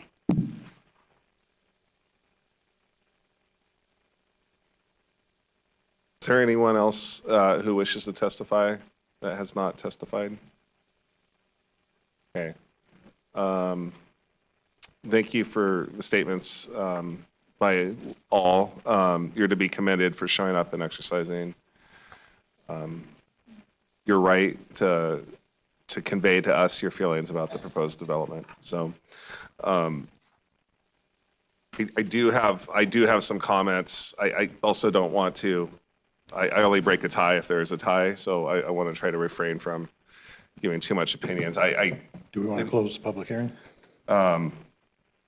We still need to allow the applicant to come up. Okay, thank you. So I want to just, I'll briefly say something. I'm equally frustrated about infrastructure. The cost of infrastructure has gone up exponentially over the last 5 years. Inflation has done a real number, and it's affected your pocketbooks. It's also affected our pocketbooks. I think the cost of an intersection is like double what it was 5 years ago, roughly. So the dollar is not doing today what it did 5 years ago, and that creates real challenges. The other challenge is if you pay for infrastructure improvement today to accommodate growth, you're taxing the existing resident to accommodate the future resident. And so by design, as clunky as it feels, you're waiting for the revenue to come in to then fund kind of in the rears a little bit. There's a lag. So everyone wants proactive infrastructure, but then you're taxing the existing tax base to do speculative infrastructure improvement that benefits the future developer. And most people say, well, that's not fair either. So, we have this system where there's impact fees, and as imperfect as it might be, Idaho is frankly, the state of Idaho has not done a good job, I'll say, in being proactive with growth. And there's more to that, maybe another time. But the state of Idaho has been slow to adopt better practices when it comes to growth management. So staff, I believe at this time, the applicant, I know we've been going, I appreciate, again, the public testimony, but the applicant, you've heard a lot, so have you come up, and we usually allow 5 minutes. However, the unique nature of this, so long as you're responding to items that are brought up, I think it's appropriate to give you the opportunity to kind of respond to everything. So, yeah. How much time do you think reasonably? Mr. Mayor, I'll try to keep it brief. If there's Okay. some specific traffic impact stuff that needs to be covered again, I'd have Because somebody there cover might be a that lot up. of questions, which doesn't count against the time, but since we gave you 15 minutes, which was usually a little bit higher than normal. Usually we get 5 minutes on this, so I think can keep you with that, up to 10 minutes. So is that okay? All right. I'll try to be brief. Okay. And so again, thank you, Mayor and Council, for your time this evening. Bonnie Layton, for the record, representing the development. Thank you for all the neighbors that have showed up to testify. I think we have heard a lot of what we did here at the Planning and Zoning Commission. And I feel like, or I believe that as a development team, we've really put our best foot forward to try to answer some of those questions and concerns in between that hearing and where we are today. And so again, as we've been discussing, this is an area of the city that's projected for growth. We looked at the comprehensive plan, we looked at the future land use map, and we designed a project accordingly. It was also stated that master plan communities are something that this council has wanted to see. I think that's the best way to try to plan. There are some significant deficiencies in the area now. Does this project solve all of them? No. But if this project doesn't move forward, those deficiencies still exist. As it was mentioned, we are providing a mix of housing types. We are providing some commercial. Hopefully, that commercial timing-wise, while that area will be developed and ready, the development of those lots into actual buildings will follow the rooftops. That's typically how that happens. We understand that the city is working towards grant funds for the overpass. This is a long-term plan. It's a large project. We are happy to be part of the solution to that. Without this project, if this project doesn't go forward, the cost of land, just like everything else, increases over time. We felt like we had some very positive discussions with the fire district about a facility in the southeast corner of the site. There's actually already services in that area. So although it's a later phase in our project, that could be peeled off, and there's water and sewer already in Locust Lane. So the development timing for that facility could be moved up. It's not part of our plan for houses, but it could be moved up because there is infrastructure already existing there. Again, we're following the comprehensive plan. We are trying to phase this project in a way that brings units and types of housing online in a methodical way. The traffic impact study, again, if you need more clarification, it identified that there are some deficiencies. We studied a number of intersections.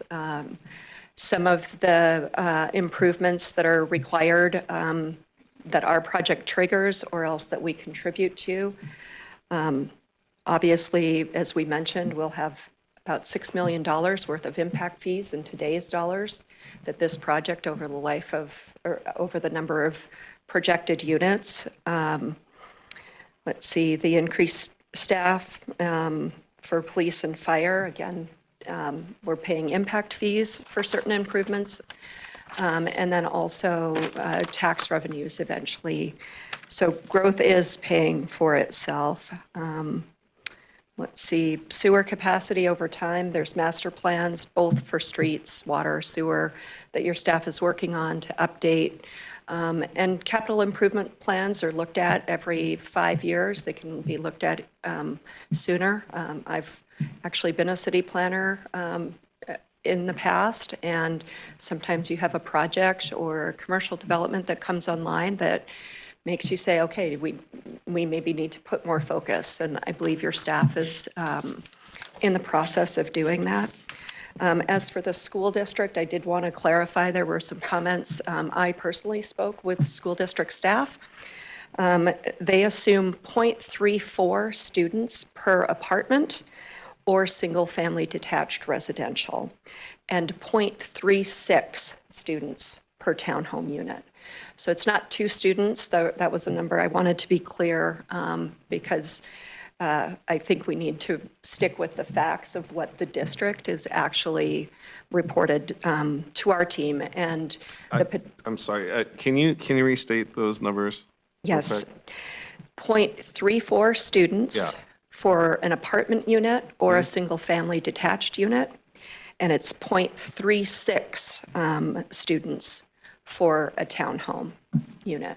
So What about single-family detached ratio? single-family detached and apartments are the same. I was a little surprised at that myself, Yeah, that's, but that's what they're, I'm not going to rebut that, but that's not I not mean, keeping with, national averages. yeah, perhaps it's a large retired population that we have moving to the area. I'm not sure. I mean, I've ran ratios as the prior clerk on number of students divided by family households, and so that ratio is off. I'll Okay. just respectfully say. Well, I'm not blaming you for that. No, I'm just saying no, that that's ratio's fine. off on the single family. The apartment ratio sounds about correct.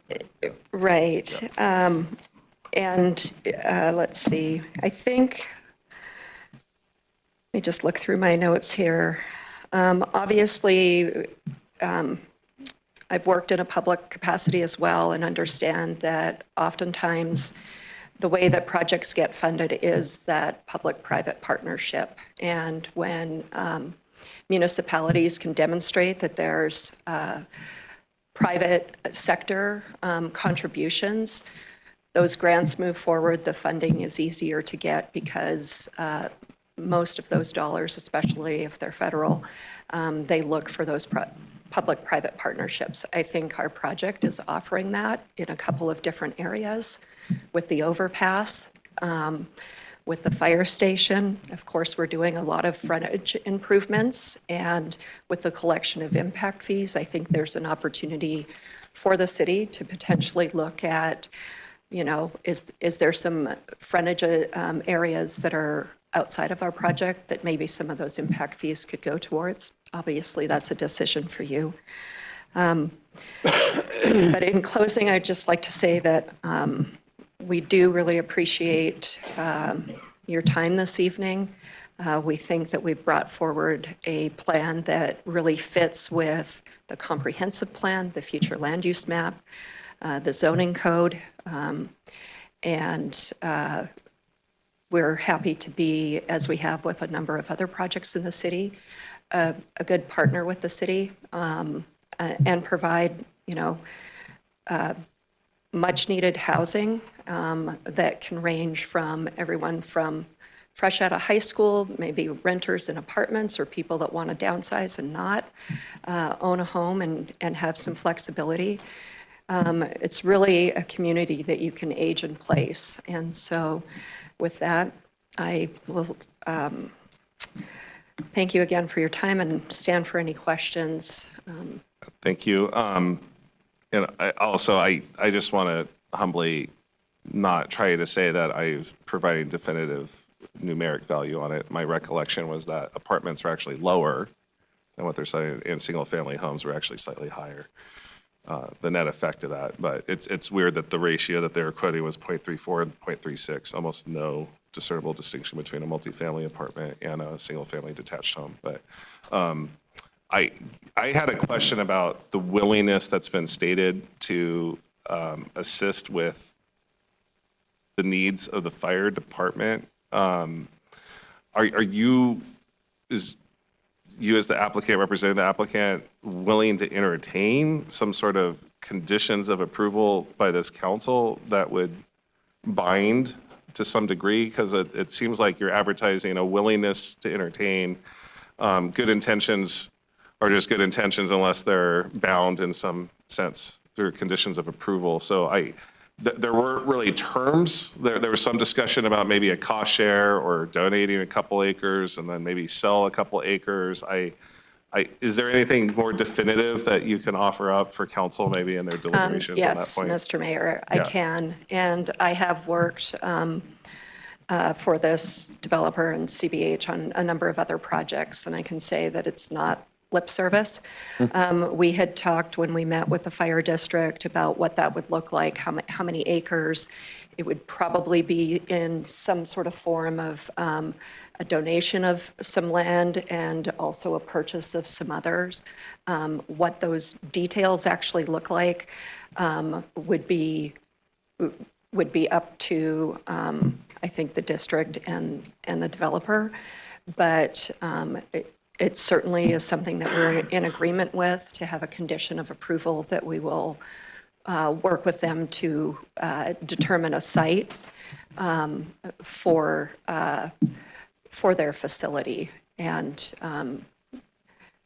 I guess it can be as specific or not specific as the council would like it to be. But as I mentioned, again, just because they identified an area that was in a later phase for us doesn't necessarily mean that it has to come on that late. It could come on sooner because there is infrastructure with the subdivision on the north side of Locust that's already available. So from that standpoint, it could really be a win-win, especially for the folks out there that have testified over the last 2 hearings now that response times are a concern for them. So. Okay, thank you. Council, do you have questions? Mayor? Yes. And I'm going to kick the horse because that was my number one question to ask about the development agreement request. I'm just trying to, for me, this is a significant piece of approval. Yep. Is it something that you know or have a definitive answer from the developer that would be willing to come online in the first phase? Or know anything to that sort? I know we're dealing with an entity that has to build out.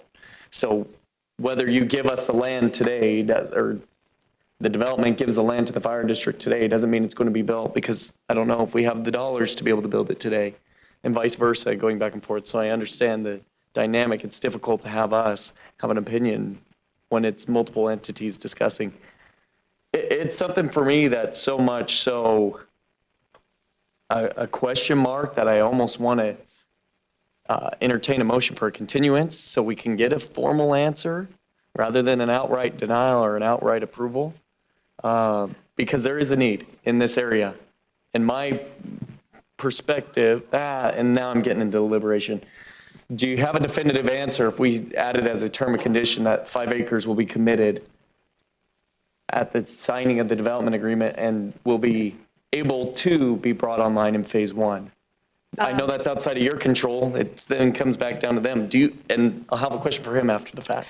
Sure, Mr. Mayor, Councilman Griffin. So when I, in my mind, and speaking for my client, but I haven't specifically discussed the details, I would like you to keep in mind that certificate of occupancy timing. So residents for this development, when are they going to be there creating an impact? And so maybe there's some timing that's tied to that. It's 2 or 3 years out. I don't know what the district has in terms of funds or plans, if they've got enough in their pot to say, okay, this is the timeline that we can do this on. Clearly, from the reports, Station 2 is overwhelmed.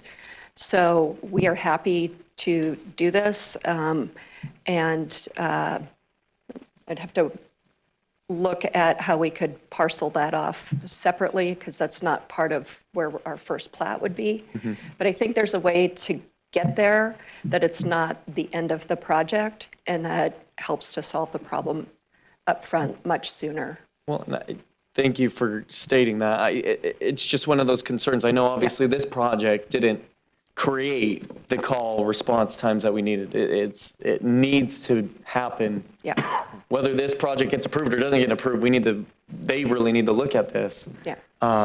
It just so happens that if we add 1,400 homes, it adds to that problem enough, in my opinion, to add it as a condition of an approval from this councilman's perspective. So that's just where I'm sitting at. Thank you for responding. I would anticipate maybe, and maybe your city attorney has worked on a few of these as well, again, timing to certificate of occupancy, that at least the land is, dedicated to the district or something like that. I mean, it's extraordinary, and it's going to benefit not only our residents, but a number of other folks in the area. So, but that would be something that probably, I would expect to work with the city attorney and staff and the district and my client.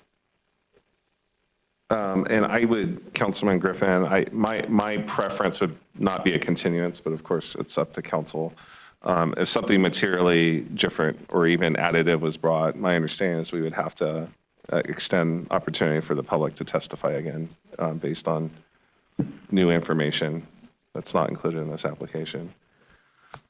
And Mayor, that's a correct statement. There'd have to be opportunity for comment and then rebuttal. So it'd be a continuance of this setting, likely. And maybe it's worth doing this again. This is significant. It's not insignificant. 3,900 people.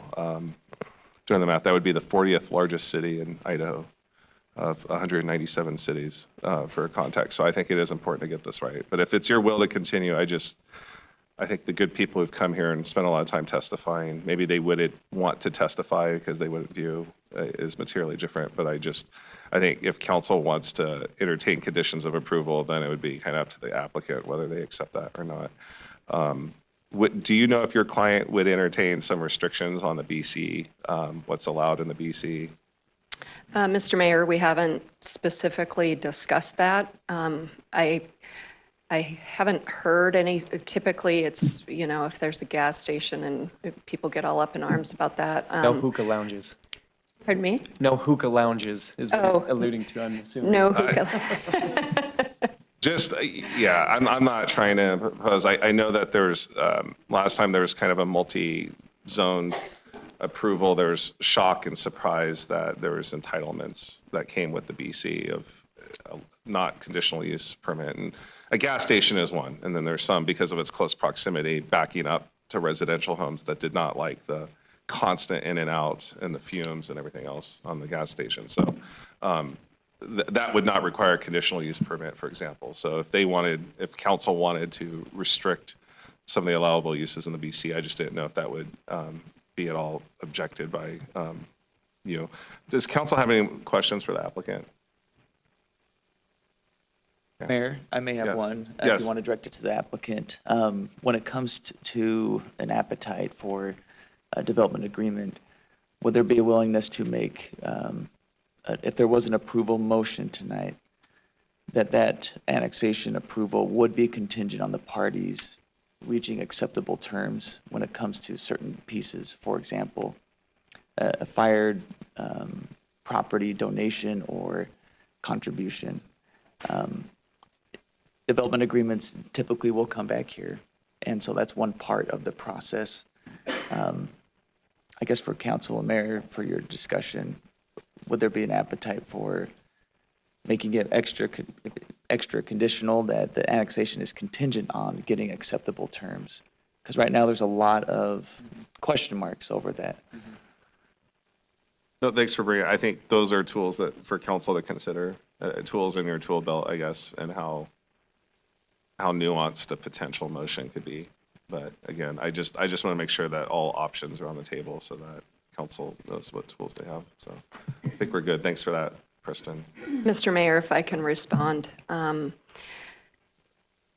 one thing that I would, and we've worked together on other things, is just if there is some specific things that the council would want, we don't want to be shooting in the dark, like trying to come up with a development agreement that misses the mark because it doesn't have, we haven't restricted hookah bars or something, So if that's something that the council does want to see, I would ask that you try to be specific in some direction, I think. Otherwise, we'll be doing a lot of work and guessing. Oftentimes, what I see in projects like this is there's, so fire, we're tasked, again, we generally take it to a timing of certificate of occupancy or something for fire, for example. You've got to have that piece figured out. I've done some other planned communities in some counties.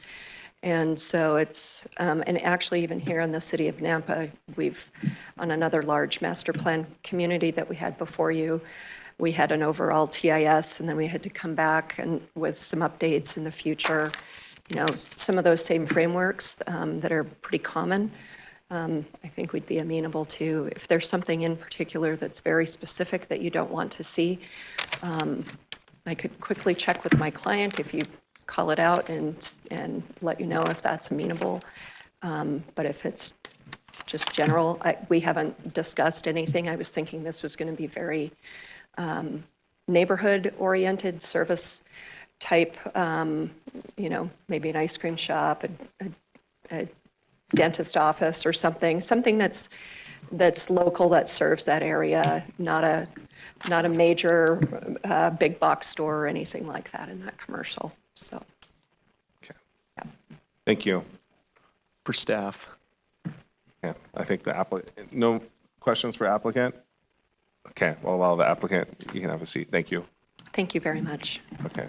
You have a question for staff? Thank you, Mayor. As soon as we close public hearing, I have a question for staff. Chief Marshal, it's for you. We can close public hearing or. So moved. Yeah, okay. Okay. Okay, all in favor? Aye. Okay, all right, public hearing's closed. I'll go next after him. Okay. If they were to commit the 5 acres of land to build a fire station today as part of a development agreement, would the fire district have impact fee dollars and funds available to construct that firehouse and staff it within the next 5 years? Mayor, Councilman Griffin, I cannot give you that answer in numbers or dollars right now. There is impact fees that have been collected. What that specific number is for you, I can't give you that number. I'm not authorized to enter into any sort of contractual agreements for the fire district under this evening's annexation. So it'd be something that we'd have to sit down with the developer, have to sit down with our commissioners, and take a look at what dollars are available and to build out what would be needed, depending upon how we create the agreement with the developer. And I'm sorry to make it so pointed. I know for your direction on the development agreement side, kind of narrowing that in. Off this project then, are there dollars planned to build a new fire station somewhere in this vicinity in the next 5 years? In our future projections, not in this location right now, based off of our software that shows us where our hotspots are, where the city's growth is. This area is not in that area right now. And those numbers are based on this development? 3,900 homes could significantly change that? Or 3,900 people, 1,400 homes? 3,900 homes? Over 20 years. It's over the time frame. Would it significantly change it? So when we look at where we're putting a fire station, it's based off of the call volume in that area and the growth going to that area. And so if you look at what we have now, I believe it was just 2.5, maybe 3 years ago, we were thinking that maybe this would be an area where we would probably grow out. What has actually shown now is that the area it's north. And so we are currently looking for land in that area to be able to meet the need that is growing in that area. Yeah, I want to make a comment, and I know Councilman Reynolds has the next question. I want to respectfully respond. I know there's frustration shared in some testimony about staff. I'm not going to lecture here on the Local Land Use Planning Act, but there's laws that govern how land use decisions are made. And as the applicant has noted, just for the record, just want to state that what they're asking to do is something that the city has advertised in its comp plan and future land use map. And I know this does cause some frustration to citizens, and it does cause some frustration to applicants too when they come in doing what the city says they want, only to be met with some challenges. I just want to say in that process, city council, me as mayor, we adopt the comp plan and we adopt the future land use map. Is it perfect and is it correct? Maybe not in many cases. And when staff is assisting an applicant, and I can't speak to whether there's references to maybe mistakes that have been made in past, I don't know what all is referred to, but I just want to make clear that the planning and zoning staff, the planning staff is following the Idaho law that governs the rights of an applicant to request. And what is being requested oftentimes it disagrees with maybe even what the comp plan is. So sometimes you'll see an applicant ask for something that's different than what the comp plan contemplates and whatnot. So I get there's a lot of frustration, but I just want to defend the city staff that they're not imposing their vision with the applicant on just imagining what should be over this undeveloped land. It's the city has a comp plan, and it's really important right now. We're updating our comp plan, so I don't want to make this a plug for the comp plan update, but it's so important. I've said this repeatedly. It's so important for us to get the comp plan right, because once you kind of advertise that as what our planning is, staff is doing what they're tasked to do. And so I do want to say I appreciate our staff and just say that we own the comp plan and we own the future land use map. And at the same time, the reason we have public hearings is sometimes we get this feedback and you realize our comp plan might not be correct. And it's really awkward when you find out, years after the comp plan's been adopted in the future land use. But, this is how governance works, and this is how public input works. And these are difficult decisions. And, but I do want to defend staff at least to the extent that, we're following the laws of the state of Idaho and following our comp plan. So, Councilman Reynolds. Thank you, Mr. Mayor. I've been saving up my comments and have some notes. Yes, I think you have here, 30 minutes if you want time. So fantastic. Here we go. About 10:40, I'll be done. Sorry, carry on. Yes. So on the piggyback of what you just said, that was my first thing on my list. And Mark, you can yell at me. I'll buy you a cup of coffee and you can yell at me back, but I'm going to stand up for our city staff. We have some phenomenal staff in the city of Nampa that work hard every day, sometimes for not very much money. We get compliments on them all the time compared to other cities. So kudos to them. We're 750 employees strong. We probably have some bad ones. I don't know. We're not in the weeds operationally, but I do know that what we do get around, we have some fantastic staff, and we get compliments on our planning staff and our streets and public works all the time. So you can yell at me later, Mark. That's fine. Mike, I have a question for Daniel on the sewer and water. They talked about phase 2 needs of this project and running out of, I'm not sure what we're running out of. Is it pipe size, or are we running out of, what infrastructure are we running out of? So Mayor, Councilman Reynolds, this area, the trunk line that will serve this area for sewer has a certain amount of capacity. This is an area that over the years, the impact area has grown. And so different iterations of the master plan had different line sizings. And so there are some very old lines that go back to the wastewater plant that were put in back in the 60s and 70s, that in order for the full development of this project would need to be replaced and upsized. And so as I stated earlier, the commitment to serve a property is not at the time of annexation. Our policies in the city are that commitment to serve is vested at the preliminary plat or a building permit being issued. And so where there is not a preliminary plat with this, they would, if this were approved and to come back, they would come back with a preliminary plat that we would evaluate to say, are we able to serve this full preliminary plat with the existing capacity? If not, then that would trigger the need for improvements back to the plant to serve that. That's an analysis that would come at a future date with those plats that come in.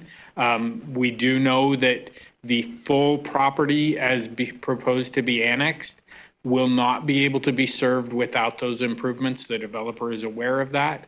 And so they will participate in that, or there are, as the city works through our plans and does things, depending on the timing of that, there will likely be a combination of public-private partnership to to help complete those improvements to be able to serve that, the rest of this property and other properties in this area as well. Mr. Mayor? Yes. I have one more question, and then I have a comment that I'll make after I get the answer. This one, and just to rebut that, I was just going to say, or not rebuttal, just a comment. We can't install infrastructure for stuff we haven't annexed, so that's important to remember, and you hit the nail on the head there. My next question is for Crystal. Crystal, can you tell me what roads in this area do we have control of, if any?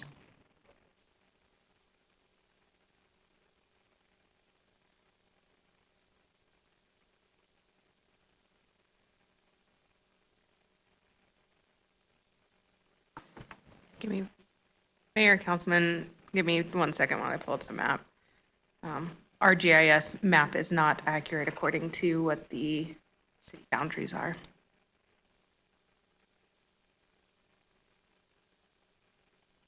So Mayor and Councilman Reynolds, I can probably speak to that. There are, so Greenhurst west of Happy Valley is the cities. The Greenhurst east of Happy Valley is the highway districts. Happy Valley itself is, there are some portions that are annexed into the city limits and are ours. There are some portions that remain with the highway district. And if I remember correctly, there are some agreements that, with the highway district that allow for, some portions that are in the city limits, they do some maintenance on, and we do. So Happy Valley is a little bit of a mixed bag as you go up towards, in this area and as you go up towards the freeway. Okay, thank you. I'm sorry, Councilman. I'll also note the further east you get, the less obviously Nampa owns, and it's Nampa Highway District, number 1. Okay. And my comment, I'll try not to turn this into a lecture. For those of you that have been paying attention to the legislature this year, especially with the budget cuts and the budget crisis they claim, that has happened because of the way that they've been doing their budget the last couple of years, and they've been cutting taxes, cutting taxes, cutting taxes. Cutting taxes sounds great until you realize that you can't take care of what you need to take care of.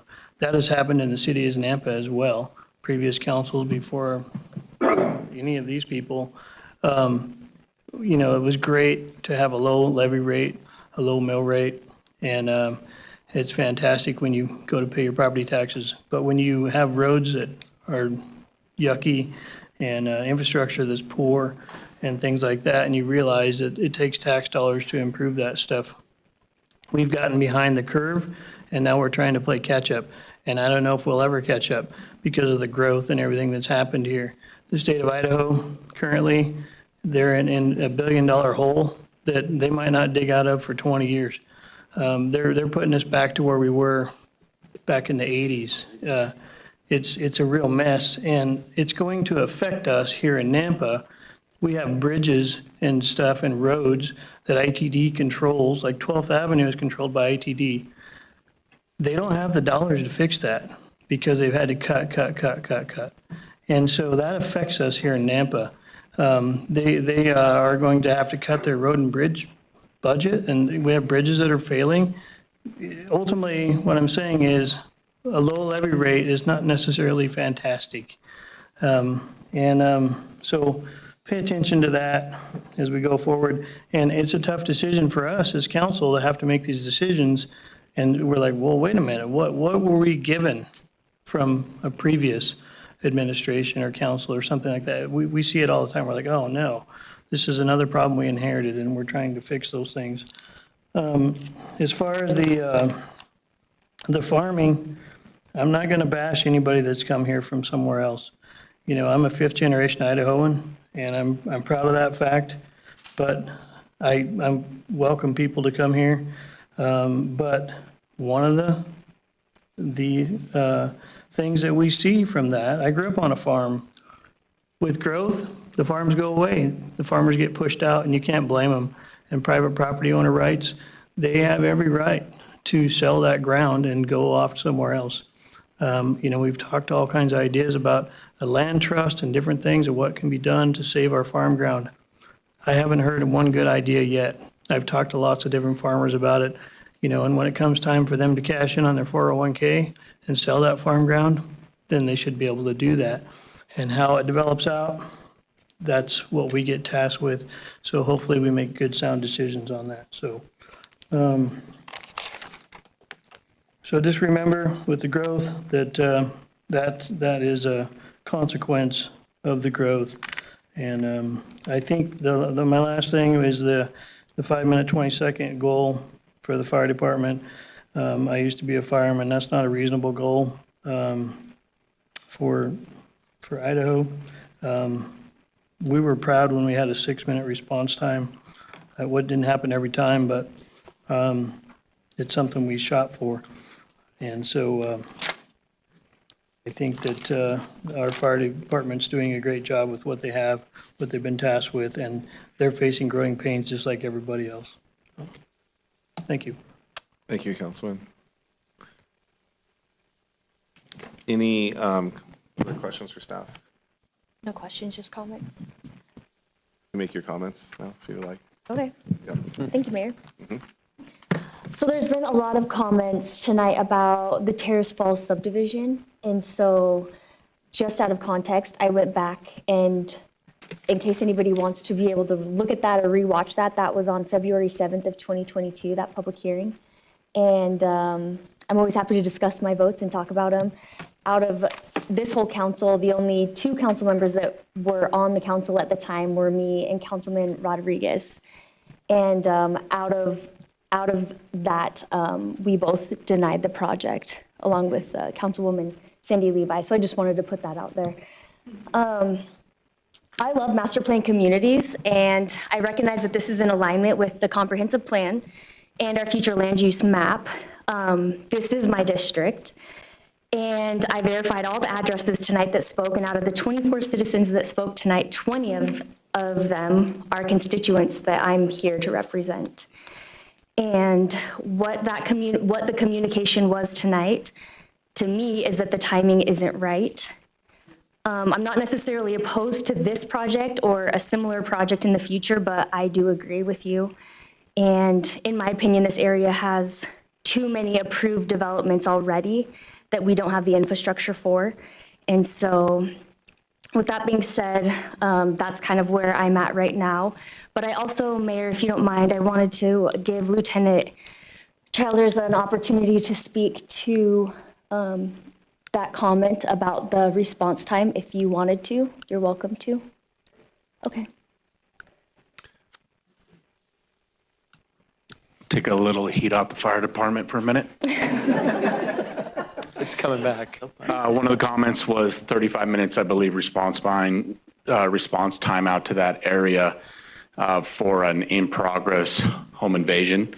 First and foremost, we wouldn't send one officer. We'd send as many as we could, and that would be lights and sirens. So with that being said, I'm going to follow up, get the case number for that incident, kind of fill in the blanks for me of why that took place. My name is Brad Childers. I'm a lieutenant over our patrol division. So when officers respond to major incidents like that, I get feedback. Currently right now, I've been up and down, I apologize, but we had a cop car hit on the freeway. So it's a busy night every night for us. So we take those responses appropriately. So we'll look into if that happened in 35 minutes. In my career of 20 plus years, it's never taken 35 minutes to get a cop to your house in the Treasure Valley if someone's breaking in. So we'll look into that. Was there any follow-up questions you have for me? That's everything. Thank you. Is the officer okay from that highway accident? Yes, she was okay. She was out checking on another crash and a DUI driver hit her. Oh, my gosh. It's a bunch of crap. Mayor Hugabone. Thank you, Lieutenant Childers. Appreciate you. Councilman Rodriguez. Okay. I have a real love for ag land. I got to tell you that. And you have more priority than most. I think, and I hope you sell your property, but I want to say this much to all you folks. Public safety is important to me. I'm a retired police officer. And in 2012, when I was a detective, I responded to a call from downtown Nampa all the way to Locust. It took me 8 minutes, and I was traveling fast, code 3. Now, I can do it, but I'm gonna scare some people. Because they won't get out of the way. And there's too much traffic. So public safety is a huge thing for me. In these developments, where we, established homeowners, are having to pay for more police officers. And lately, we haven't been able to. The more our city grows, the less amount of police officers we have, and that's backwards. Now, I've been to calls where I've been all by myself, and I'm only 5'7", and I've had to fight a 6'5" guy who's mean. Luckily, I tased him, he's no longer a problem. But unfortunately, that's our situation right now. Now, fire. Fire's in the same position as we are. Now, I know that that the developer wants to give land for a fire department, but I'm really concerned that we want it now, not 8 years from now or 10 years from now. And we want to be able to I'd even fund it if I could. We all will, actually, because it's important. Right now, it scares me that all you folks live out in the middle of nowhere from downtown Nampa, and we can't get there. That's just not right. So let me talk about the overpass. It's a good thing for that overpass to go over. There's been too many accidents there on Robinson Road. The gentleman that said should be on Happy Valley, yes, I agree. Can we do it? I don't know. But the 35 million, oh my gosh, how are we going to pay for that? That is just a wish come true, folks. It's not, we haven't made a concrete decision on that yet. We sure want to, let me tell you. And I know that our transportation director is really working and pushing on that, because we know that the issue of traffic and congestion. The other thing is, when you have density, let me draw a bigger picture here. You have houses, let's say 100 houses, low density, isn't it? Then you build others around it. Then becomes medium density. And then you have others around it. Now you have high density. This is a high density in this area, all around it. The more houses you put, the increase the density. Sure, it says the zoning is medium and low and high, but when you put so many apartment complexes in one area, to me, that's high density. So, in the newsflash, there ain't a fire truck fast enough to get to you when you have apartments and houses this far apart. By the time they get there, you're done.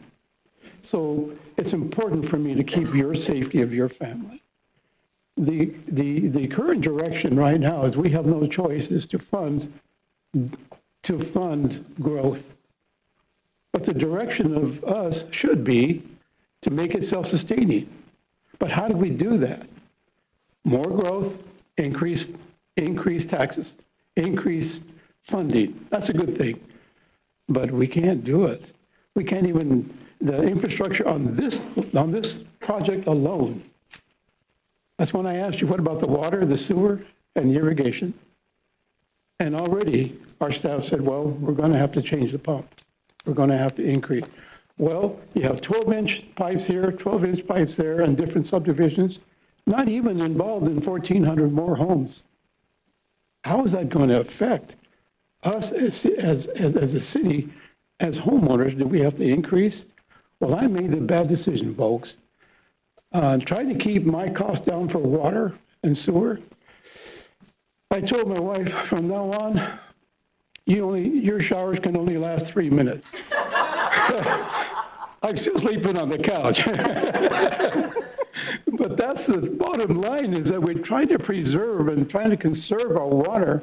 But folks, the more that people come here, the more we have to give our water.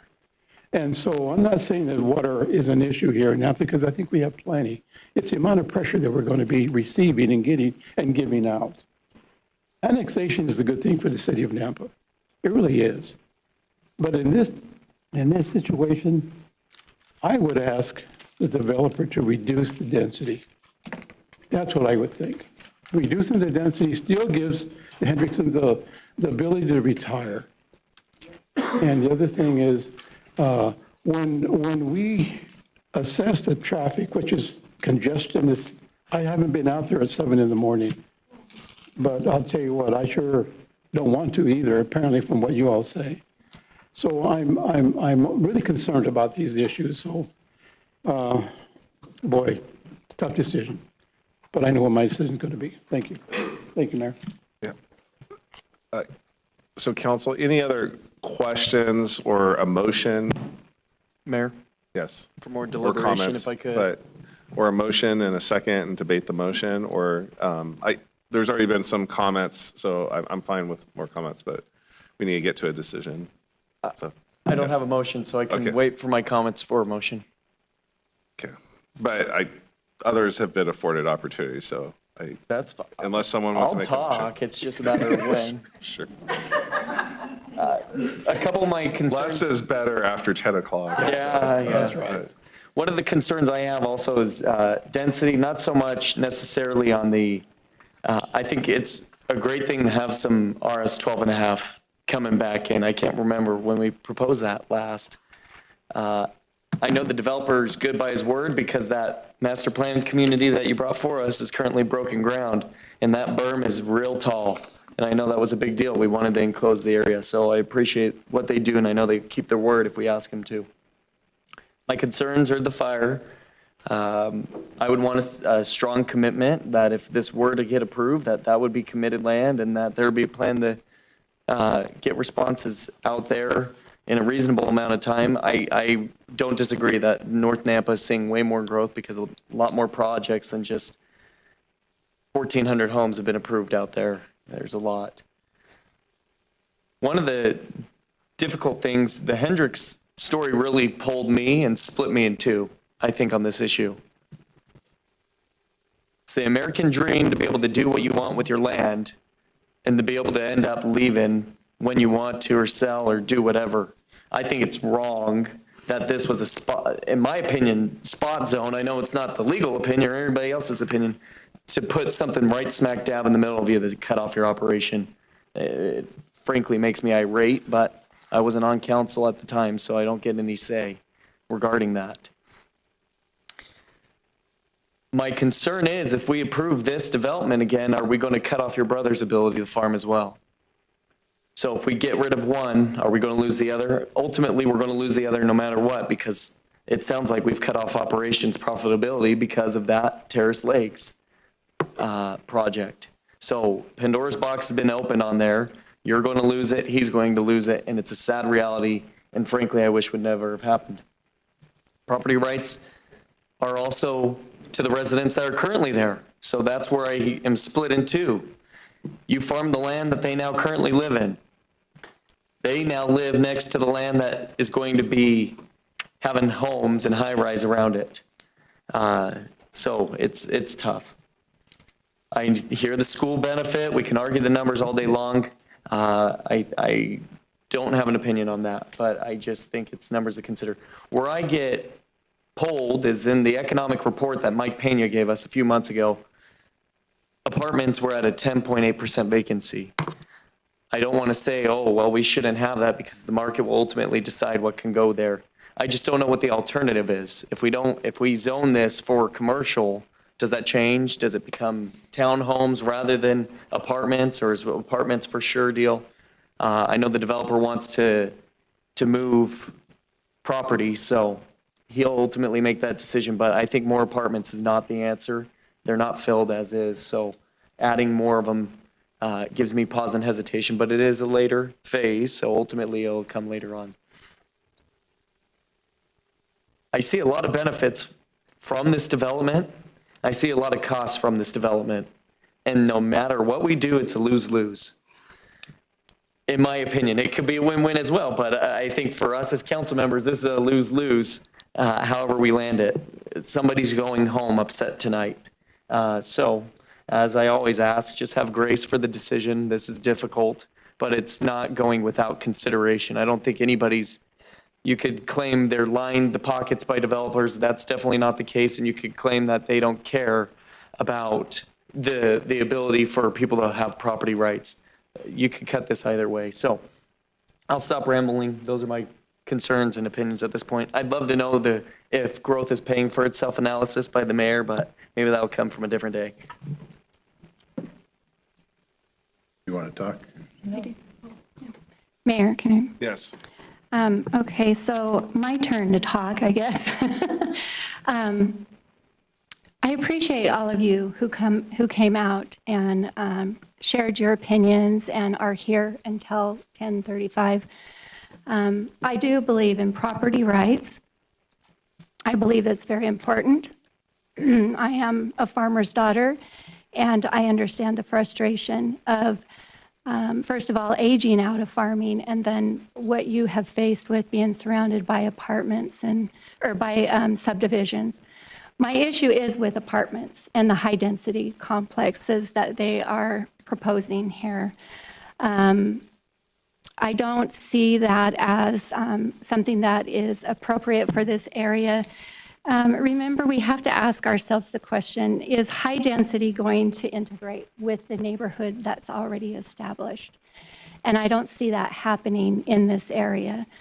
So that is a big concern for me. I'm also concerned with, how close the builds are as well. I think somebody mentioned you could jump from roof to roof.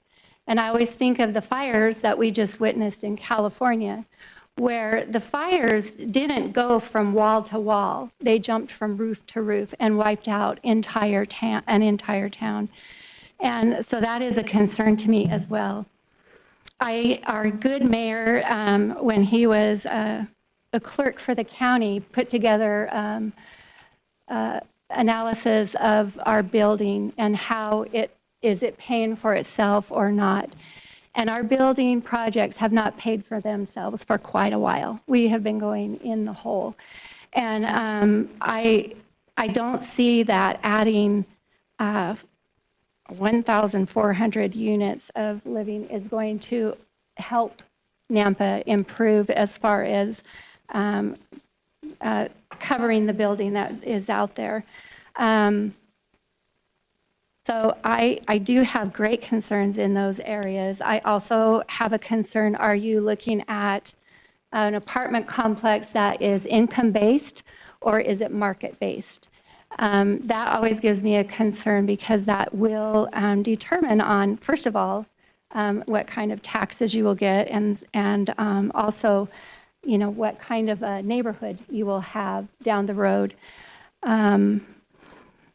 A lot of things were promised, and I appreciate how the builder and his assistant that presented their willingness to work with the city and the neighborhood.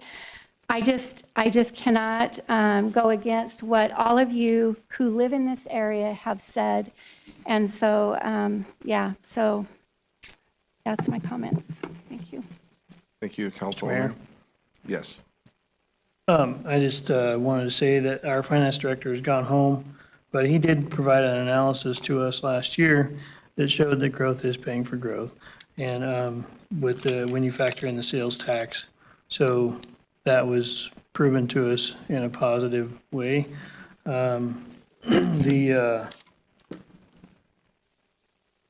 of what the other thing was I was going to say.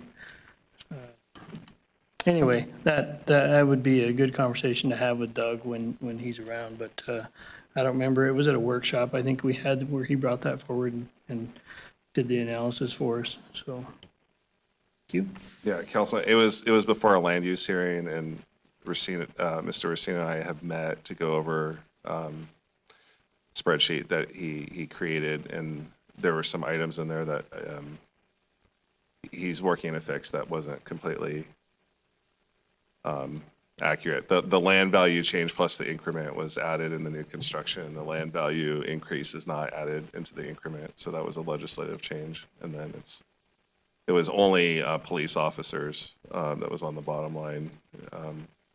And so even on here, it's just police officers plus support staff, but we have other obligations beyond just police. So all that to say, it's a complicated it's a complicated picture to get, but it's an important picture to get what the full implications are. Sales tax is based on a prorated share. The formula, that's a whole other issue. The formula does not reward us for sourcing revenue to the state.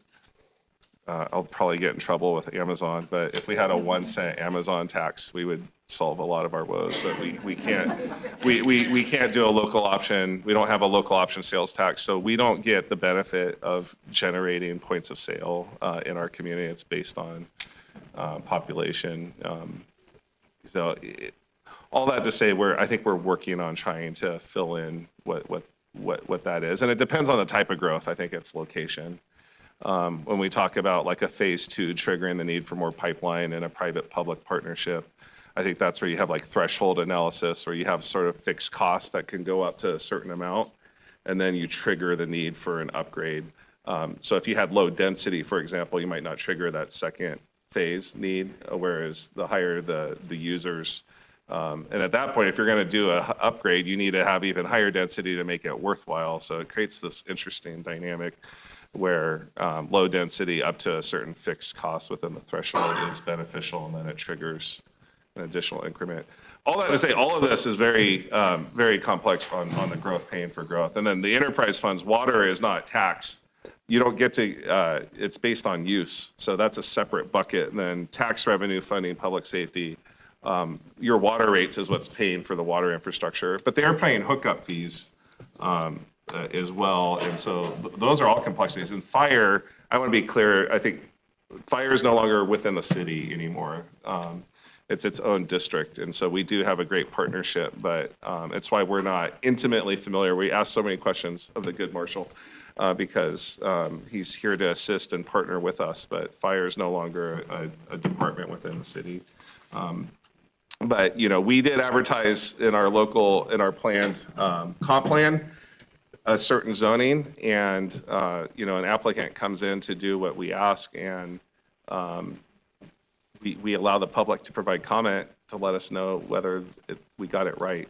The thing that troubles me a little bit is, as Councilman Reynolds brought up, the legislature's talking about potential holdbacks on money that transportation funding.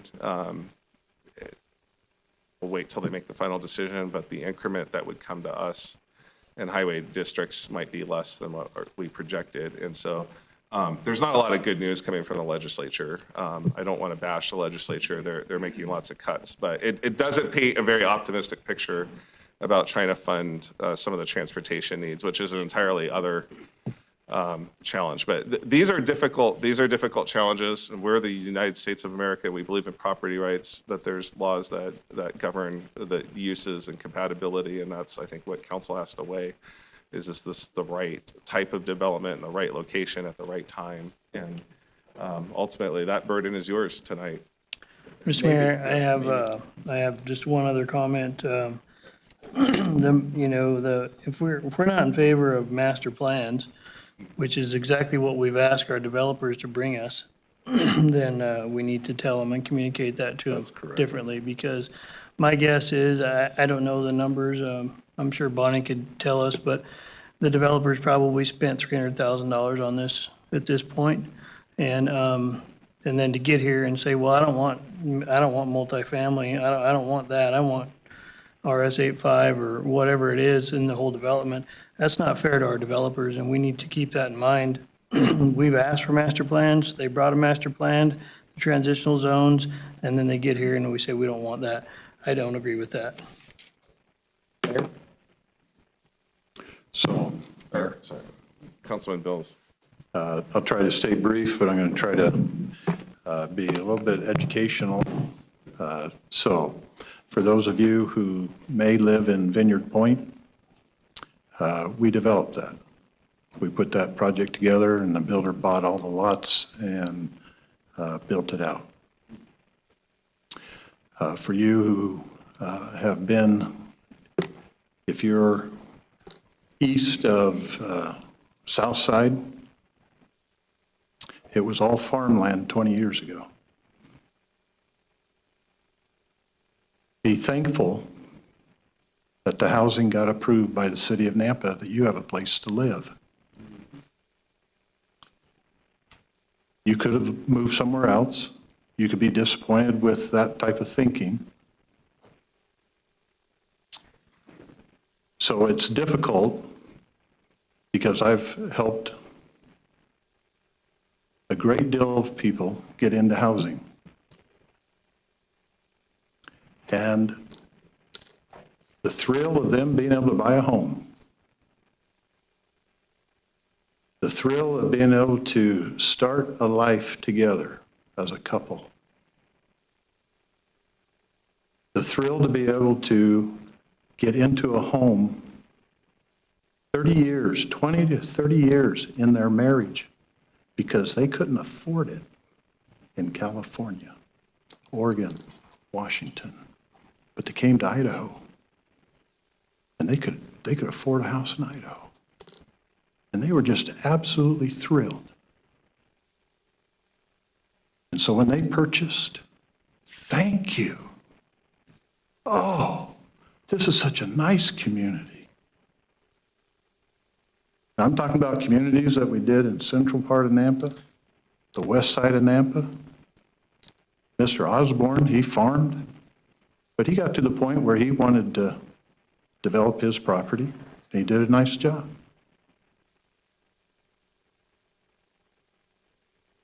But all of that ground that most of you are living in, checking the streets, was farm ground 20, 23 years ago. And Greenhurst had a four-way stop at Happy Valley. And for some of you, if you go to Southside and Kings Road, there's two bridges there. And there's a dilapidated building to the east of those two bridges. That was the convenience store for King's Corner. And we crossed the railroad tracks, and it was blocked. And the cars would back up a mile, all directions. Couldn't get across there. And it wasn't because the big freight trains were coming through. It's because they were backing up and unloading cars, and pulling forward. 4:30 in the afternoon, the traffic backed up a mile, all directions.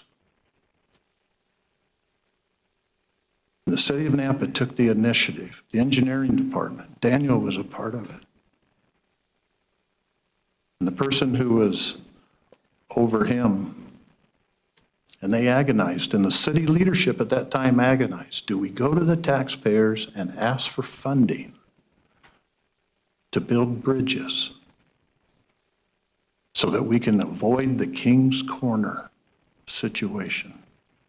And the citizens of Nampa passed the GO bond. That GO bond paid off a year and a half, 2 years ago.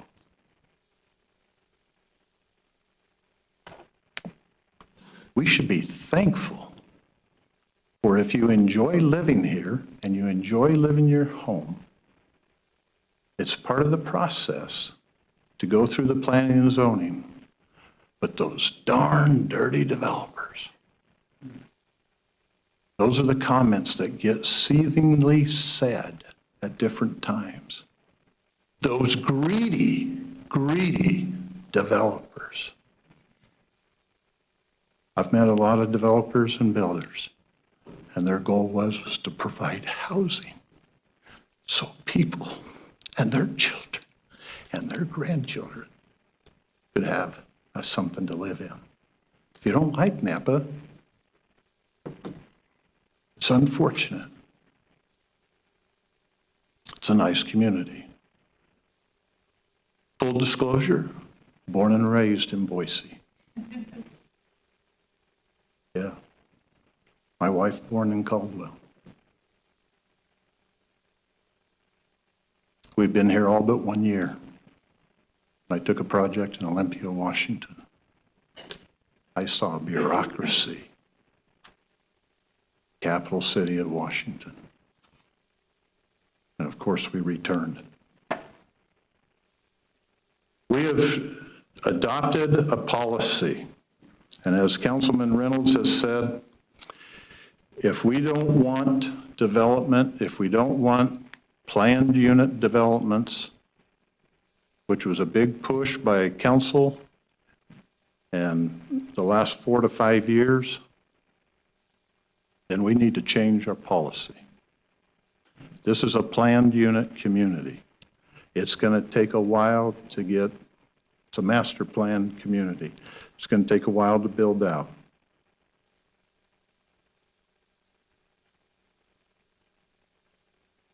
I understand those who have been here 3 years, 5 years. You got it. You got here. I understand that. The last year, I've heard of rock hammer and dynamite behind my place. Because a large company has been able to afford buying the ground and doing the earthwork that's required. I agree, it's annoying. I've also seen the benefit of housing being provided for the public. So from my side, is it a perfect project? Maybe not, but I think there's a great deal of likability. I think it has potential. I think it will take 10 years or more to build out. I don't think it's going to come all at once. The unfortunate part is the development community donates the right-of-way. Impact fees are supposed to help pay for the right-of-way. I see one person shaking about that. I've signed deeds, I've dedicated right-of-way. I've tried to build out and widen roads, but I was told no, because the landowner didn't want to dedicate the right-of-way and didn't want the trees taken out. And so there's areas that you drive probably every day, because 20, 25 years ago, property owner said, no, you're not going to touch my trees. So before council is this plat, and from my side, I think the developer has put together a good plan.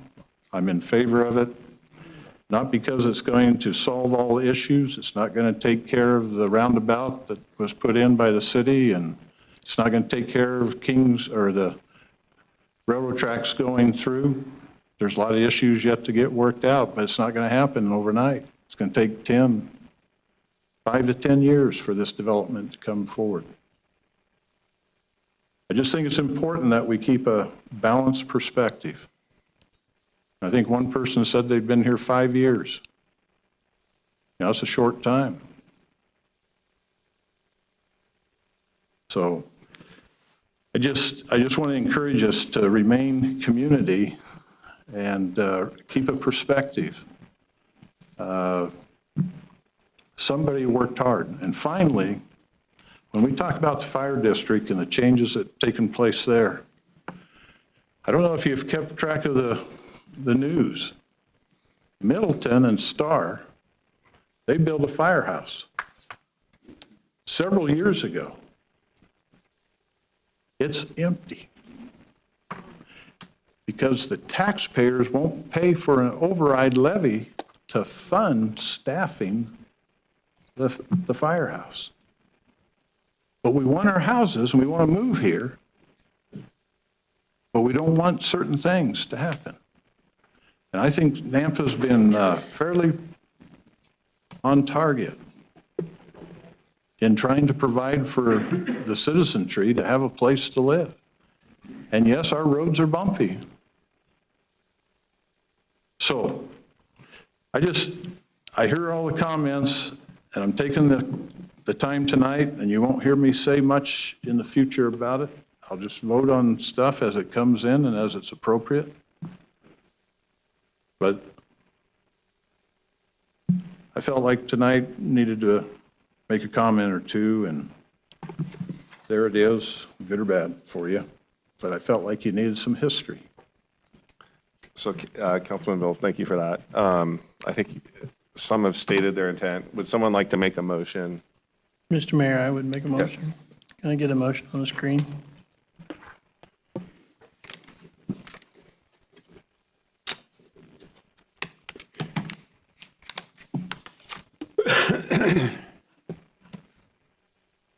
Mr. Mayor, I move to approve the project as stated on the screen. Second. Okay, we have a motion and a second to approve the project as it's stated on the screen. Any additional comments or discussion from council? Yes. One last comment from me. I appreciate the developer's interest in developing in this area. I echo some concerns about the commercial use of apartments there. I hope if this does end up failing, that you come back with another project or property. I think a lot of people stated they're not necessarily opposed to the project, and there's a lot of benefits to it. I think there's just some elements that give people heartburn, gives you time to work out firehouse discussions and other remedies that could be more definitive. Yeah. So the motion and the second is to approve as stated on the screen. If there's no other questions or deliberation, the clerk will take roll. Fogg. No. Pingula. No. Rodriguez. No. Griffin. No. Bills. Yes. Reynolds. Yes. Okay, so that takes us back to square zero. Mayor, Yes. if I could get the next slide, please. Yep. Oh, there's no quick brief language, so I'll just state it like this. Mayor, I move to deny the annexation and zoning of this project as stated on the screen. A second. So I apologize. Sorry I need to give I know, facts and please. findings. Yes, yes. Give me 2 seconds. You got to fill in the blank Yes. behind Mayor, the because. I would argue that this project has not met the following on the zoning portion, subsection C, the proposed amendments is and are or would be in the interest of the public and reasonably necessary. At this time, I don't believe that they are in the interest of the public. I think there's still concerns with the fire measures that need to be worked out, the traffic concerns, as well as the density not being conducive to the area. Additionally, with that, section B as well, the proposed map amendments are or would be for a proposed use or set of uses that would be at least reasonably compatible with the existing adjoining property uses. I believe high-density commercial is not necessarily and is not reasonably compatible with the area, especially on the outset in the northeast corner or northwest corner of the project. And A, B, and harmony, I believe that is met. So B and C of that section, and as well as C on the annexation findings. There's no annexation findings that I would contest. So B and C of the zoning findings. Are you needing some on annexation as well? Or is just zoning fine? Zoning would be preferred, and if you want to add anything for annexation, that could be helpful, but not as required for the zoning, because that's quasi judicial. Annexation, I don't have anything. I think those were met on the annexation front, so just on the zoning. Mayor, point of clarity, the density not being conducive, but it's in our master plan community, or it's in our comp plan to have a master plan community here. So do you stand by that, or do you want to pull that out? Let me rephrase. Residential mixed use is the future land use map. That's a part of the comprehensive plan. I believe this level of density is not conducive with the future land use map in this area for those densities. That would probably be my B. And you can add more to it. This is not just a me show. So if you have more reasons why you voted no on the last motion, please. I want to just pause and make sure that we understand the motion. The clerk has been writing furiously, so Can the clerk, or we need to know, do we know what the motion is? To deny, because element B and C of zoning are not met because of density concerns as well as interests of the public concerns with traffic and fire concerns. And really, that is just the deliberation rationale for the underlying decision, not the actual motion itself. So Okay. no need to capture all that in it. Thank you. Sure. I see Director Ashby shaking his head, legals. Mayor, I think he's also addressing, sorry, give me a second, let me find the denial one. These comments that have already been proposed as a denial, if that's the direction you take. Yes, thank you. Okay, okay. I'm not trying to meddle, I just want to make sure that the motion's understood and clear. Okay. All right, is there a second to that motion? I'll second that. Okay, there's a motion and a second. Is there discussion, deliberation on the motion? Okay, the clerk will take roll. Skog. Ingula. Yes. Bills. No. Reynolds. No. Rodriguez. Yes. Griffin. Yes. 4 in favor, 2 opposed, motion carries. Okay. I make a motion to adjourn the meeting. Not yet, we still have we still have new business. So that concludes 8-3, sorry. Motion to adjourn. No, I guess we still got some business items. Yes. All right, that concludes 8-3. Sorry, public, thanks for your 11 o'clock. your patience I know. through this. Already 11? Do we know where our brain is? Yes. Doctor's note for tomorrow. Yeah. They get a mayor's note. Yeah. We already did 5-5, correct? Okay, we're gonna go back to 5-6. Thank you. Are we okay, council, to power through? Remind me. Okay. I'm thinking we're at the end. I forgot about So the moved. other item. Council, are we good? That much right now. Okay, 5-6 is an action item to authorize the mayor to sign an agreement with Idaho Power Company for design services in the amount of $1,164, sorry, for the annual lift station Skyview upgrade project as part of a larger change order to come before council at a later date. So moved. Mayor? Yeah. Just Yes. clarification, is this coming out of the general gov budget? No, it comes out of Waterworks. Thank you. That's all I need. to say for the John, record. can you confirm that it's coming out of Waterworks? The question is on the budget that it's coming out of? Mayor, John Spencer, Director of Water Resources. It'll come out of the water renewal facility. This is a lift station for the Thank you. wastewater department. Appreciate it. Okay, motion second. Any discussion, questions? No, the clerk will take roll. Skog. Yes. Bills. Yes. Rodriguez. Yes. Griffin. Yes. Jingula. Yes.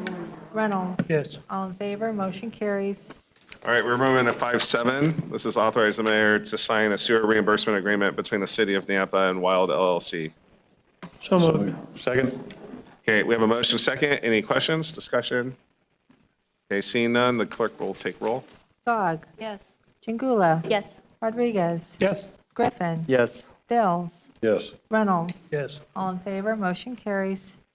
All right, 5-8 is to award a bid and authorize mayor to sign a contract with Idaho Grading and Trucking. This, we will need an updated number, I believe, so we're good. NDC did approve this morning, though, to fund the full amount. Can you clarify, Crystal? Yes. Okay. That's correct. So I think it's important to just note on the record that you're authorizing the expenditure on this, but NDC is going to cover this. And correction is 5-9, 5-8.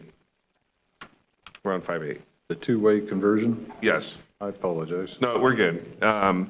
So is there a motion to award this bid? Okay. Move to approve. Moved by Griffin, second by Reynolds. Any questions or discussion?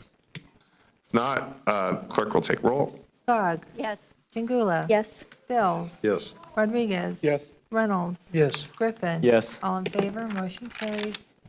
All right, 5-9 is to award a bid and authorize mayor to sign contract with Granite Excavation, Inc. For the Matthew Peltzer Trailhead at Wilson Path project in the amount of $734,442. So moved. Second. Okay, there's a motion second. Any discussion? Yes, Mayor. Yes, Councilman Rodriguez. I spoke with Heidi today, and I would ask if that the council, the mayor, or the transportation department figure out if we can put a sign up indicating what he was, what he did, history about. So I think if we can get that done, I would put that in the motion if we could. I don't know how much it's going to be. Yeah, I know that's It would not be- included. Councilman Rodriguez, I asked the same thing. I had assumed that this project was going to include some sort of signage to honor Mr. Matthew Peltzer. He was a member Right. who died tragically in a helicopter Yes. accident, if I recall, and he was a Nampa resident who loved this pathway, so this is named after him. Can you confirm that, because the answer I got was this does not include anything of that sort, but we had maybe discussed possibly trying to work maybe with Warhawk or whatnot, but this dollar amount is not covering Right, okay. those specifics. I think the intention is shared. I want to believe all of council believes that there should be something of that nature. Yeah. So I think it should come back and be put on another agenda. Okay. Should have facts and figures, and so that we know what we're saying yay or nay to. I Okay, agree, Mr. Mayor, this is a Alright. contract amount, so I say we approve the contract amount and then come back at a later time and approve the plaque. But I mean, in terms of the request for signage and special signage and all Right. that. So we have a motion and a second. Are we good with proceeding with this? And then is the request to come back with maybe an additional item that would cover? Yes. Crystal? Mayor, multiple councilmen, I guess that's the Yes. question. You are correct. So this is just to do the actual construction of the project, and it will be named after him. If council would like us to develop a sign or a plaque of some sort, this is on city property. We have enough money within our operating budget in our traffic division to design and install that type of signage at will. So are you saying we're good within the budget to cover that request? Yes. Okay, does that mean with the satisfaction? Yes, thank Okay. you. All right, so the clerk will take roll on this. There's a motion and a second to approve this. Gog. Yes. Bills. Rodriguez. yes. Griffin. Yes. Chingula. Yes. Reynolds. Yes. All in favor, motion carries. All right, there are no proclamations. We already did public forum. We've gone through public hearings. I know it's late. Two of these exec session items are urgent. And so I would request a motion to adjourn into executive session. One, let me state, one is for subsection C, that's to acquire an interest in real property not owned by a public agency. F, to communicate with legal counsel for the public agency to discuss the legal ramifications of and legal options for pending litigation or controversies not yet being litigated, but imminently likely to be litigated. And J, to consider labor contract matters authorized under section 74-206A1, subsection A and B of Idaho Code. So moved. Second.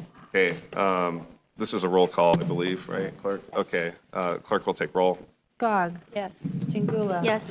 Bills. Yes. Rodriguez. Yes. Reynolds. Yes. Griffin. Yes. All in favor, motion carries. Okay, thank you.